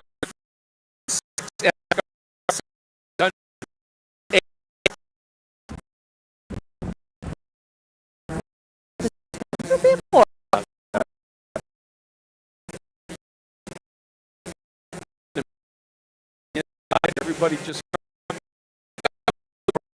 be able to find somebody that they can draft with. Oh, at turn 8, but it worked. It got the car rotated and he got power down beautifully. Things are settling just a little bit here. Yeah, you're starting to see them kind of spread out a little bit. Good battle for 8th right now with Ty Fisher, Kaylee Countryman, Brendan Cooley in that group. Working down that back stretch, and now through 3, exiting 4. Little bit of breathing room here for Cooley. Got about a half-second gap to Vergara. Have a 3rd and 4th change, maybe? It's close, though. Yeah, nothing between Scorpioni and Weldon. A little bit Off. It looks like you big plume of dust over there. got a lot of grass on that one. Yeah.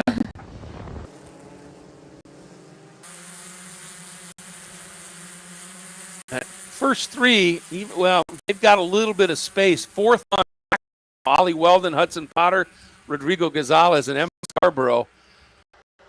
They're in pretty close concert, and it looks like Kaylee Countryman has joined that pack here. All right, heading up into turn 8.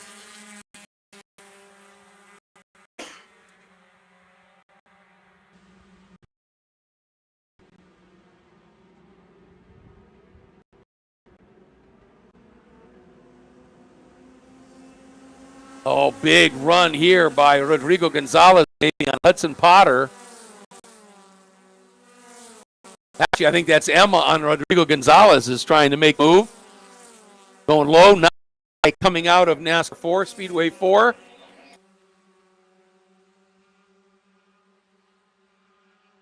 Side by side going into turn 1.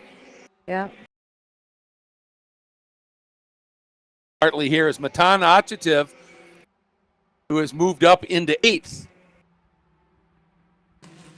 Matan qualified 15th. So he's got a good charge going, having worked his way up into the top 8 right now. He just got around on Kaylee Countryman. That was the battle I was watching there. Didn't realize it was Matan who really, boy, is he on the move here.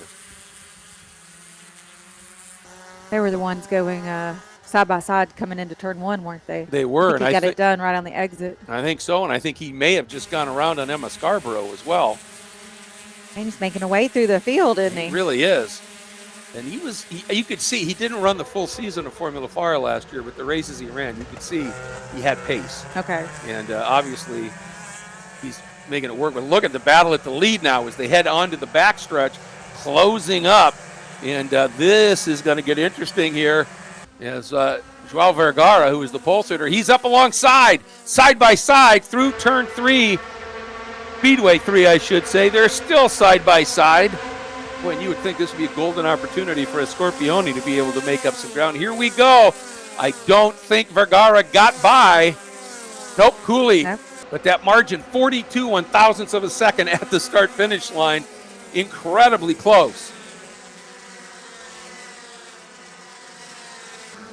And Emma was able to fight back and keep her 7th spot and keep Matan Achatev back. He got around her, but she got by. Well, in 5th, Rodrigo Gonzalez, he just set his fastest time of the day, so he's on a charge. That's a good lap, too, a 24-1. Mm-hmm. I'll tell you, that makes sense because that top group of 5 are compressing. They are closing up together here, Tiffany. doing really well.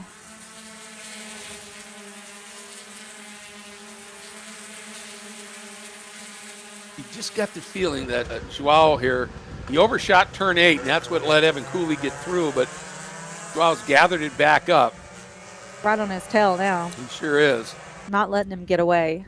And that group of 5 now has made it a pretty sizable gap, over almost 2 seconds now, back to Hudson Potter in 6th, Emma Matan. Oh, he's going on the high side. Is he going to make Yeah. a go for it? He sure is. He tried this before. See if he can get it done this time. No, not yet. He's tucking Oh, in behind him. going to make a move down to the inside, maybe. He's got the move in. Is he going to complete it? Yes. He got it. Yes. Wow, late breaking duel, and he pulled it off. That was superb. That was impressive. Yep. You go, kid. That's guts. Well, he was the Super Bowl pole sitter, so he knows he's got pace. But look at this. He didn't get the greatest run through the bowl, but he's protecting to the inside here. So now Evan Cooley's got it. Is he thinking the long way around? No, he says last minute he cuts back, and now he's got a little bit of overlap alongside, but he's going to be in the wrong part of the track for turn 8 here as they come in. Watch this duel, because right behind them, Leonardo Scarpioni is going to try and make it 3 wide. Realizes he didn't have that kind of position, but a huge defensive move now by Vergara. Oh. And then scoots wide at the exit. And that's what can happen when you turn in early like that. You often overshoot the exit. And now we've got basically a clump of 4 cars that are covered by the proverbial blanket here. Nothing between them. And I think Vergara I think Vergara may have lost 2 spots here. Let's see as they come by. They're all looking pretty racy. As Scorpioni to the lead, Cooley, Weldon, Gonzalez, and Vergara didn't lose 2 spots. He lost 4 spots. Lead to 5th. Weldon's up to 3rd. Yeah, I think they went into turn 1 3 wide. It sure looked like it. Ooh, big rotation by Scorpioni down into the bowl there. I thought he was going to lose it. I did too. I'm not sure how he saved it. Good battle at this stage for 4th now. That's Vergara working on Gonzalez. I think he got him. Yep, he did. So that's at least 1 spot he's been able to claw back. And that's part of what this winter series is all about for Vergara. Mm-hmm. He protected way to the inside going into 8 and didn't get it woed down enough, ran wide on the exit. And it really cost him. Well, it's momentum. Yeah, We've talked so much about the momentum, Tiffany. Yeah. And he lost that momentum, and not just 2 cars steamed by him, but 4 did. Now he's on a fight back move right now. And it's going to be interesting here because it looks like Evan Cooley might be gaining a little bit on Leonardo Scorpioni. He might have enough of a go. Yep, Scorpioni protecting way to the inside. But look at the speed. That's Weldon. Weldon has moved up a spot, and he might be going for the lead around the outside. Does he get it? 1st and 2nd they're side by side going into 2. Still side by side. Still side by side. Finally, Weldon has to give way. Wow. But you know what that has done? All of that battling at the front, suddenly we've got another 4 or 5 cars that are easily within striking distance here. Absolutely. The rest of the next pack caught up with them while they were battling with each other. That's a great fight back by Weldon. Remember, he started 4th, dropped to 6th, and now has worked his way up into 2nd. Rodrigo Gonzalez, impressive run here too. He started in 9th, and now he finds himself in 3rd. So there's been some real movers in this pack. Yeah, Leonardo started where? He started. He was in 8th. 8th. I thought it was at the back of the front pack. Super Bowl group. Yep. Yeah. Now he's leading the race. Yeah, this Look is at just superb. As the wheel turns. Precisely. Good battle for 6 here with Achetin and Scarborough. That's continuing. Okay, they're lined up. It looks like he's going for it. Side by side, first and second. Oh, this is so touchy because he's got, a Oh, little lock lockup. up. That was the inside car of a Scorpione. Oftentimes that car walks sideways, but that little bit of lockup and Weldon clears them. That's all it took. That's it. Just those little bobbles. So Weldon, your new leader. And unfortunately for Scorpione, I think Rodrigo Gonzalez is right there, as is the recovering Joao Vergara. They are hot on his tail, yep. Then that little bit of a gap back to Evan Cooley.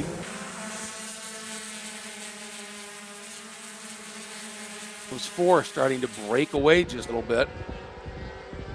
Then Cooley Achativ, who did get on Emma. Haley Countryman right behind Matan Achativ. Fighting up onto the bank. Now, it's not a lot of banking there here at Homestead, Okay. but it's something. This pack of four broken off from another pack of five kind of behind them. Really put some distance. They're back, first and second are back to fighting. Well, I'll tell you, Kaylee Coming in. Countryman is doing a nice job in that 8th spot, trying to fight her way through. But now, Weldon's going to get a bit of his own, as the Scorpione's going to try that outside pass. And I have a feeling, with position, Weldon's going to out. Even in Scorpione, still try, and behind them, Oh, two we got- cars spinning, contact. I've got one spun. The exit was right at 2. He's Yep. off track. Yeah, two cars got together in a pack. They were lucky it wasn't worse than that. Did everybody continue? Looks like may have. All except the one car. Oh, still sitting out there. Okay. Yeah. Ooh, Weldon getting a nice run on the exit of 7 here. And now on their way down to 8, he's right up along the outside now.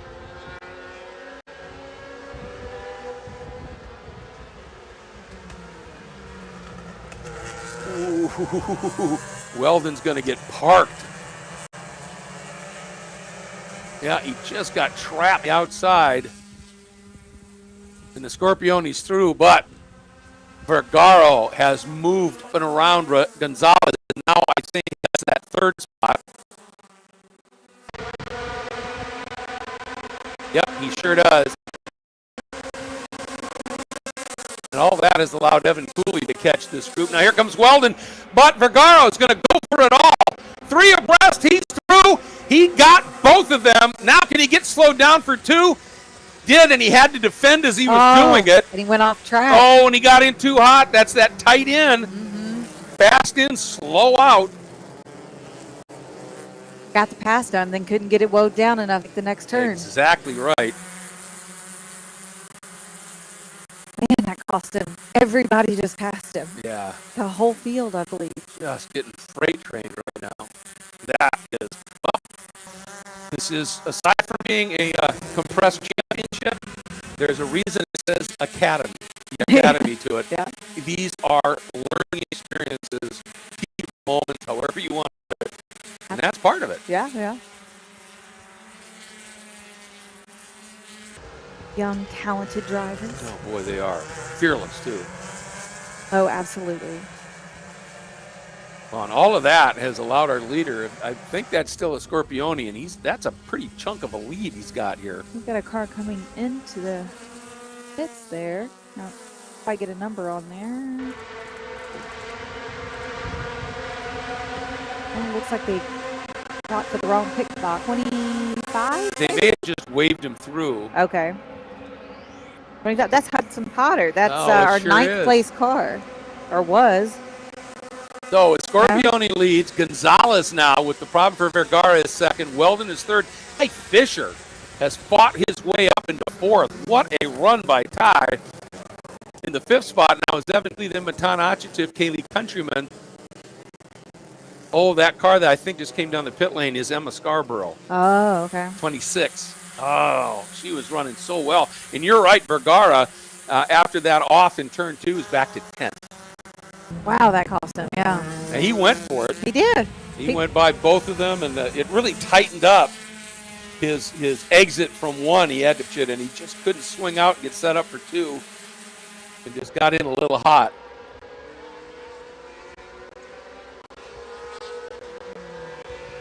Yeah, Kaylee on that last lap, just her best lap at a 24.3.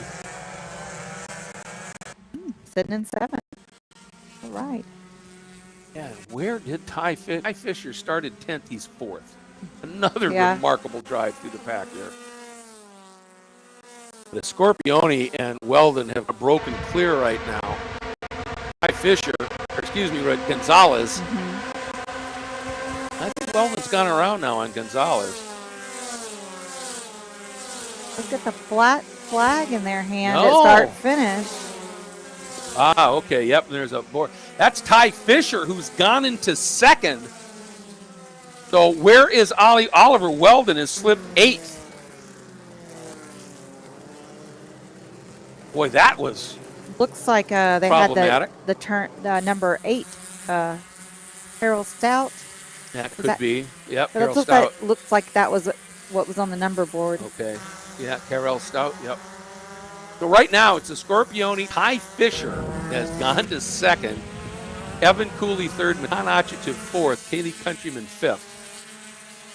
Then Rodrigo and Patricio Gonzalez 6th and 7th, 8th Oliver Weldon, 9th pole sitter Joao Vergara, and Hudson Potter 10th. Boy, there's been some, the exception of the Scorpione, there's been a lot of churn from 2nd on back, hasn't there? Well, Scorpione qualified before. I mean, like at the Yeah. back of the front pack in Yep. 8th. So, and he's just driven all the way up to 1st. That's impressive. It's impressive. And that, but he's held it. Everybody behind him, it's like every time they come by, there's massive changes of position here. Right. They try to make a pass and then they end up running wide, and then it costs them, multiple positions. Ooh, going to be 3 abreast into 1 again. Not quite. There they go. Pretty close. That group right there, 3rd, 4th, 5th. That's Cooley, Achitiv, Gonzalez, Rodrigo Gonzalez. All kind of packed up. Yeah, Kaylee Countryman just set another, a 124.2, and she's moved up into 6th.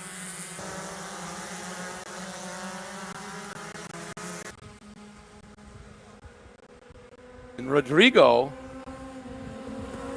Gonzalez is looking at Achitiv down into turn 6 and 7. So it was the number 8 they brought in. That car is currently in the. Okay. Looks like they're looking at the front nose of the car. It looks loose, actually.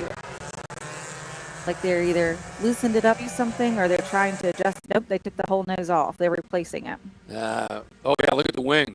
See it twisted? So he obviously had an off and that wing dug in. And those wings are really effect on the track as providing extra downforce. Yeah. The minute you get off the track, they turn into beautiful shovels. Yeah, it just shovels all that up. Exactly. All the stuff you don't want. Ooh, we got a battle for 2nd here. Evan Cooley working on Ty Fisher. Gets through. Clears him completely. Look at this. 3 abreast through 1. Finally. Wow. They back it down a little bit. Sanity comes back into play. It's still 2 by 2 as they go through 2 side by side through 3. Nice little 4-pack Oh, altogether. they're still. Look at this. Got him pinched to the inside, and he's but finally has to give. That was the battle for 4th. I think that was Achitiv and Countryman. That was a great scrap.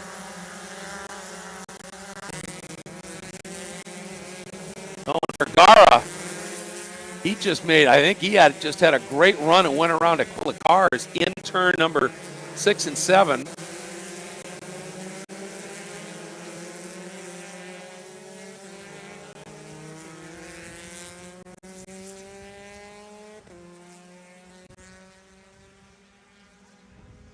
Release car number 8. Okay. He's going to head back out. Looks like he's got a fresh, clean nose on him. Tell you what here, what Evan Cooley and Ty Fisher have to do here is just work together.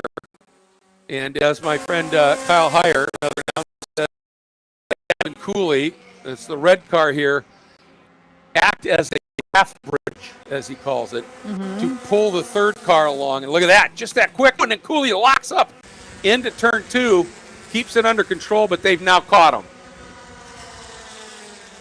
And Kaylee Countryman continues her march. She is now 5th, getting through an Ochative. And Vergara did. He went from 5th to 8th. So he's trying to work way up here. But the battle for the lead is, again, because those 3 cars are covered by at this point as they head into turn 7. Yeah, they're actually nose to tail, if not side by side, a couple of times. And part of the question here is going to be, we've done an off all day about how the infield here is a bit of a tire churner. And watching as Evan Cooley, he gets up along the outside.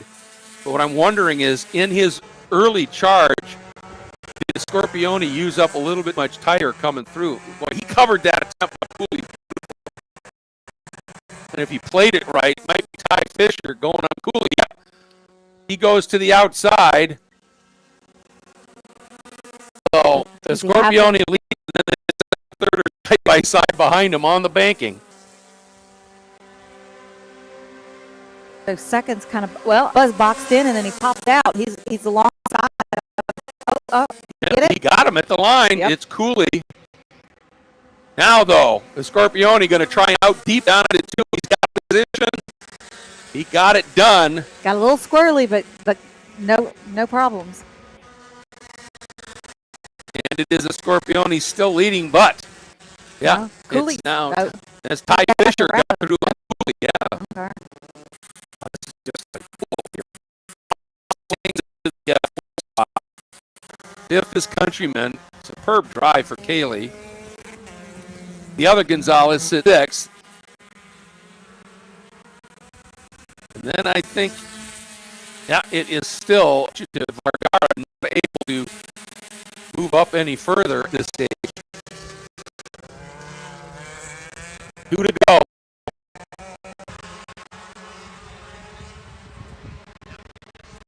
Wow, that goes quick. Yeah, it's flying. Wow, such good racing. Constant changing of positions. All right, it is a trio battling up front for the podium, and then a big gap back 4th, 5th, 6th, 7th. First through 3rd is starting to catch up with one of the back markers that had to come in and change that nose. So I wonder if that's going to play into it if they were able to catch up with him. White flag, Ty Fisher taking a run around the outside, tried to pin a Scorpione to the inside, and a Scorpione having none of it, covered it. This is going to be one pressure-filled lap for Leonardo Scorpione to fend off Fisher and Cooley. If those two work together, the last place that would want to be here coming out of turn 8 on the last lap is in the lead. If there are 2 cars close. Right, if they work together. Yes. Well, and this is the time to do it. This is it. We're coming around, this is the last lap. I'll tell you what, if Scorpione hangs on and wins this, he will have earned it. There is no question. Coming from 8th. Right. Fighting his way to the lead, leading most of the race. As everybody tried to take away from him. Absolutely. Here we go. On the back straight. The teeth are out. Ooh, and Cooley dropping back a little bit. And I don't know if this is by design where he didn't want to be too close, where he couldn't use the run he gets. Let's see if that was a ploy here. Seems to be gaining on them. He does. Now Scorpione going to protect down low. Here comes Fisher around the outside. Drag race to the line. It is Fisher getting the win over Scorpione by 25 1/1000ths of a second with an outside draft move and drag race to the line. Evan Cooley a 10th back in 3rd. Patricio Gonzalez in 4th. And guess what? Doing a similar move, pole sitter Joao Vergara went from 8th to 5th. Oh, wow. Through turns Speedway 3 and 4 and did the draft moves, taking the final spot in the top 5. The pole sitting number 10. That was impressive. That was neck and neck there, the top 3 kind of call start finish. Yeah, that was incredible. Achatev is 6th, Potter 7th.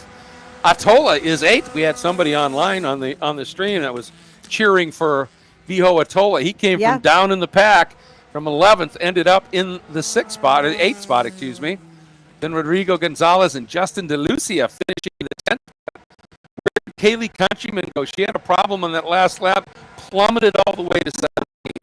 What a shame. She did so well. She'd gotten up to like 5th. Yeah, so yeah, she's running a very competitive 5th. But wow, what a run by Ty Fisher. Again, so proud of him, one of the Formula FARA guys from last year. Oh, wow. Showing up here in the Academy Winter Series and getting it done. Scorpione 8th to the lead for most of the race, then ends up 2nd. Evan Cooley right there the whole race in 3rd. And then Gonzalez in that last lap by Vergara stemming the flow. And instead of being 8th from pole, he ends up 5th. That's how you want to get it done. That is. That was super exciting. That was a blast. The Academy Winter Series, race 1 in the books. 2 more that are going to unfold tomorrow. Going to be tough to top a 25 1,000ths margin of victory, though. I mean, it was a nose hair between them. Exactly. Exactly. I got to remember that. Didn't beat him by a nose, beat him by a nose hair. All right. All right, the Academy Winter Series, race 1 in the books. We'll be back with you very, very soon here because we've got Pro Spec Miata, the Shootout. 15 minutes of mayhem coming up. Ooh.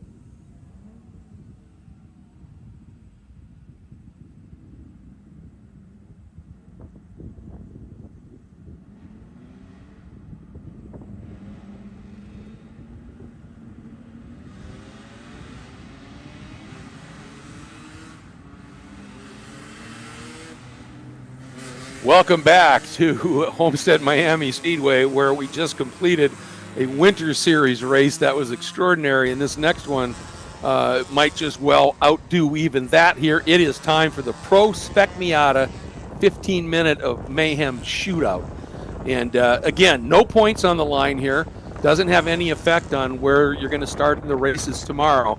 But there is a couple of nice checks that are given out at the end of this one. So some good motivation. This is, after all, Pro Spec Miata. So they are heading out. Let's give you the starting lineup. Starting in the 17th spot is the 197 Frank Anelante Jr. starting 16th. We still don't know who the real driver is of the 143. Still says Stegosaurus Rex. Starting 15th is the number 17 of Kalen Kinley, the young 15-year-old. Starting in the 14th spot is the 92 of Jonah Cullen. Starting in the 13th spot, the 117, Kalen's dad, Mark Kinley. Starting in the 12th spot is the 787 of Rob Ashcroft. Starting in the 11th spot is the number 011 of Luis Bustani. Starting in the 10th spot is the 97 of Nicholas Bazzani. Starting in the 9th spot, the number 20 of Makishmi. Starting in the 8th spot, the 54 of Natalino Scapitici. Starting in the 7th spot, the 56 of Todd Burris. And we were right when we were trying to assume where he was going to end up with those combined times, and it was in that 7th spot. Starting 6th is the 46 of Mike Leo. Starting 5th, the 069 of Nate Cicero. Starting in the 4th spot, the 55 of Center Smith. Starting 3rd, the 12 of Marcos Vento. Starting on the outside of the front row, the 48 of Frankie Barroso. And on pole, the number 18 of Stuart McAleer. And that is your starting lineup, 17 cars strong. Again, 15 minutes here. And you thought those Winter Series cars could draft. Yeah. These things, they punch a way bigger hole. And the drafting in this one should be absolutely off the hook. And they, too, use Speedway 3 and 4. Okay. They're going to be all linked up, huh? Oh, very much, very much. And this is certainly one of those groups that if you're in a pack, the last place you want to be is the top two. Because everybody else is going to work together and shoot around you. And one of the things to watch for is, I've seen it here with these guys, right about midway through 4, you'll see somebody running up high, and then they'll turn down the banking and use that little bit of gravitational pull to fall down the banking, pick up a little bit extra speed. Really? Catch a toe and then pop out. Oh, yeah. I got to see that. They do the tricks here. They got it. Okay. Pace car's in. It is time to go racing. Again, Stuart McAleer, the black number 18, leading the field to the line. We're green! Pro Spec Miata first race at 2025 is underway. It looks like Marcos Vento. I don't see the 48 of Frankie Barroso. He may have opted out of this race. Again, the defending champion, and he may want to just preserve his car because that can certainly be a factor every once in a while. So we'll see how that plays out. But McAleer leading from Vento. Because this one doesn't count for the points. Exactly. So it's just for the money. So that Cicero looks like he has inherited that 3rd spot. As they go working by, Ventos now, just gave a big bump to the back of McAleer as they head into 7. And these guys will bump draft. They are allowed to do that. And sometimes it's a pretty aggressive. Oh, we've got a black one off wide. Looks like he brought it back on the track. Oh, yeah. Okay. Gathered it back up again. I can't see the number. Well, this place is huge. It is. It's like Daytona huge. All right. Not quite, like really close. Has that feel, kind of, doesn't it? It does. With the lake and the infield. Yep. Yeah, I like it. All right. We've already got a bit of a breakaway. 2, 4, 6, 7 cars. And that's because of that spin you saw down at turn exit of 7 has broken the field apart a little bit. And Vento is all over the bumper right now. McAleer just bumping him furiously, trying to push him forward. Goodness. Here we go, down through 3, now 4. Here they come. We've got it. 2 cars, 3 cars. Multi-packs working together. Look at this, 3 abreast down the front straight. Center Smith, Josh Green, Todd Burris in that little lockup group. From the 3rd car. Then goes a little wide.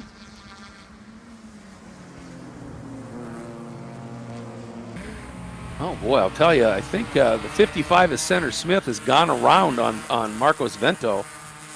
Vento is the orange car with the blue roof, and indeed, Center Smith, and that's Senter, if you'll see it here when it comes up on the graphic there, for Center Smith. He has moved around and into that 4th spot. Burris is sitting in 5th, then a little bit of a gap back to Leo and Natalino Scapitici, I think. They have like 3 orange Miatas in a row. I know. It's just not fair. Glad you know which one's which. Well, Maybe. yeah. We're gonna go with whatever The you only say. thing I know is Ventos has the blue roof. That's my Okay, we're going with that. trick here. Wow, they're coming on the back straightaway. They are all 3 of them in a pack together, just nose to tail working together. Absolutely are. Sorry, excuse me, it's Cicero who's got that blue roof, my bad. The Vento is the all blue car that's sitting 2nd right now Okay. as they are heading into Speedway 3. Interesting to me, Todd Burris has really dropped back a little bit here in 5th. Here they go. You can see Vento really giving the shove here to McAleer. Yeah, the 3rd car kind of broke off from the train that they were working together, and the 1st and 2nd kind of broke away. Yeah. And Josh Green is the man on the move. He's in the yellow or the orange number 46, and he has moved up into that 5th spot. So that 3rd Little bump there from car there. What was that, Marcos? Yeah, in the blue machine. Mm-hmm. You can see Center Smith was able to get a really nice run here. And he just set the fastest time of the race so far. Yeah, he sure did. Get it done. Coming up through there, and he's bringing Cicero's hanging nice and tidy there.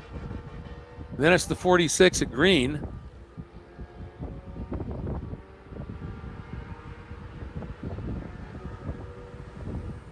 Trying to see, because it shows Burris sitting in the 7th spot.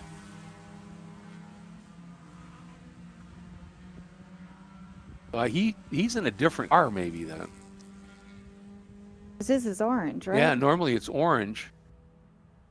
So all the orange ones are there. Yeah, so, and if At the he's front in of the 7th, field. he's in that, it looks like that black car that's at the back of that lead group right now. Oh, yeah. And Vento really, this is really smart by Ventos.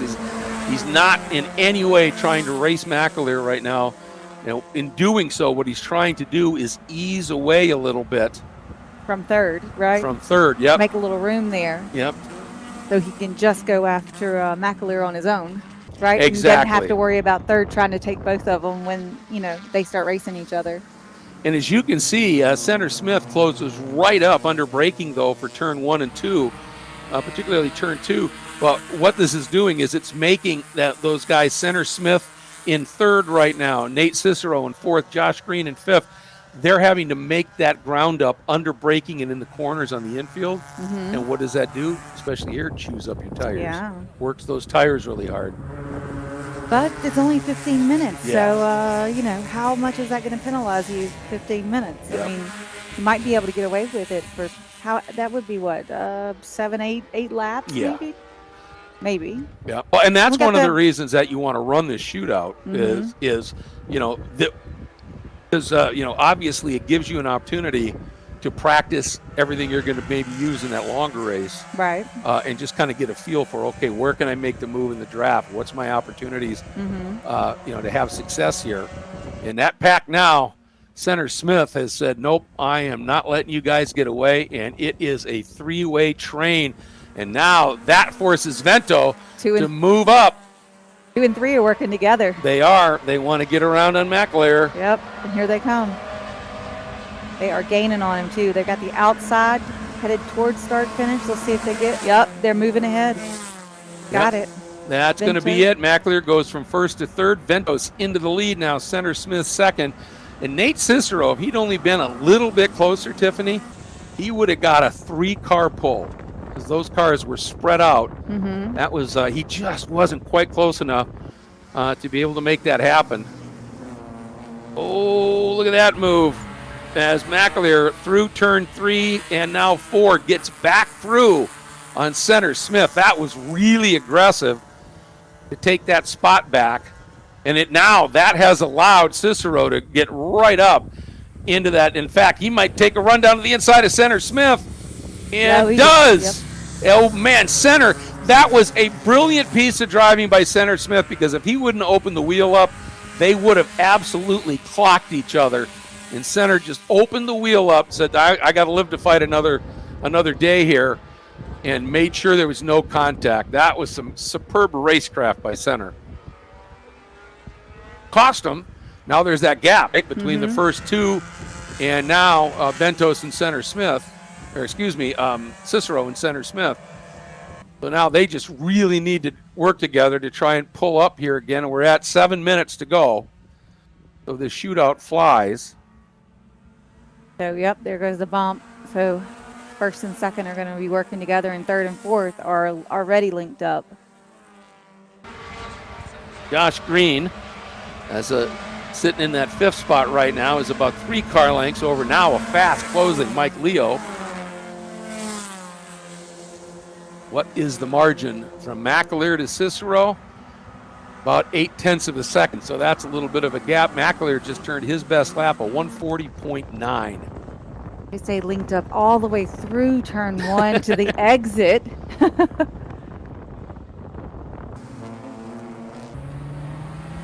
And now, watch this. As soon as they get out of 4 and 5, actually, Vento got through that section of track really well. And so there was an opportunity for McAleer to give him a little bit of a bump here. Leading into turn 6 now. And again, one of the cool things about Spec Miata is Denny Stain, who's one of the top Spec Miata racers in the country, he said he loves this class because it's probably the only class in racing where if you're not full throttle before the apex, you're not going to be fast. Oh. So you get your car turned in, rotated, and then you just mash the throttle. Well, it's not like the rear end's going to spout, really. No, exactly. And these cars are balanced so well. So well balanced, yeah. And not a lot of, it's not a lot of speed in them. Yeah. They're not heavy horsepower cars, so you don't really worry about the torque, Uh-oh. Uh-oh. Yep, McAleer back a little bit, got a bump from Cicero. Uh-oh. And it gave him the opportunity. Yep, they just dove right straight. That was a brilliant move by McAleer, and that's part of that experimentation, I think, is he backed up and then was able to use that bump by Cicero, sneaks down underneath the blue Spec Miata of Vento. Looks like they're giving him the one to go. Yep, already. Last lap, yeah. Okay. So this is it. So Nate Cicero just set the fastest time of the race with a 140.5. That's pretty darn quick. The second place car. Yep. So what's going to happen here? This is the last lap. Like I said, pretty nice little check from Mission Foods. That's going to get doled out here. And we got 4 cars that have a shot at this. At this point, I think Josh Green, Mike Leo, just a little bit maybe too far back unless something catastrophic happens to this front group. But there you can see, again, Nate Cicero just giving a bump to McAleer, but Vento comes up around the outside, and that can work if you get far enough around the outside where you pinch the guy on the inside and he can't track out. And they're coming out of that turn, 2 groups side by side. Oh, man, battle is on. Down to the inside now comes center Smith. And he's coming up to the inside shoulder as Cicero. Centero. That's how they're running right now. Centers entered turn 8 and 4th. He's now leading. But is that too soon? Yeah, there's a pack full of 3 of them working together now. Oh, my goodness, look at this. There they come. And it's Cicero back in front. Center Smith gets parked. It's going to be Cicero, McAleer, and I couldn't have been more wrong about Josh Green when I said he was in 5th and out of it. He finishes 3rd. He jumped in on that pack and rode it to the front. That was spectacular. And got the fastest time of the race. Yeah, wow, that was fabulous. And in center, he just kind of got freight trained, left for dead meat. Yeah. As they came through, Ventos ends up in the 5th spot after running either leading or running 2nd most of the race. Holy cow. Ow. How fun is that? That's a trip. No, it is. You know what? I should have been thinking about it because 2 groups of cars, two by two, that's a big hole to be punching. And then when they spread out, that was like a gift for Josh Green because he had 3 cars in front of him punching a massive hole and made the most of it. Just threw out a line and hooked on to them and rode it all the way through. That was fabulous. So Cicero, McAleer, and Green, your podium. Center, Smith, and Ventel 4th and 5th. Leo 6th. Burris, a quiet 7th for Todd. Natalino Scapitici in 8th. Mike Hishmi in 9th. And Louis Bustani in the 10th spot. Rob Ashcroft in 11th. Jonah Cullen in 12th. Kaylin Kenley beating Dad. Oh. She'll like that. Yeah. Kaylin 13th. Dad 14th. The Stegosaurus Rex in 15th. And Frank Analante in the 16th spot. Eric Green says, "Go, Josh." There you go. And he did. That was fantastic. So, all right, that wraps up our quick shootout. And as we said, it's quick and it's crazy. Now, keep in mind that tomorrow the Pro Spec Miatas are going to race twice, one about 9:30 in the morning, and then they get another one at 1:50 in the afternoon. So you've got that to look forward to. You've got 2 Winter Series races to look forward to tomorrow as well. And, of course, we've got one more. Well, we've got a Formula FARA practice here that'll take place, and then we have our Enduro. It's a 75-minute Enduro, but the first 30 minutes of the Enduro comprise number 2, and we'll explain more how that's going to work when we get to that. But right now, the Pro Spec Miata field are heading into the Winner's Circle area for the Winner's Circle presentation. The Formula FARA practice will be out shortly, and then we will be back with you right here on DriversEye Live, as it says there, the Prototype GT Sprint and Enduro, right here from Homestead-Miami Speedway. Be right back.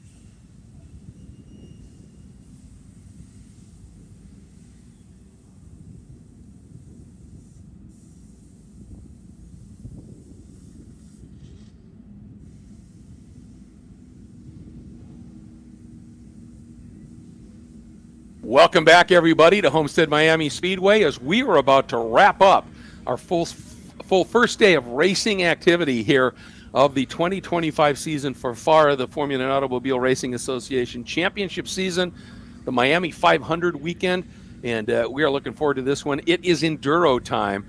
That will also incorporate the first 30 minutes of which will be the second sprint race for our GT and prototype machinery, and they are getting ready to go here. It's 75 minutes is the length of the Enduro, and again 30 minutes if you're just running in the sprint category. We have a couple of new, at least to today, prototypes out there. One of them is the 100, and that is the Ligier of Mac Lewis and Jesse Gross. They did not run. They have signed up only for the Enduro this weekend, and so they will be heading out shortly. And also the number 19, which is a green prototype that is in the hands of Nigel Redwood for the session here.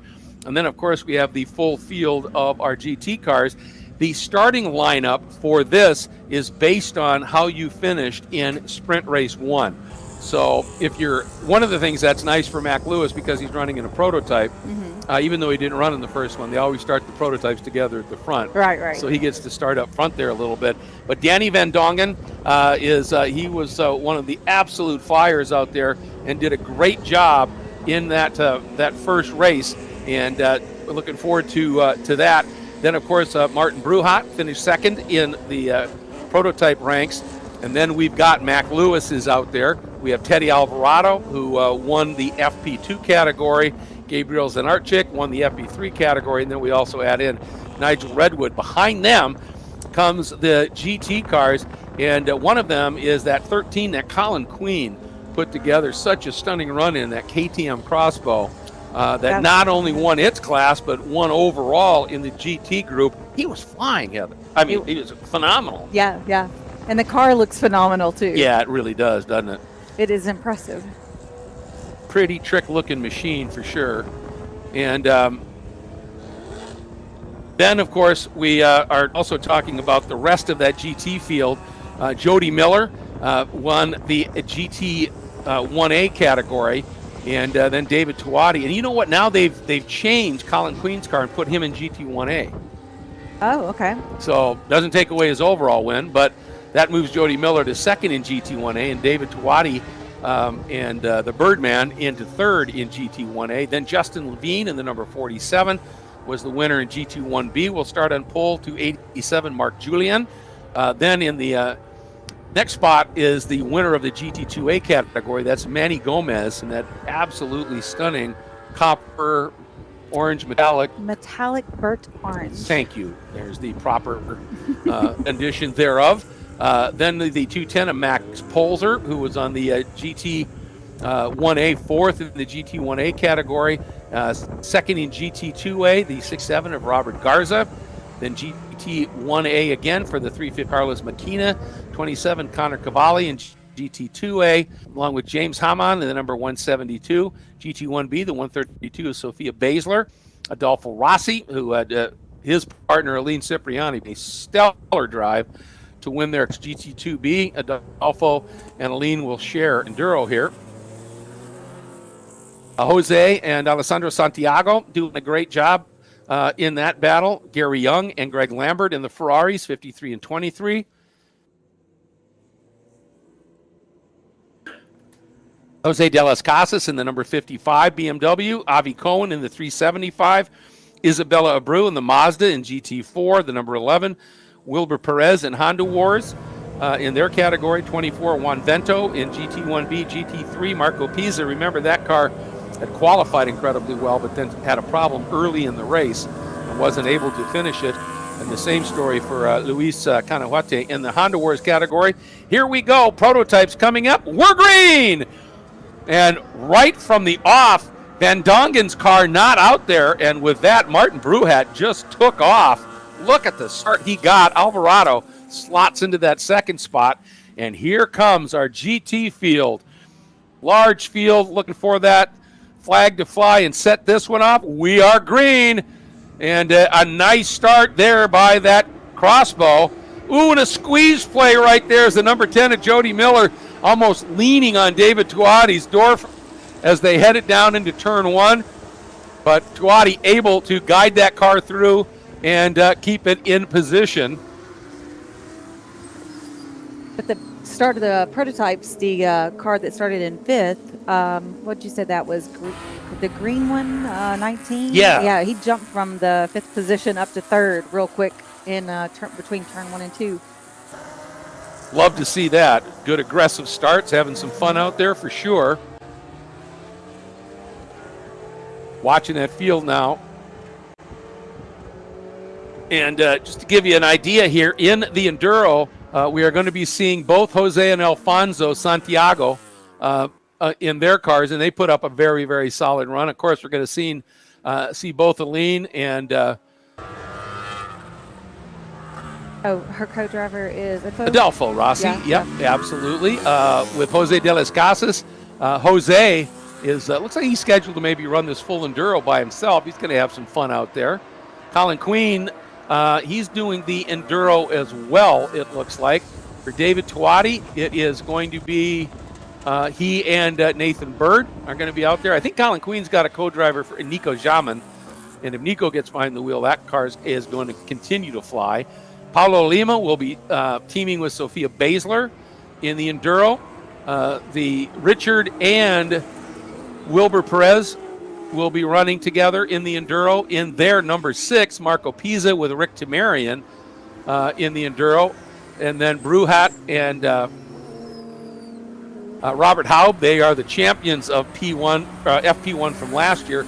And then Mac Lewis in that blue Ligier, Jesse Gross, who's been a long time co-driver with him, will be sharing that car as well.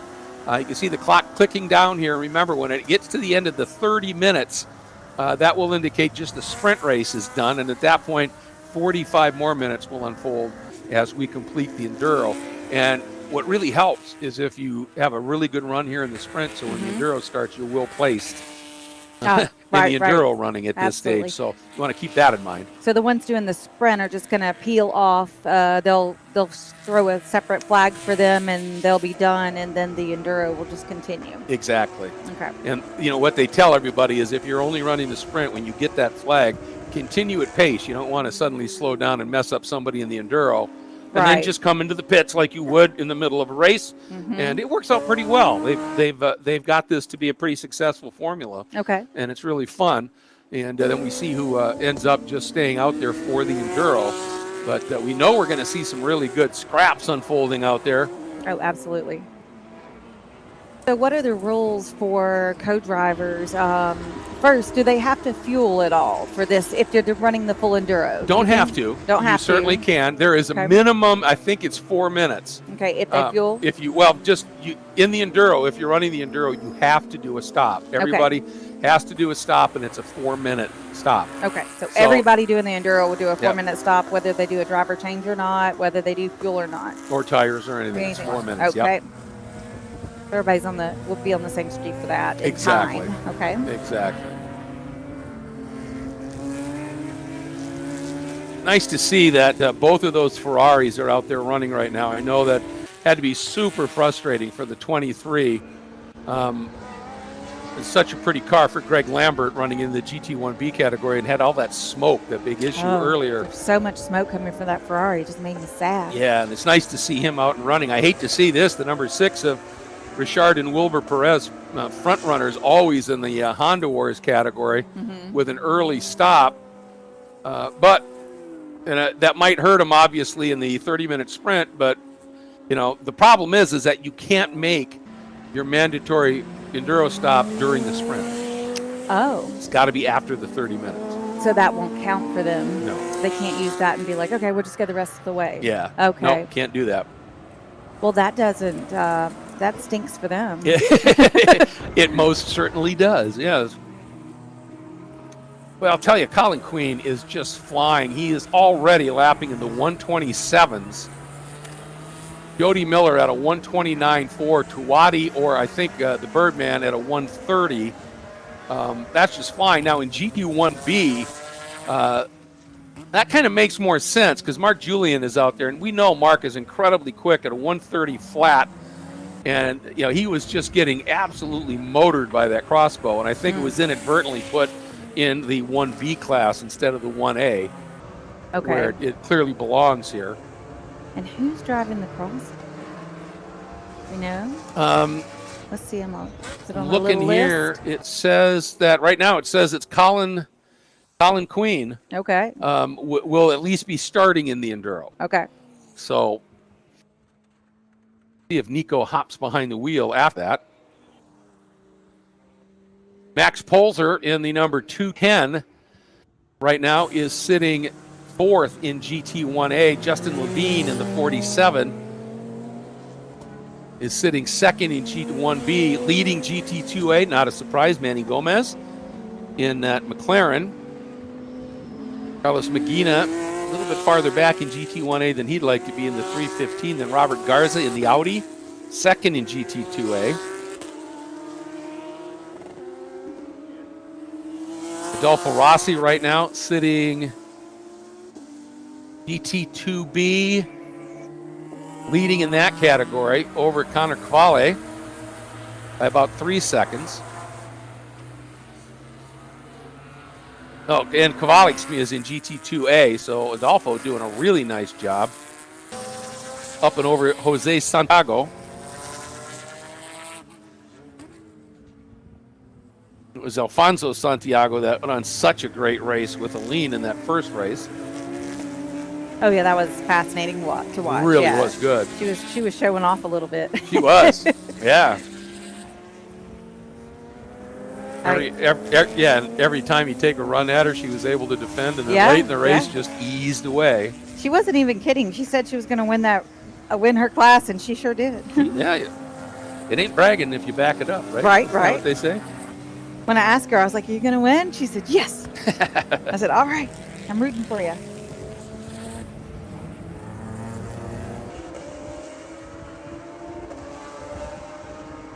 Love seeing Lewis out there in that Ligier, the Evo.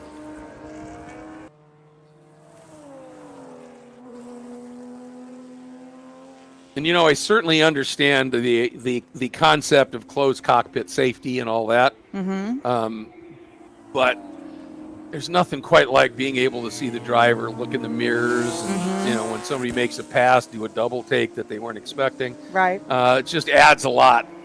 But obviously, you're always going to have those issues and concerns about the safety aspect of it. And that's what's most important, is that In the the drivers are safe. Yeah. You bet.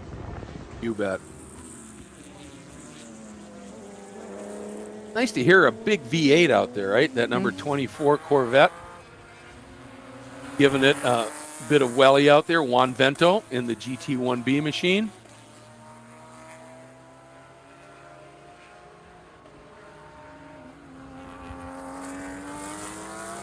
About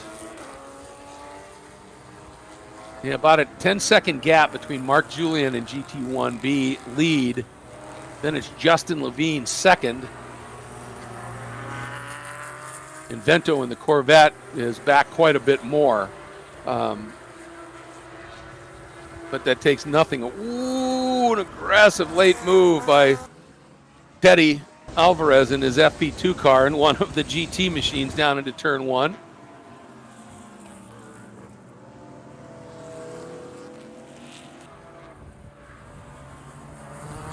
There, I think that's Gary Young's Ferrari. Yep, that F430 Challenge.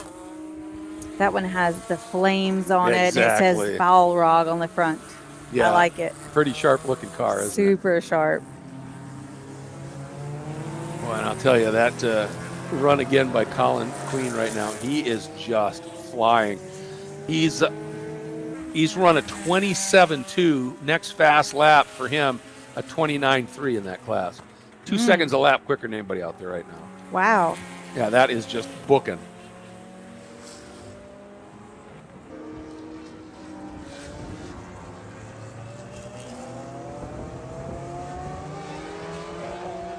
Jose de las Casas. And again, his co-driver is Mario Cater, but it looks like Jose might just be running this Enduro solo. He's currently behind the 78 of Marco Pisa. And as I said, it was a shame for Marco to have his issues in that first race because he was a class champion last year in this category. Often teamed with his co-driver here this weekend, Ricky Tamarian. And right now, Marco's showing that had he not had that problem in that first race, he would have been right there once again as he's leading in the GT3 category right now.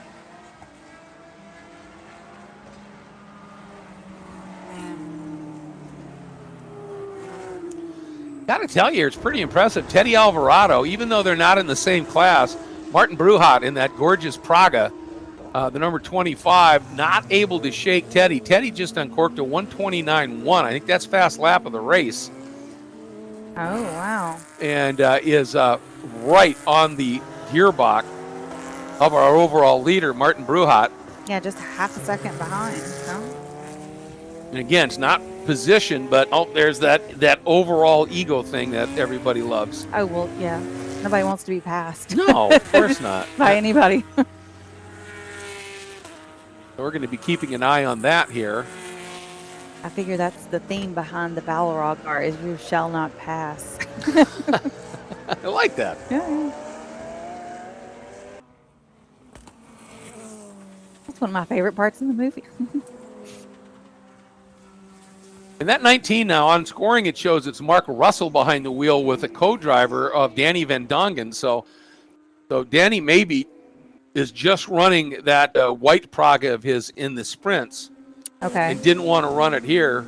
So it looks like he may have teamed up with Mark Russell in that car. So we saw Danny out earlier. Yeah. Yeah. So that'll be kicking butt. That's our story.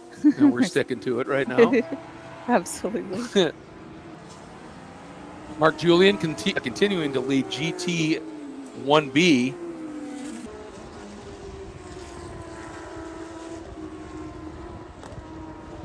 I got to tell you, Max Polzer here is doing a really nice job. He's now lapping at pretty much the same pace as Miller, Tuati, that are running pretty close lockstep here. It's only Colin Queen that's got that big margin in hand right now. Yeah, what, 8 seconds, almost 9 seconds to Jody Miller. Yeah. And then Jody's just what, a second and a 1.8 in front of David Tuati's car. Yep. Not sure if Birdman or David's driving to start out. There's David on there.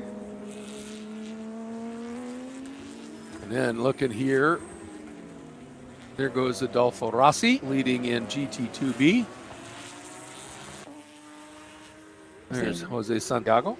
And we have a new overall leader, Teddy Alvarado, got through on Bruhat, and in fact has opened up a pretty stout margin in a hurry. Bruhat, not a great lap on his last lap, a 131.2, while Teddy won a 28.3.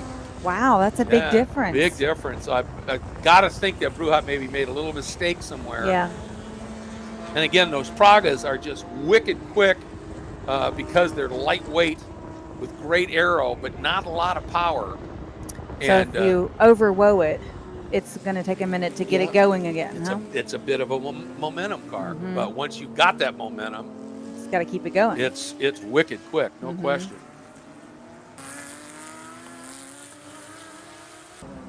Wow, that was impressive. Colin Queen just went by Mark Russell in that number 19 prototype, easily and under the brakes into turn 6. Just saw it there, folks. That's just a measure of just how stout that package is right now.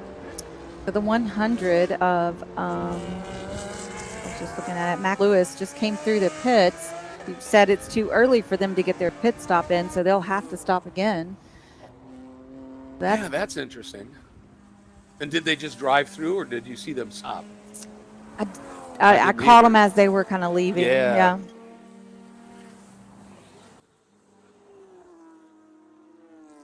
I was like, they're not supposed to be there. They're supposed to be on the racetrack. Exactly. All right, here comes your new third place overall car, the 13 KTM Crossbow from Ansa Motorsports, Colin Queen. That car is just so quick. It really is. thus far, Colin has fast lap of this race. Turned to 27.2. I checked, 27.2. And Teddy Alvarado's got a 128.3. That's saying something.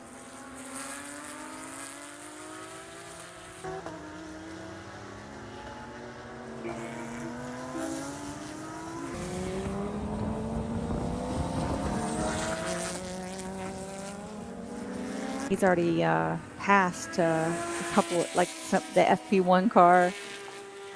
Colin Queen has. Yeah. He's Yeah, going to get he's moving. booted to another class. He keeps that up. It looks more like a prototype car almost. It does. It does. Yeah, very futuristic, isn't it? Very. And it obviously goes well, especially in really talented hands that certainly Colin Queen has here. But it's designed literally as a GT4 car. Really? Okay. Essentially, I think. Okay. I don't know a whole lot about those. Yeah. Other than it just looks super awesome. Yeah, yeah. And now that I think about it, I think that may have been part of the reason for the discrepancy in class. Is there's another version of the KTM Crossbow, which is a GT4 car. Okay. That one might be their new the latest GT3 car. Okay. And so that's why it got reclassified. We've got It's got a another, little bit more potent. another car in, one of the prototype cars. Yeah, that's that 19. The green one. It started in the back of the prototype field and then jumped up to third. And then now they're in, they look like they're fueling. Looks like they are fueling, yeah. Seems like a little early. I would agree.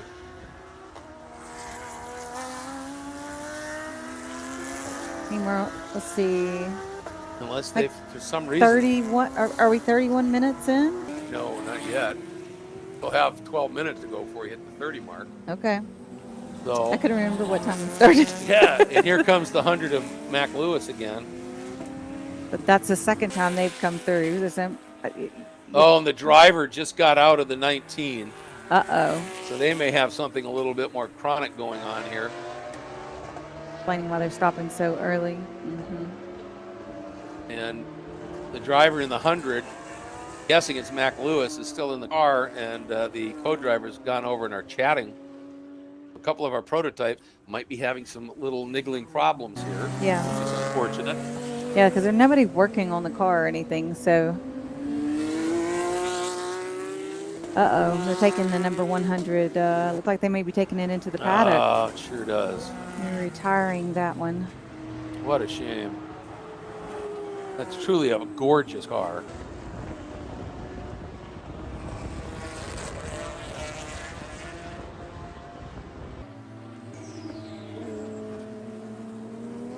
Yep, that is going behind the wall for sure. Now, you can affect repairs, and then you can request from race control permission to rejoin. Okay. So it doesn't necessarily mean they're out of it, but it depends on the level of the problem, doesn't it? Right. Ultimately. I mean, if it takes them half an hour to fix, it's like, yeah, what's the point? Really no point, yeah. So Mike Yates over on YouTube is asking, is there a driver swap when the timer runs out? So there's a 4-minute mandatory stop by everybody in the Enduro, but they don't have to swap drivers or take fuel if they don't want to, but they do have to do a 4-minute stop. A lot of cars, it seems like, are going to do a driver swap during that. Absolutely. They that's a cool way to be able to split the costs of being able to come out and race. But for some, it's like, no, I want to drive this whole Enduro myself. And you can do that. You still have to make the stop, even if you don't need fuel, if you don't need tires. But that's a nice way to keep it kind of even for the field of the ones that want to share the car versus, the folks who are able to do the whole thing on their own. Exactly. They're just building up their stamina. There's something to that, isn't there? There is. I used to always do the summer DEs, even though they were hot and kind of miserable, because I needed to, acclimate myself, because racing is hot. And especially like if your cool shirt or whatever goes out by accident, you need to be prepared to be warm. And still function. And so Exactly. staying acclimated to the heat really helps for that. So just torture yourself for like sport. Yeah, back, I'll tell you, when I was announcing Trans Am way back in the day in the 90s, Irv Hare, he was this guy, I mean, he was in his 40s and was evergreen. I mean, he was thumping up and beating up on these young stud drivers. And I asked him once, I said, Irv, how do you do that? And I mean, I remember it was Dallas Grand Prix, and it was brutally hot in the 90s, right? And we had a late full course caution. And of course, when you're going slow, You don't get that you air don't in get the the car. air circulating through. It gets And miserable. a number of the young up-and-coming drivers suddenly, during the caution, were bouncing off walls because they were just overheated. And they had to pit, and they did all this. And they went back to green, and Irv just marched his way through the field, went out and won it. And I asked him afterwards, I said, in this heat humidity, and I said, I'm sorry, Irv, but at your age, how do you do that? And he said, I built the gym in a sauna. Oh. And he would go in, get up, crank the heat, Gotcha. and then before he'd go in and do the workout, he'd go in and just pour a bunch of water on the rocks. So he stayed acclimated to And the then heat. he would get in his gym and crank in that heat and humidity. And it worked? it didn't phase him. So it's all, and that's part of it, with racing, isn't it? It isn't, there's skill, there's speed, there's organization, there's all that, but a big part of it's just commitment. Yeah. There is in most anything. Yeah. But, do you really want to be a front runner? Well, you look at the guys that race Formula One, IndyCar, the prototypes, with the amount of downforce and the G's in the cars, they're in the gym constantly. And if they aren't, they're not going to be there. Yeah, we had a car off. He looked like he was going to stop one of the prototype cars, and then he's back underway. So maybe he was just letting, I don't know, the GT cars through. That's. Oh, yeah, could have been. With the one coming by right now? Yeah, he kind of ran really wide, put a tire off. But that's Gabriel Zanarchik in that Radical. Okay. And runs an FP3. And one of the things is it doesn't have a big power plant at all.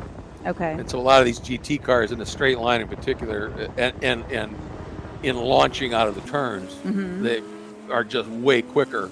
Okay. And Gabriel does a really nice job of trying to get out of the way. And every once in a while, you try and help like that. Right. And you get out in the clag or something, and you just kind of skate wide a little bit. You take up a little bit more room than you meant. Yeah, exactly. Move a little further than you meant. Yep. Got an update, too. In the number 55 right now, it is not Jose de las Casas. It is the co-driver, Mario Cater. Apparently a last-minute change for them. But Marco Pisa, after having that problem in the first sprint race, is absolutely flying out right now and comfortably out front in that class.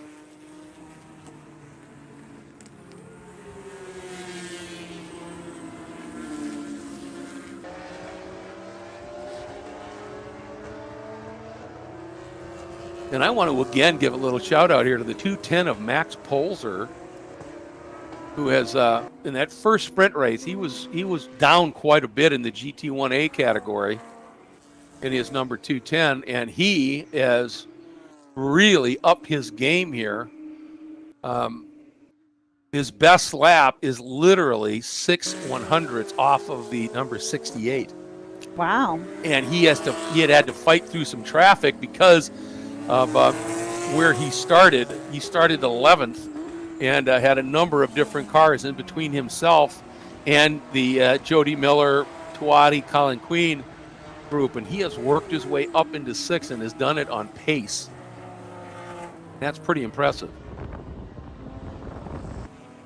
So I'm imagining that the countdown we're seeing on the screen is the countdown for the sprint. Correct. And that's when the cars that are only competing in the sprint will then come in, and then the Enduro will continue with no break. Exactly. Yep. Also, the ones in the Enduro can then take their 4-minute stop if they want to anytime after that. and that will count for the race. That is correct. Once that 30 minutes hits, then you can come in and stop, do your 4 minutes if you want to early, get your co-driver on board if they're quicker. Sometimes that might be the play. I mean, I'm sure that's some team strategy, right? Absolutely. Matter of fact, at the season finale last year, it played out really well.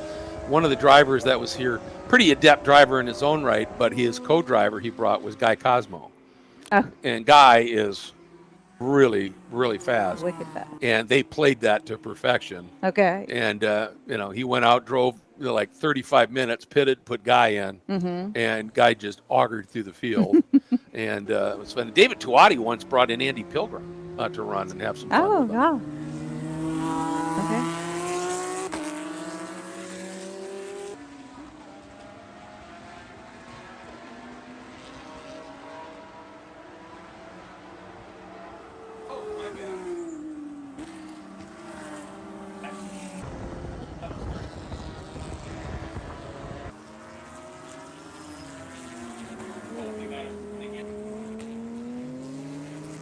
Oh.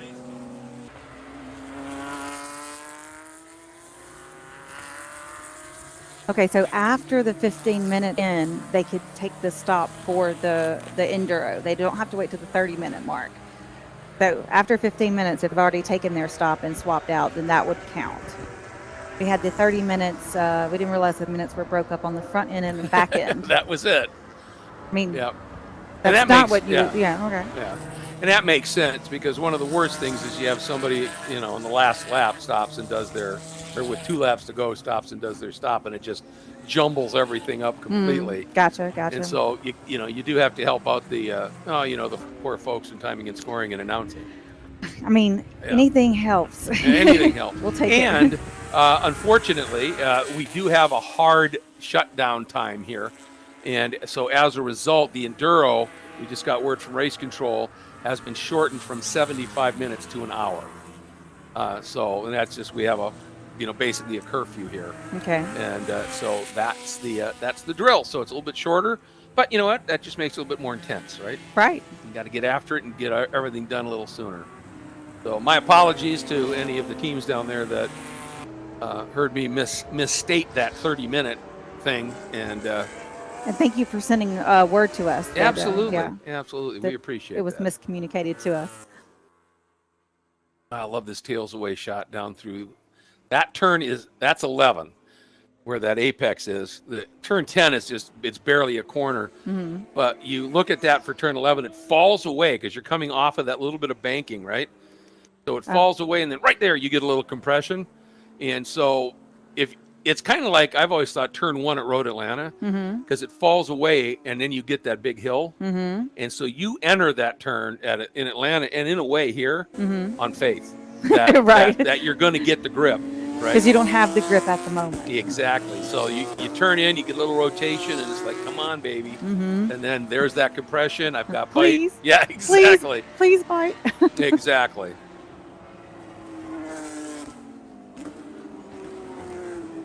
Drivers do a lot of things on faith. They do. Part of it. Yeah. Kind of who has more faith in their cars sometimes, Yeah.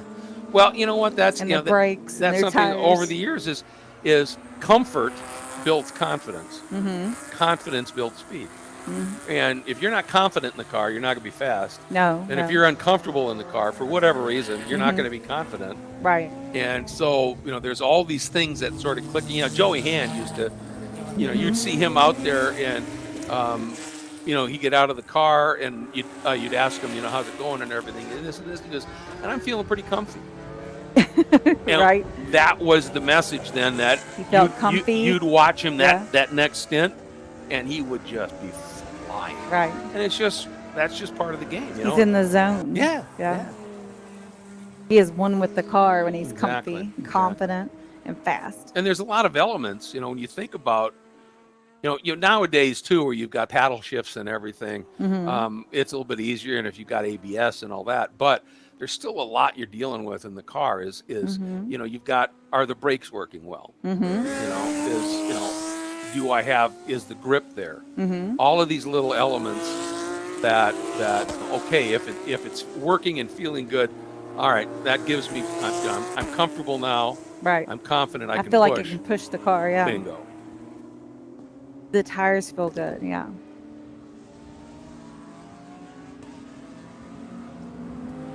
That little side by side battle there. Kind of got it done in a little tight place there. Yeah, they did. You can play nicely and make that kind of stuff work. What it really comes down to is just respect. Right. You know. Well, attention and situational awareness. Yes, exactly. First of all, Yep. you have to know that there are other cars there on track with you. Yeah. And then, you know, the respect to give them room. Give them room. Give them racing room. And the nice thing is that, you know, sometimes, you know, yes, there are drivers that are just aggressive and will bang you out of the way and all that. They don't generally Rude. last long, you Right. know, in a series. But everybody makes the odd mistake. Yeah, And, you yeah. know, if you come in and you realize, oh, I'm too hot here, and you're coming into a corner and you're trying to make a pass, Mm-hmm. you know, if the guy that you're passing opens the wheel up and lets you slide through, Right. and then maybe he can counterpunch, you know, get you right. back. But even if not, you remember that you know, that guy saw what was happening and helped me out. Right. So if he's ever behind you Mm-hmm. and something happens, you'll extend him that same courtesy. I mean, things are remembered out Yeah. there that this guy races clean, Right. Right. you know, and he understands people make mistakes. You know, that's a large part of it. Kind of looking out for each other a little bit. Exactly. But you bring up a really good point that we haven't talked a lot about is when you're out there and our 30 minutes is up, the flag has flown. So we're going to see a number of these cars that are not running the full now 60-minute enduro will be ducking into the pits. And Teddy Alvarado won the sprint overall in FP2. Colin Queen won the GT1A category in this sprint. Yeah, the 315 Second overall. is in for a driver change. Yep. See them swapping out drivers now. So they're clearly going for the enduro run here. That's Carlos Medina. But in talking about the some of the aspects of it is that, as you said, situational awareness, racecraft. You know, if you're going to make a pass, present well so that the guy, you know, you're not so far off to the side, you're out of his mirrors and he has no clue you're there, turns in on you. All these little things that. And don't wait to try to get it done at the apex and you've waited till after the leading car has already made their approach to the apex, because their eyes are now no longer as focused on, you know, the traffic around them. They're looking through the turn. Exactly right. Randy Popes gives a talk about that, and he calls it the That's- zone of death. What? No, wait, it was something else. Was I want to say the danger zone, but that's a stupid 80s Well, maybe song. zone of danger, maybe. Then I went to the cone of Zone of danger. zone of danger. Yeah. I was thinking the cone of shame then. But it's true, you know, if you're at that point, you know, where the guy you're trying to pass, his eyes are already up and through the corner, Right. and you suddenly lunge it down the inside. Right. That doesn't usually work out well No, for either driver. It's going to be up. You don't want to be the driver behind that driver that lunges it and you try to go with them as well. Yes. That doesn't work out well for anybody. No. All right, GT1B, the sprint should be Mark Julian over Justin Levine. GT2A, Gomez getting the win there over Robert Garza. GT1B, Juan Vento in that big booming Corvette. Oh, he'd be second, or make that third in GT1B, my bad. Gabriel Zanarchuk would win FP3. Connor Cavalli would be third in GT2A. Adolfo Rossi, another win for Adolfo and Aline in the Blue Janetta in GT2B. Jose Santiago would be second in that category. GT2A. Next up in fourth, I think, would be James Haman. GT1B would be fourth in GT1B, Sophia Baszler. Now, I know that Sophia with her co-driver Paulo Lima are running the Enduro, Okay. and Paulo is extraordinarily fast. He is really, really good. Works with Sophia on her coaching and all that, but Gotcha. he is fast. Yeah. And The so 350 is off with their second driver. The 68 is in, and looks like David Twatty's out of the car, and so I'm assuming that the Birdman is in the car. all right. They're just waiting for their 4-minute stop to be completed, and I'm assuming off they'll go. The GT3, Marco Zed getting the win over Mario Cater. And Luis Rene Napate winning in the Honda Warriors class, the number 89, over Wilbur Perez, Richard Perez. Fortunately, Mark Russell and Mac Lewis, both out, I think, in those prototypes.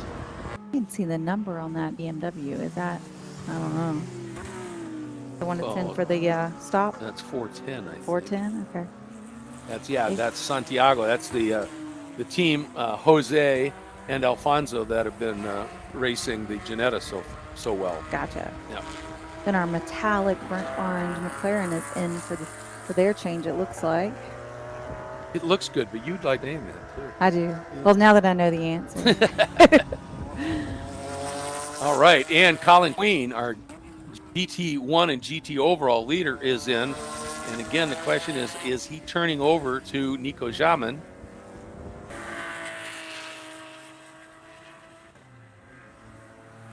Because Nico, Colin was brilliantly fast, and Nico is really quick. I know that, having announced him. Nico ran some of the crossbows, the GT4 crossbows and World Challenge competition, and was an absolute missile. So, all right. That crazy cockpit shroud is up. That is the strangest thing and coolest thing at the It same is. time. It really is. Like the whole front of the car, kind of, the cockpit all leans up. I don't know how to say that descriptively. Kind of like a spaceship. Yeah, it really does. I liked your comment earlier about every time it opens, you expect Batman to get out. It's kind of got Right. that look. Yeah. Well, this is interesting too, because the Ginetta is in, and we just saw, the BMW of the Santiago's has made its way out. Now the 68 is headed out with, we're assuming Birdman in there. Yeah, because I see David Twatty on the in the pit box, so he's out of the car. Probably singing and dancing or something. They've done their stop for the race. Having a quick debrief with the crew.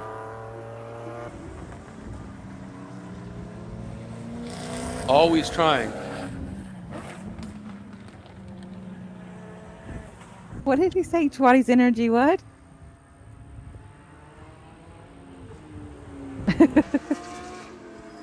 He is always excited and up. Yeah, he's one of those guys whose metabolism is just constantly pinging. Man, I wish I could get a little of that. No, seriously, it's unbelievable. Can you bottle that and sell it, please? Yeah.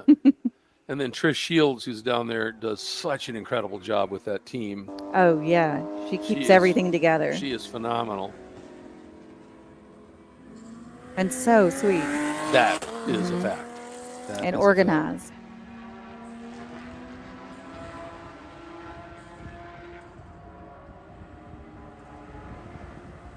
You have the McLaren is still sitting. We're waiting for that 4 minutes to be up. The Ginetta is still sitting, waiting for their 4 minutes. fact. Yeah. And the crossbow, they're, Waiting. and that's a frustrating thing, of course. Oh, it takes forever. It's Is the when- longest 4 minutes of your life, Yeah, right? especially if you're not doing tires or anything, and you get it done in 2 minutes, and you just have to sit, Right. and you got somebody watching the clock. But the reason that's put in there is this is this isn't IMSA where you've got the ability to spend a boatload of money on high speed fueling and have 5 crew members that can do tires and all of that. That's not what this series is all about. Right. And so without having that level, and remember, you look at an IndyCar pit stop, at an IMSA pit stop, there are, dedicated people that are just there for refueling, There's safety, like and all a that. bajillion people there. Yeah. And so that is something that is just not on here. And so by giving it, and it used to be 5 minutes, and they said that's too much. So they shortened it down to 4 so that there's a little bit of push to get it done. But you don't want at this level of racing to, have some mistake end up with some sort of catastrophic problem. And it keeps the teams from having to spend money on a big crew to do that. Exactly. Right? Exactly. So they can just take care of it with a very small crew, actually. Yeah. Just one driver helps the other driver out. Yep. Number 27, beautiful blue Porsche. That's the Cayman from Ansa Motorsports, Connor Cavalli. Running 3rd in GT2A right now. Gorgeous car. It really is. All 3 of the cars in the top 3 in that category right now. Gomez in that.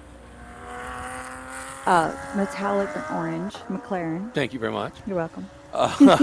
Robert Garza in that absolutely incredible sounding Audi R8 LMS. And then Connor Cavalli in that absolutely beautiful Ansa Motorsports Porsche. They're just all great looking cars. Absolutely. Go for a car show afterwards. Yeah, they could very easily. Then set a music session and all right, the 55 is in. That, of course, the car running 2nd in GT3.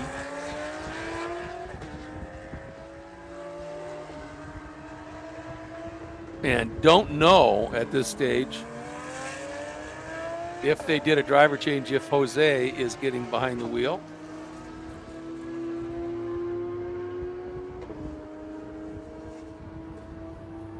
yeah, I didn't see if anybody hopped out. I don't see another driver standing around in a suit that I don't either. recently got out or is going in. So, but then again, I don't have my glasses on either. So let's see.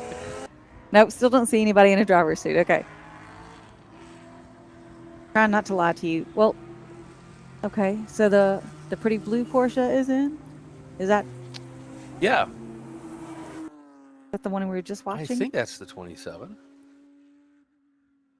Okay, I'm gonna make a request for them to put the numbers a little bigger on the cars. That would be nice, I'm wouldn't gonna, yeah, tell Jose and David we need to have like a little placard where everybody's number is the same it? size. Exactly.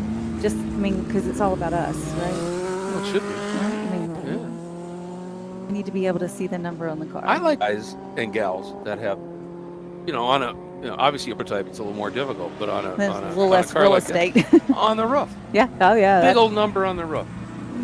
All right, here comes Sophia Basler in. And there is, If you'd like to follow along with her, I think her Instagram handle is Driving with Sophia. She's an adorable personality. she really is. All right, here comes the fuel. So they are going to top off fuel. You can see if you're watching this here at the track, you've got the absolutely mandatory. If you're going to fuel, you've got that one person in front of the car with a fire extinguisher, full fire suit, and a closed face helmet. That is your fuel safety person with that fire extinguisher. And we're seeing the driver change. Sophia getting out, and now Paulo Lima, that white and green helmet, climbing on board.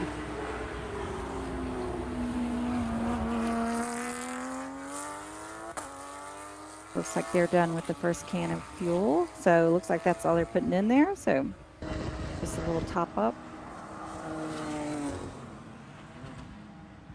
Still 4 minutes required for that stop. So they've got plenty of time. Gorgeous yellow, white, and black Porsche.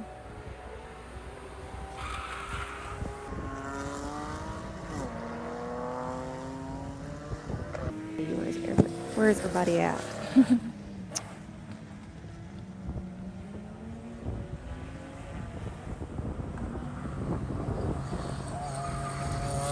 Did it freeze?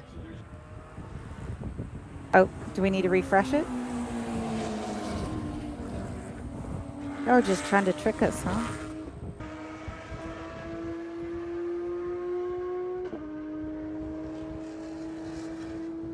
Okay, so if you're following on timing and screen, should you refresh or go back and pull up a different event? Okay. Yep. Right underneath where it says Miami 500, on the thing it says Miami 500 Enduro. Not on mine. Oh, poor thing. I know. Special. On the app it does. Yes. The app works a little better than the web version, in my personal opinion, if anybody feels like that. It does. You're right. A little more user-friendly. Of course, the web version is free and the app costs like $6 for a year, but $6 in the land of motorsports is Yeah, it's true. pick up pennies in the paddock.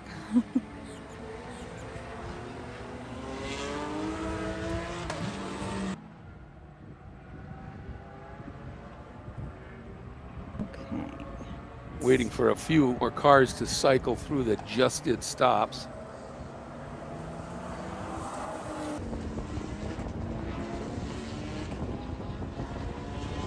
Yeah, because it's showing that the 68 Twatty and Birdman's car is first in GT1A now. Yes, it does.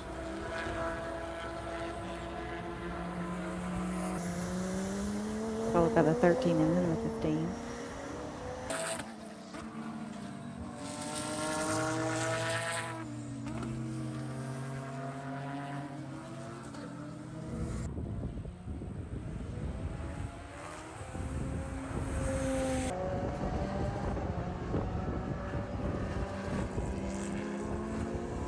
Yeah, and interestingly, I just saw Adolfo Rossi go by in the Ginetta, and it didn't update here on scoring, but they're definitely out. They're still running. Mm-hmm.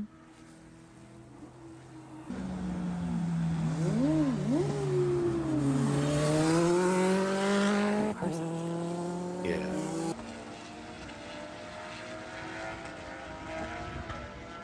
Okay.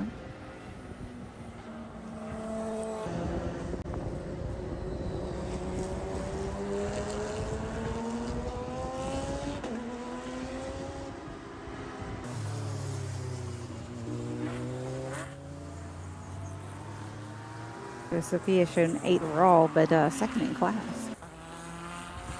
Yeah. And I don't think Juan Vento in the Corvette is pitted yet. Oh, So okay. he's going to have to do his 4-minute stop as he thunders by underneath. That's the yellow cord. Correct.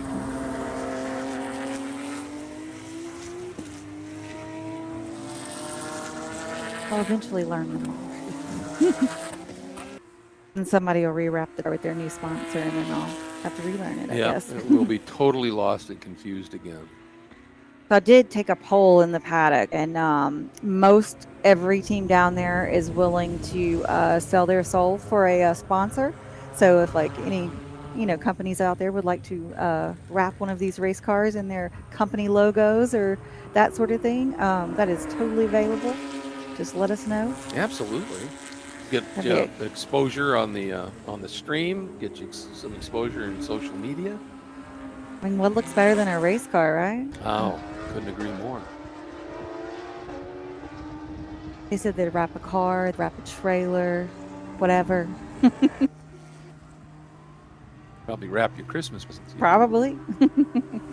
We do have some great sponsors here with FARA, and we are willing to take some new ones too. So There you go. feel free to reach out if you'd like to get in on this action. A cool thing going on here. Some really pretty cars. Yeah. Some very talented drivers, both seasoned and very junior.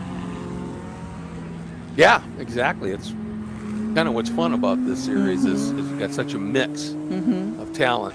For some, it's place to maybe come, maybe make a little bit of a name. Mm-hmm. And for others, it's just a destination. You know, just love racing FARA. And FARA's been around for a long time. It's just with the new ownership now in its third year, but it's been around, so it's got some history. It's got some provenance. 17 as they years say. or something? Yes, yeah. indeed. Okay. I did my homework a little Yes, bit. you did. Yes, you did. And it was just in Florida prior to the new ownership, but now we've definitely moved out. This is the first year. Yep. Yeah. Going to be going to Audubon. Yeah. Going to be going to Barber. Yep. We Going got a to- formula race there. Yeah. Yep. AMP. AMP, Atlanta we're going Motorsports to. Park. And NOLA. NOLA, yeah. New Orleans. Nolan's. That to me sounds like a Dinner. motorsports. That to me sounds like a food, music, and Yeah. race weekend. I hope we're going to that one, Greg. Yes, me too. Me too. Get some red beans and rice, Oh, love it. and go listen to some Jazz. funk. Oh, yeah. New Orleans funk, man. We're going to have to start working on David about the broadcast budget. Exactly. We're going to need a few more sponsors. Yeah. Feel free to send me some messages. I'm on the Facebook. Find me under Tiffany Alexander Motorsports. Feel free to look me up. I actually had somebody reach out a couple of weeks back and sent me a picture of my car on the trailer somewhere in East Texas. Really? Yes, and they saw me stop at a gas station, and they saw my name on the car, and took a picture of it. And he said, I backed up the trailer brilliantly, but I looked kind of busy, and I was in a hurry to get home, so I probably had destination on my brain, and took a picture, and then found me online. No kidding. And sent me a message. Yeah, he's like, "You have a new follower." I was like, Well, that's awesome. Pretty darn cool. That way, it was cool. Best breakfast in the world? Where? Ruby Sunshine. Bunch of beignets Oh, those are good. and a latte or a hot chocolate, Mm-hmm. and you go to the plaza in front of the cathedral Mm-hmm. and listen to the musicians playing. Oh, yeah. Oh, that's pretty sweet. Yeah, they have music off and on all day Oh, out yeah. there. Like, Absolutely. it's lovely. I haven't been to New Orleans in a while. It seems like it's time to go. Yeah, great place. No doubt about I that. feel like it's a 6-hour drive for me, so that's like not Oh, that that's- bad. That's nothing. I should bring a car down there and run the super laps or something. Why not, right? I agree.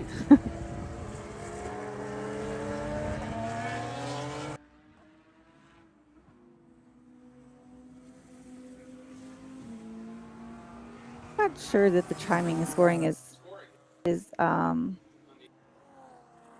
accurate as we would like, but we're checking on it for you guys. Oh, Mike says everybody wants to go to Nolan's. They get robbed. Run in packs. Girls figured it out a long time ago. You move in packs.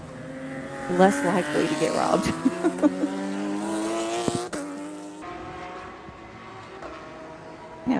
Move around with your whole race car team. Lock your car. There you go.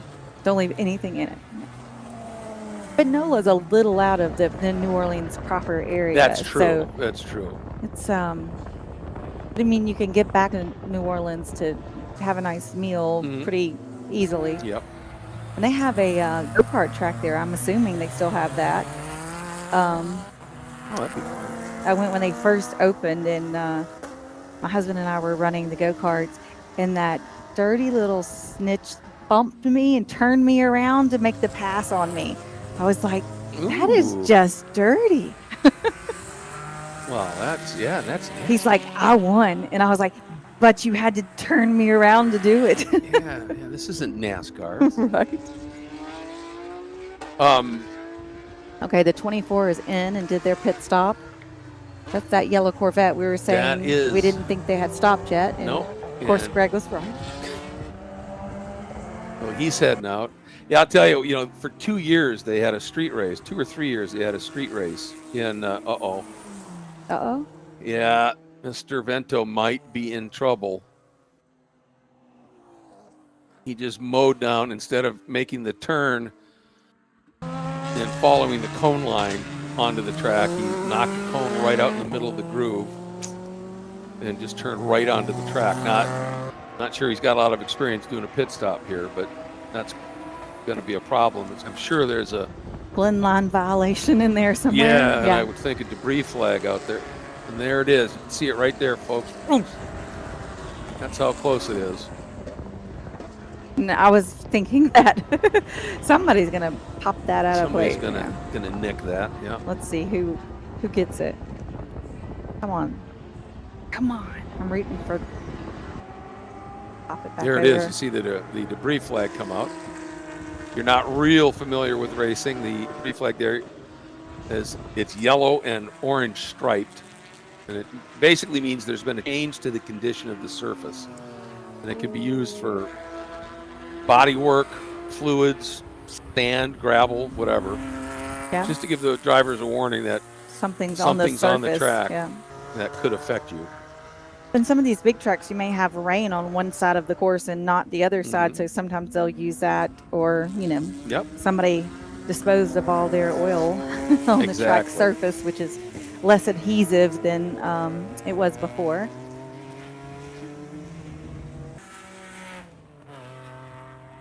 Mike says, "Aha! Gave me a new apex for turn 1." I would have to hit it. Oh. Like tempting me out there.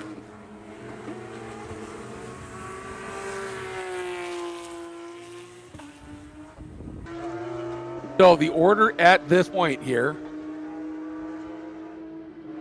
is the GT1A car of Tawadi and the Birdman leading overall somehow. Second is Martin Bruhat. Then the 13 of Colin Queen. And Mark Julian in the 87, the 84 of Gomez.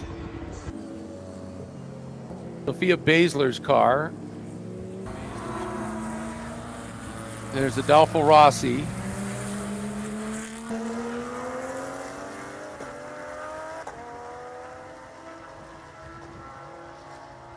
And we have 2 minutes 40 seconds yet to go. And that will be the day's action. Will be a wrap up here. Oh, I was going to finish. Yeah, when they had the IMSA races in the original IMSA series, right down through the streets of New Orleans.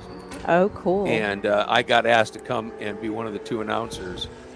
And it was so fun because we get back at the end of the day. It was a short walk to the hotel, clean up, and right to the French Quarter. Nice. And go find great food and great music. It was fabulous. The entertainment cannot be beat anywhere. Oh, True enough. On the start-finish line, we're seeing the flagger get some flags ready. He got out the one to go and the checker, got them where he can easily get to them. Got them in the easy usable position. There you see folks on the they do a double top, checker here, so he's in both positioned. Go having ahead. a look in the tower, the scoring pylon here on the as you can see the different class battles right now. And there you can see Adolfo Rossi leading the Santiagos. Going in that beautiful blue Ginetta, second car in your frame right as they come through. Mike says, can we start a FARA iRacing league? Now that's an idea. It is an idea. We will take your idea to the powers that be. I think has actually been discussed even. I thought I heard something about that in the weed. And, we will let you know. Stay tuned. Exactly. Go ahead and hit that subscribe button if you haven't so far. Give us a like. They say smash the like, ring the bell, however you want to do it. Exactly. Make your own sounds up as you go along. I don't care. You know, I'm looking at, how Colin Queen, who had that big lead, is now 3 laps adrift to David Body. Their pit stop must have taken unusually long. Must have, yeah. That's the only thing that I can fathom here, because they're still lapping plenty quickly. and the car is plenty fast. Yeah, no question of that.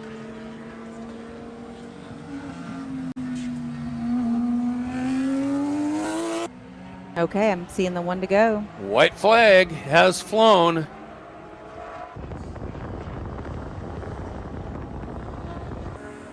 Let's find out where the TLM Porsche is. It's usually easy to see, so I do appreciate that. Yeah, heading down into turn 10, now 11, now heading to 12. That car is like speed and like just speed. Just still, yeah. All right, last corner, 14, now 15. Up onto the front straight, go. Checker flags fly for TLM, Tuati Lira Motorsports.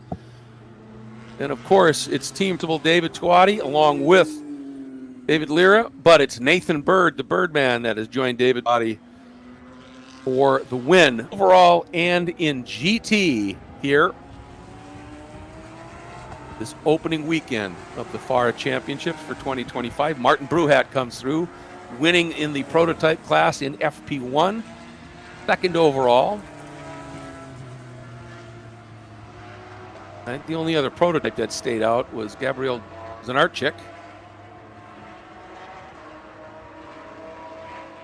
So a nice run. There went Colin Queen, who will be second in GT1, third overall.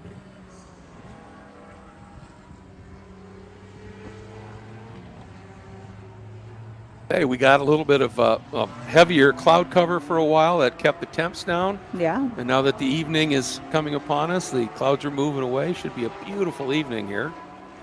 And I've noticed the flat, well, when I was out doing the grid walk, there was a nice breeze.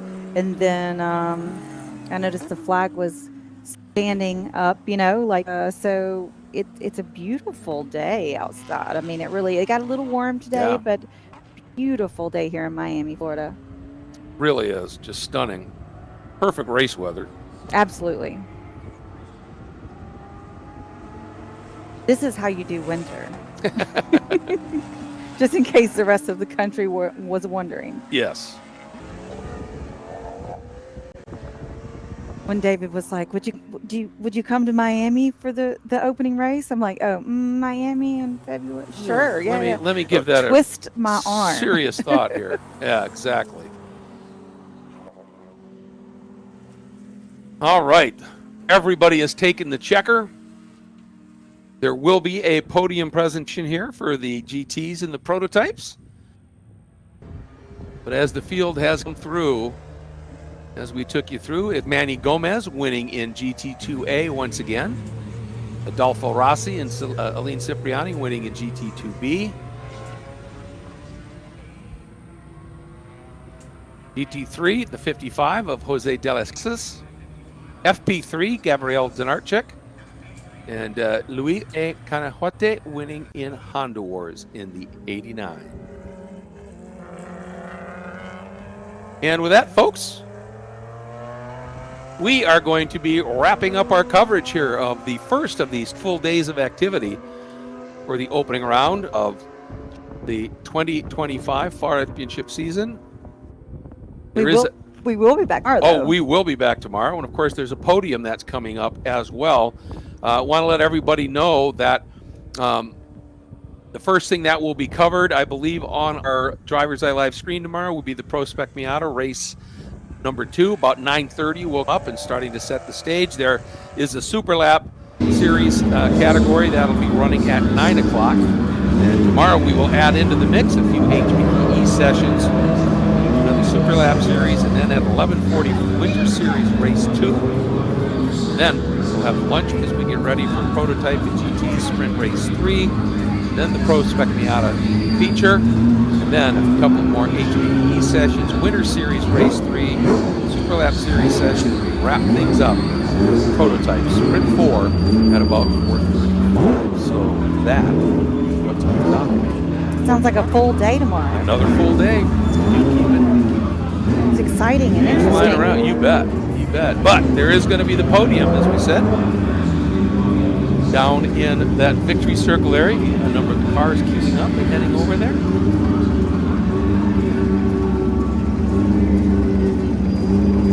And that Okay. we will be carrying it on the stream. Oh, there we go. There we go. So I presume our MC, our master of ceremonies for that, will be David Watt. No microphone required. All right. So yeah, that's true. You'll hear him. You'll hear him. So And he'll be excited to see his car won. Yeah, so. absolutely. Absolutely.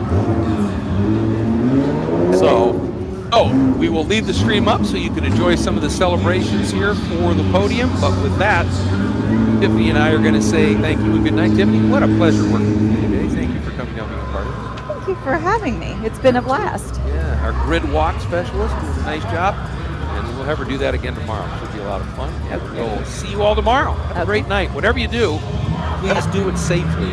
But have fun. And tune in tomorrow morning. Bye. Bye.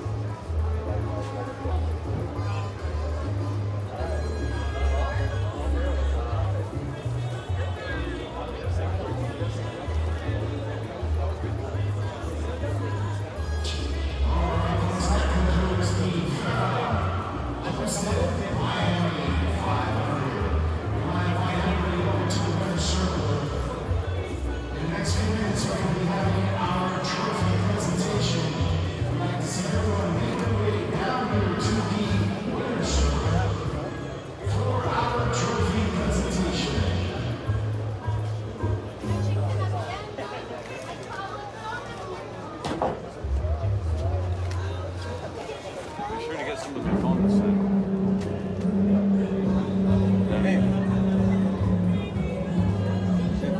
What? Oh. Is that you?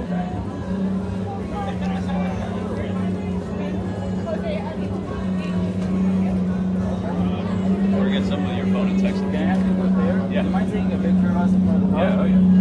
Thanks, man. Yeah. Not the best photographer, but I'll try. Actually, you know what? Can you go to this side? Because the sun's right in right behind you.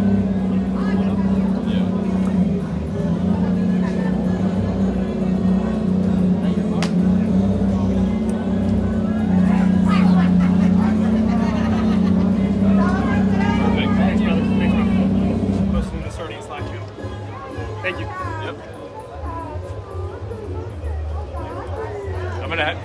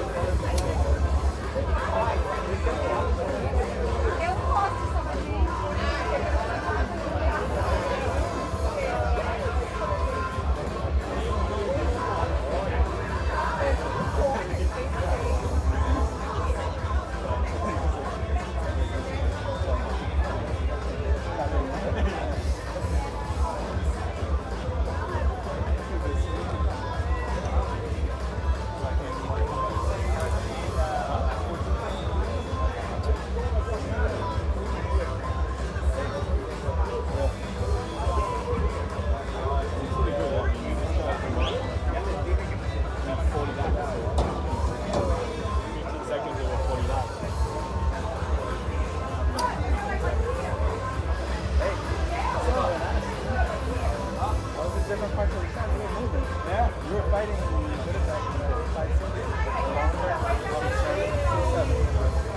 Passed somebody over there, I saw that one. You passed him on your side and on the other side.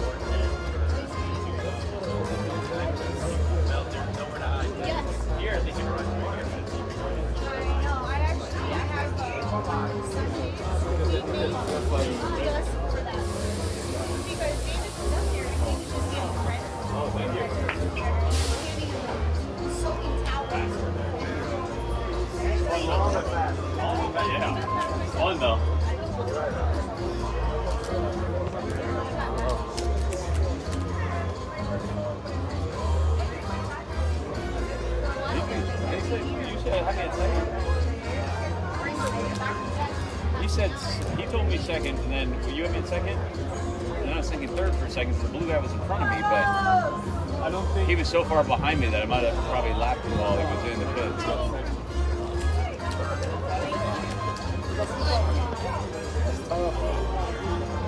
You want to see one that's really tough?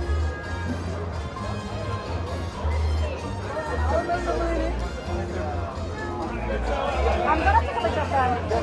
Ficou gente, Davi. Não, tá tudo bem, mas claro. Eita, tá difícil, gente. Dá pra pegar o carro ainda? That's good. That's good. Were you over? Did you see me getting squirrely on the far side over there? Coming out of that turn. One of them was like a little bit too much. And I was like, woo! Yeah, it's just. So I was getting slower. For about 5 seconds. But it definitely was like, you know, I ran it and then that backside it got super squirrely.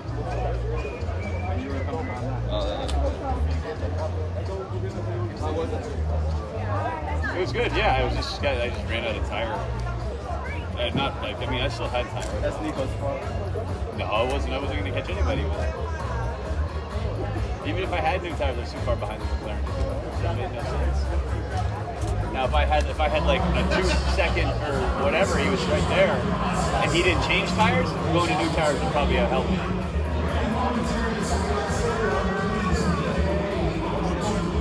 And next time, you take the fuel out of the car and you come in. You don't actually take the fuel out. So the car's light. You go faster. Well, I'm going to probably do the sprints tomorrow with the cool suit out.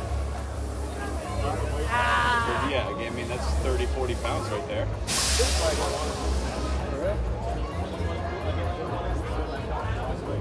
That's a lot. Think about a cooler full of ice water that's pretty decent in size. It's at least 25 pounds.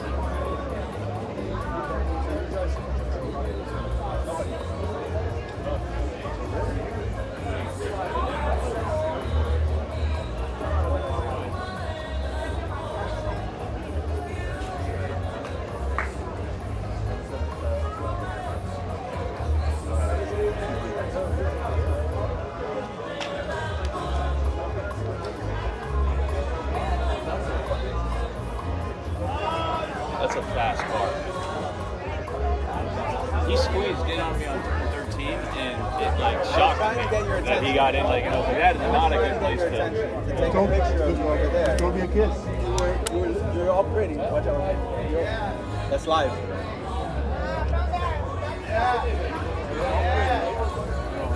only picture I got of you is hang your face and look straight at me. I know. That's when I realized this guy can't see.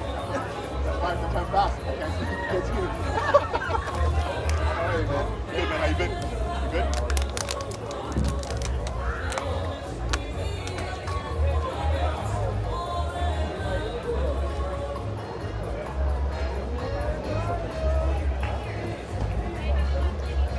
Another 10 minutes, you're gonna have badass shots. I know. We did Thursday night. Yeah, we did it last night. Like once it hits the streets, it gets like.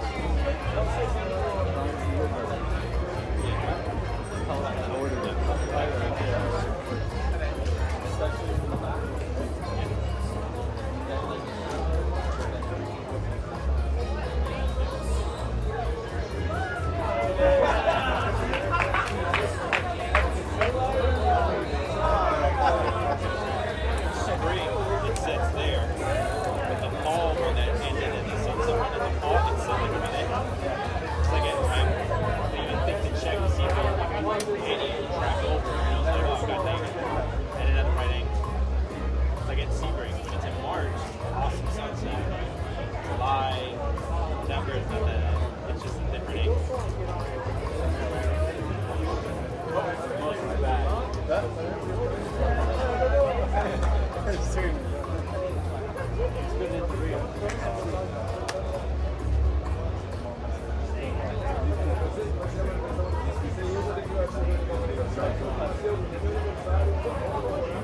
What place you coming? Can I first? No, they said that he cheated. That he should have. No, the Prague guy is first, second.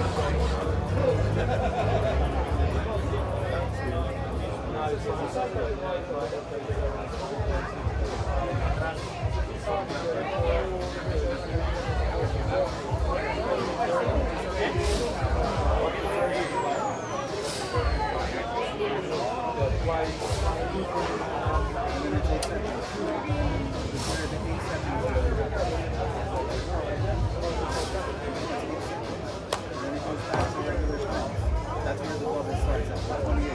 The 8 seconds.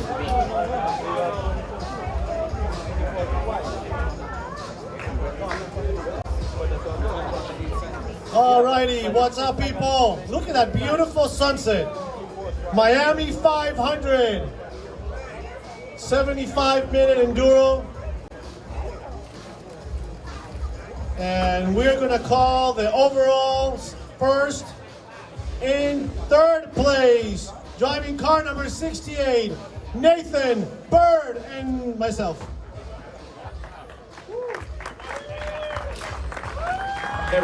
Started the trophy presentation.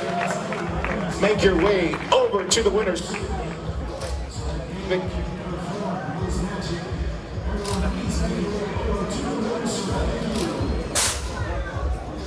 In second place, driving car number 13, Colin Quinn.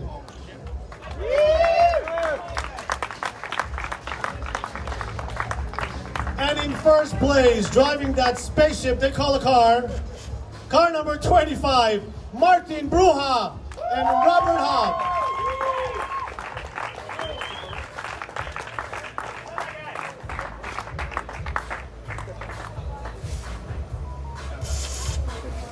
Celebrate me.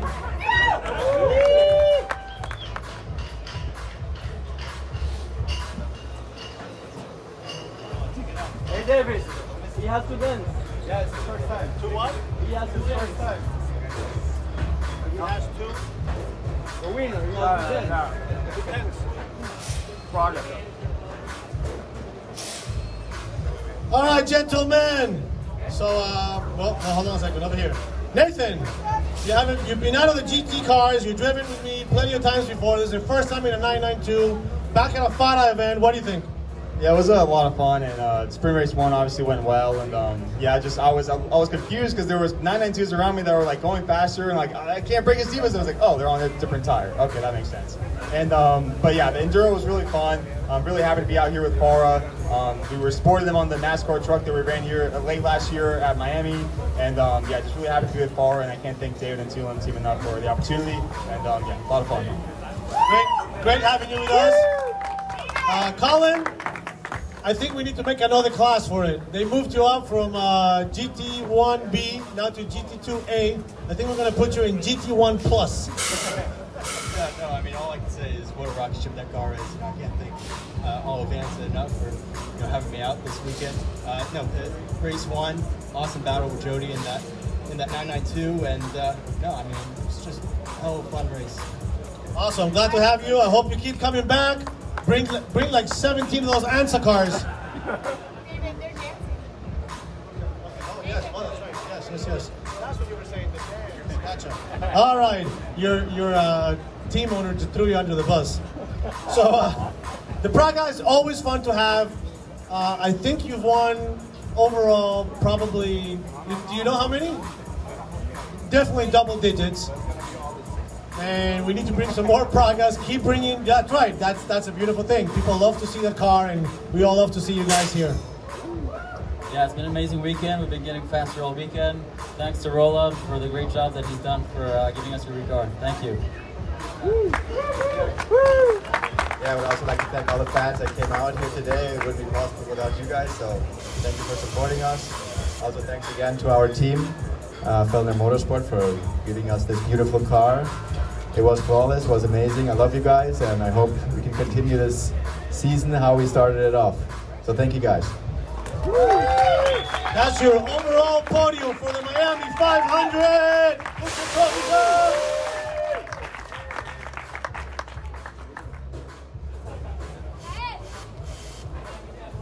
All right, let's go with classes in GT1B.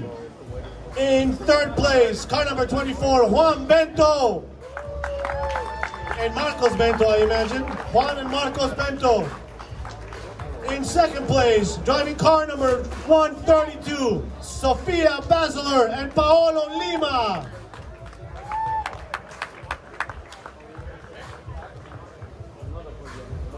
And in first place, driving the stack auto lifts, car number 87, Mark, Julian, and Teddy Alvarado.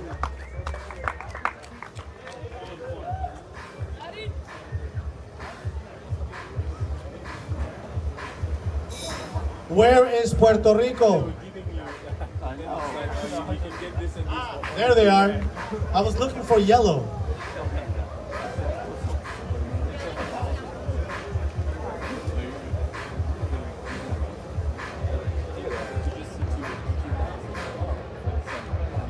All right, well, they make their way to the podium. So it's beautiful to have the Bentos back at FARA. I've seen you guys been doing some of the Caribbean races, doing some of the Mustang races. It's great for you guys to come back home and do some FARA races. Thank you for coming, and did you have fun? Yeah. Thank you for receiving us here again. And we promise you that we will be here for a long time. I love that. I love that. Puerto Rico in the house. Yeah, just really glad to get a P3 and share this P3 with the person that brought me to the sport. So yeah, really glad. That's grandfather right there, huh? That's beautiful. That's awesome. I think everybody wants to do that. So Paolo and Sofia, you keep improving, keep coming a long way. Get on the podium often. How was the race for you? It was good. I'm just trying to get more comfortable, get my times down, and make sure that everybody is safe. So I'm just glad to be up here today. So I had a good time and just getting real comfortable. So it's a good time. It's always great to be behind the wheel, especially with FARA and PLM. I just think the race was a little short to my taste. Well, if people subscribe, we'll make longer races. And this is a good start for you guys, because if you keep amassing points, that's one less lift you have to give away. Exactly, that's the point. That's the strategy this year. We're going to win in every class, too. Well, thank you for the opportunity. It was our first endurance race. We took the overall in the first sprint, did the car, and came up on top again. Fantastic, guys. There is your GT1B podium.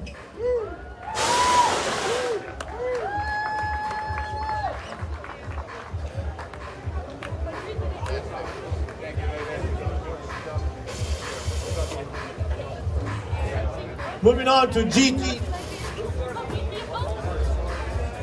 GT2B.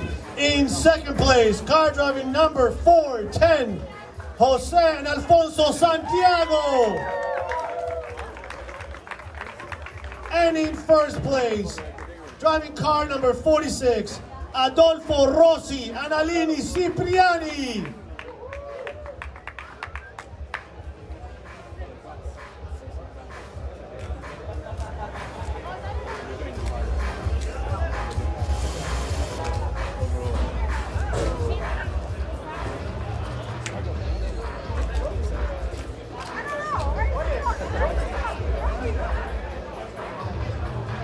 Hey, good job, Tim.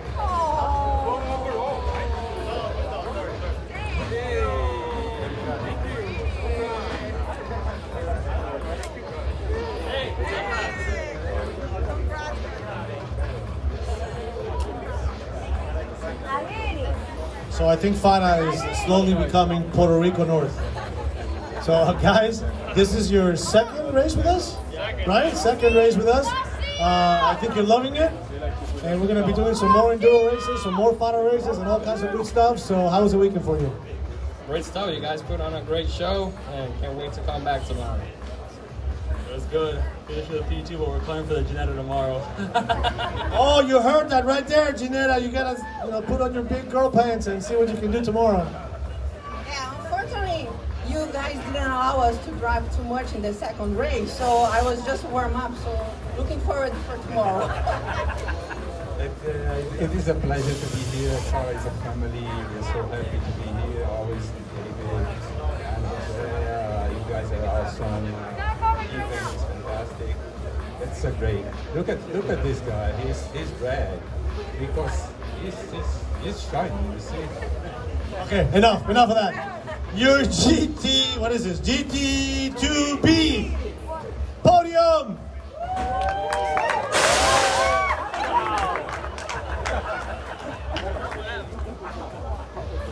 Congratulations, guys.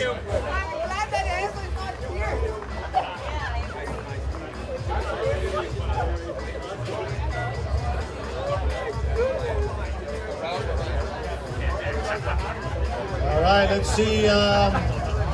GT2A in second place, driving car number 27, Connor Cavale.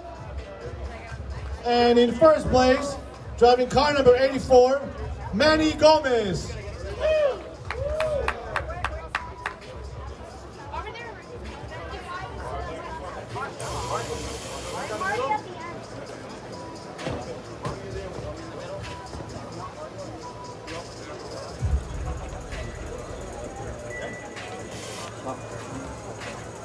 So Connor, is this your first final race? No, second. Second final race, all right. Well, give us your thoughts. Definitely had a good time. Great competition out there. I think these Enduro races are really fun, especially when you can try to push it by yourself out there. But it's a great event. The sprint races are great, so I look forward to many more in the future. Awesome. Welcome. Great to have you here. Another Cayman. We like those. Except when you have McLarens that are kicking everybody's butt. So Manny Gomez coming back for another year and more championships in the future. I just want to thank my team. I want to thank FARA for putting on these great events. Thank you very much. What are you doing here? Oh, standing. Okay. So congratulations, GT2A podium.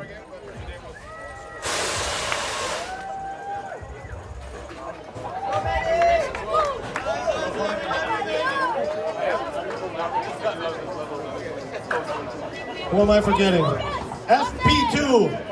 FP2 in first place, Mac Lewis and Jesse Gross. Oh no, they didn't do the Enduro. Never mind. Okay. Did I forget anybody? GT3, Jose de las Casas.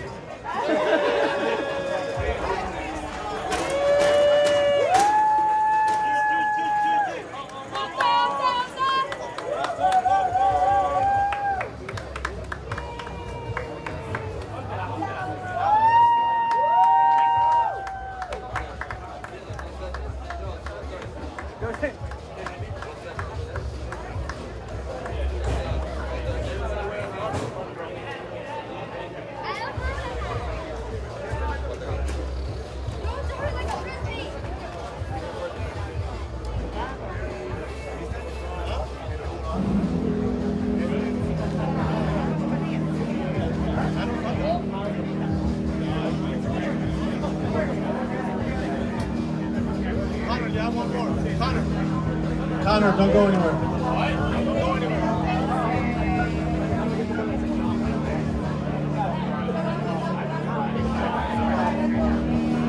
Your GT3 family podium.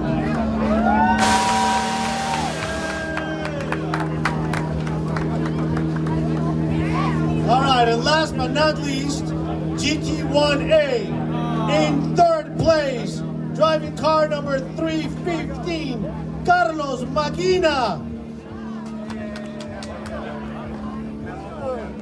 And Ignacio Astiaga. In second place, Nathan Bird and David Twatty.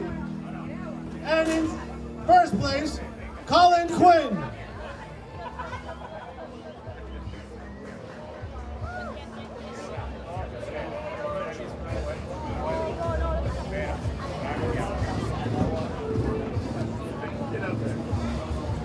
Now, I forgot to do it before, but now he's at the top step of the podium.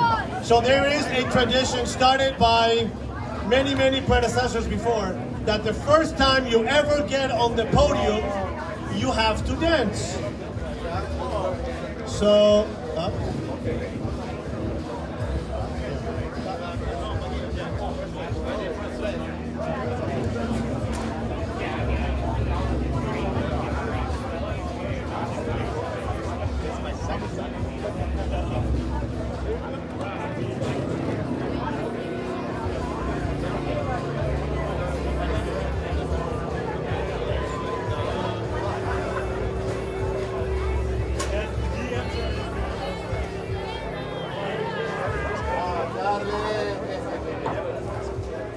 All right, so I'm gonna say it in English and Spanish just to make sure the two at the end don't skip out. The first time you ever get on the podium, you have to dance. And I believe everybody on this podium, it's a first timer this year and definitely before. So, dance. Change the bump. Tienes que bailar, tienes que bailar. Tienes que bailar la primera vez que te pones en el podio de FARA. Esta es tu primera vez. ¡Dale eso! Para bailar la bamba necesita una poca de gracia para tu vida. Y arriba. There is your GT1A podium!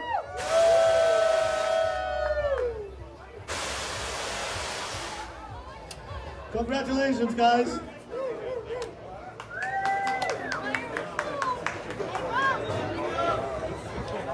And I believe that is all. We do it all again tomorrow. Peace out.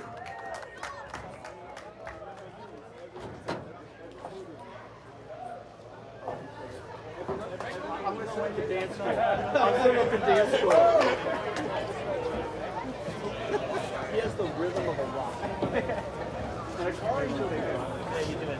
You're on. Yes, sir, Martin. Get it, get it. Come here.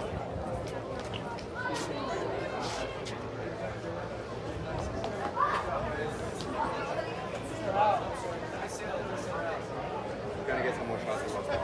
Now with the sun down now. Wait.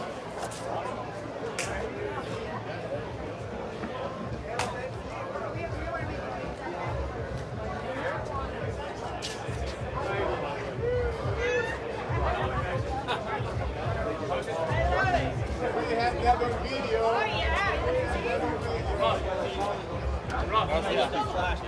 Para él. Eso es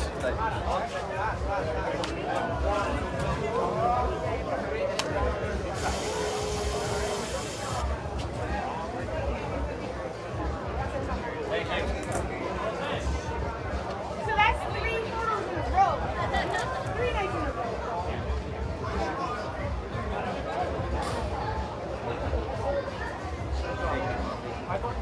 Hey, let me grab those shots so I can run it. Grab Danny's too.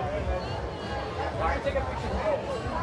I'll do. Come on. So, yeah, grab the front. Yeah, that's the one I like that.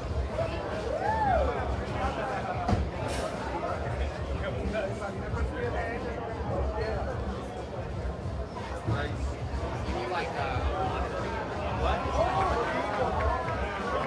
This first place.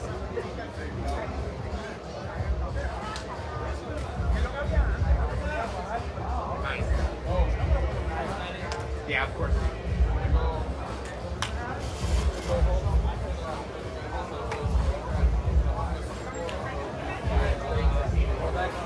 know, that's what I like to see. Got a rough end of the year. I will front some confidence. Come on, look at this, Manny. Oh, 100%.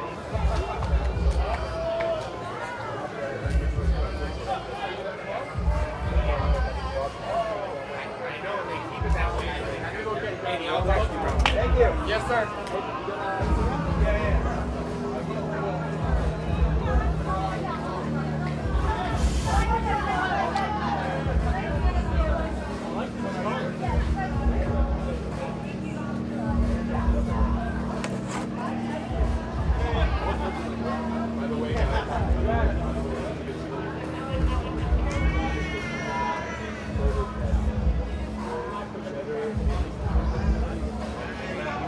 Woo!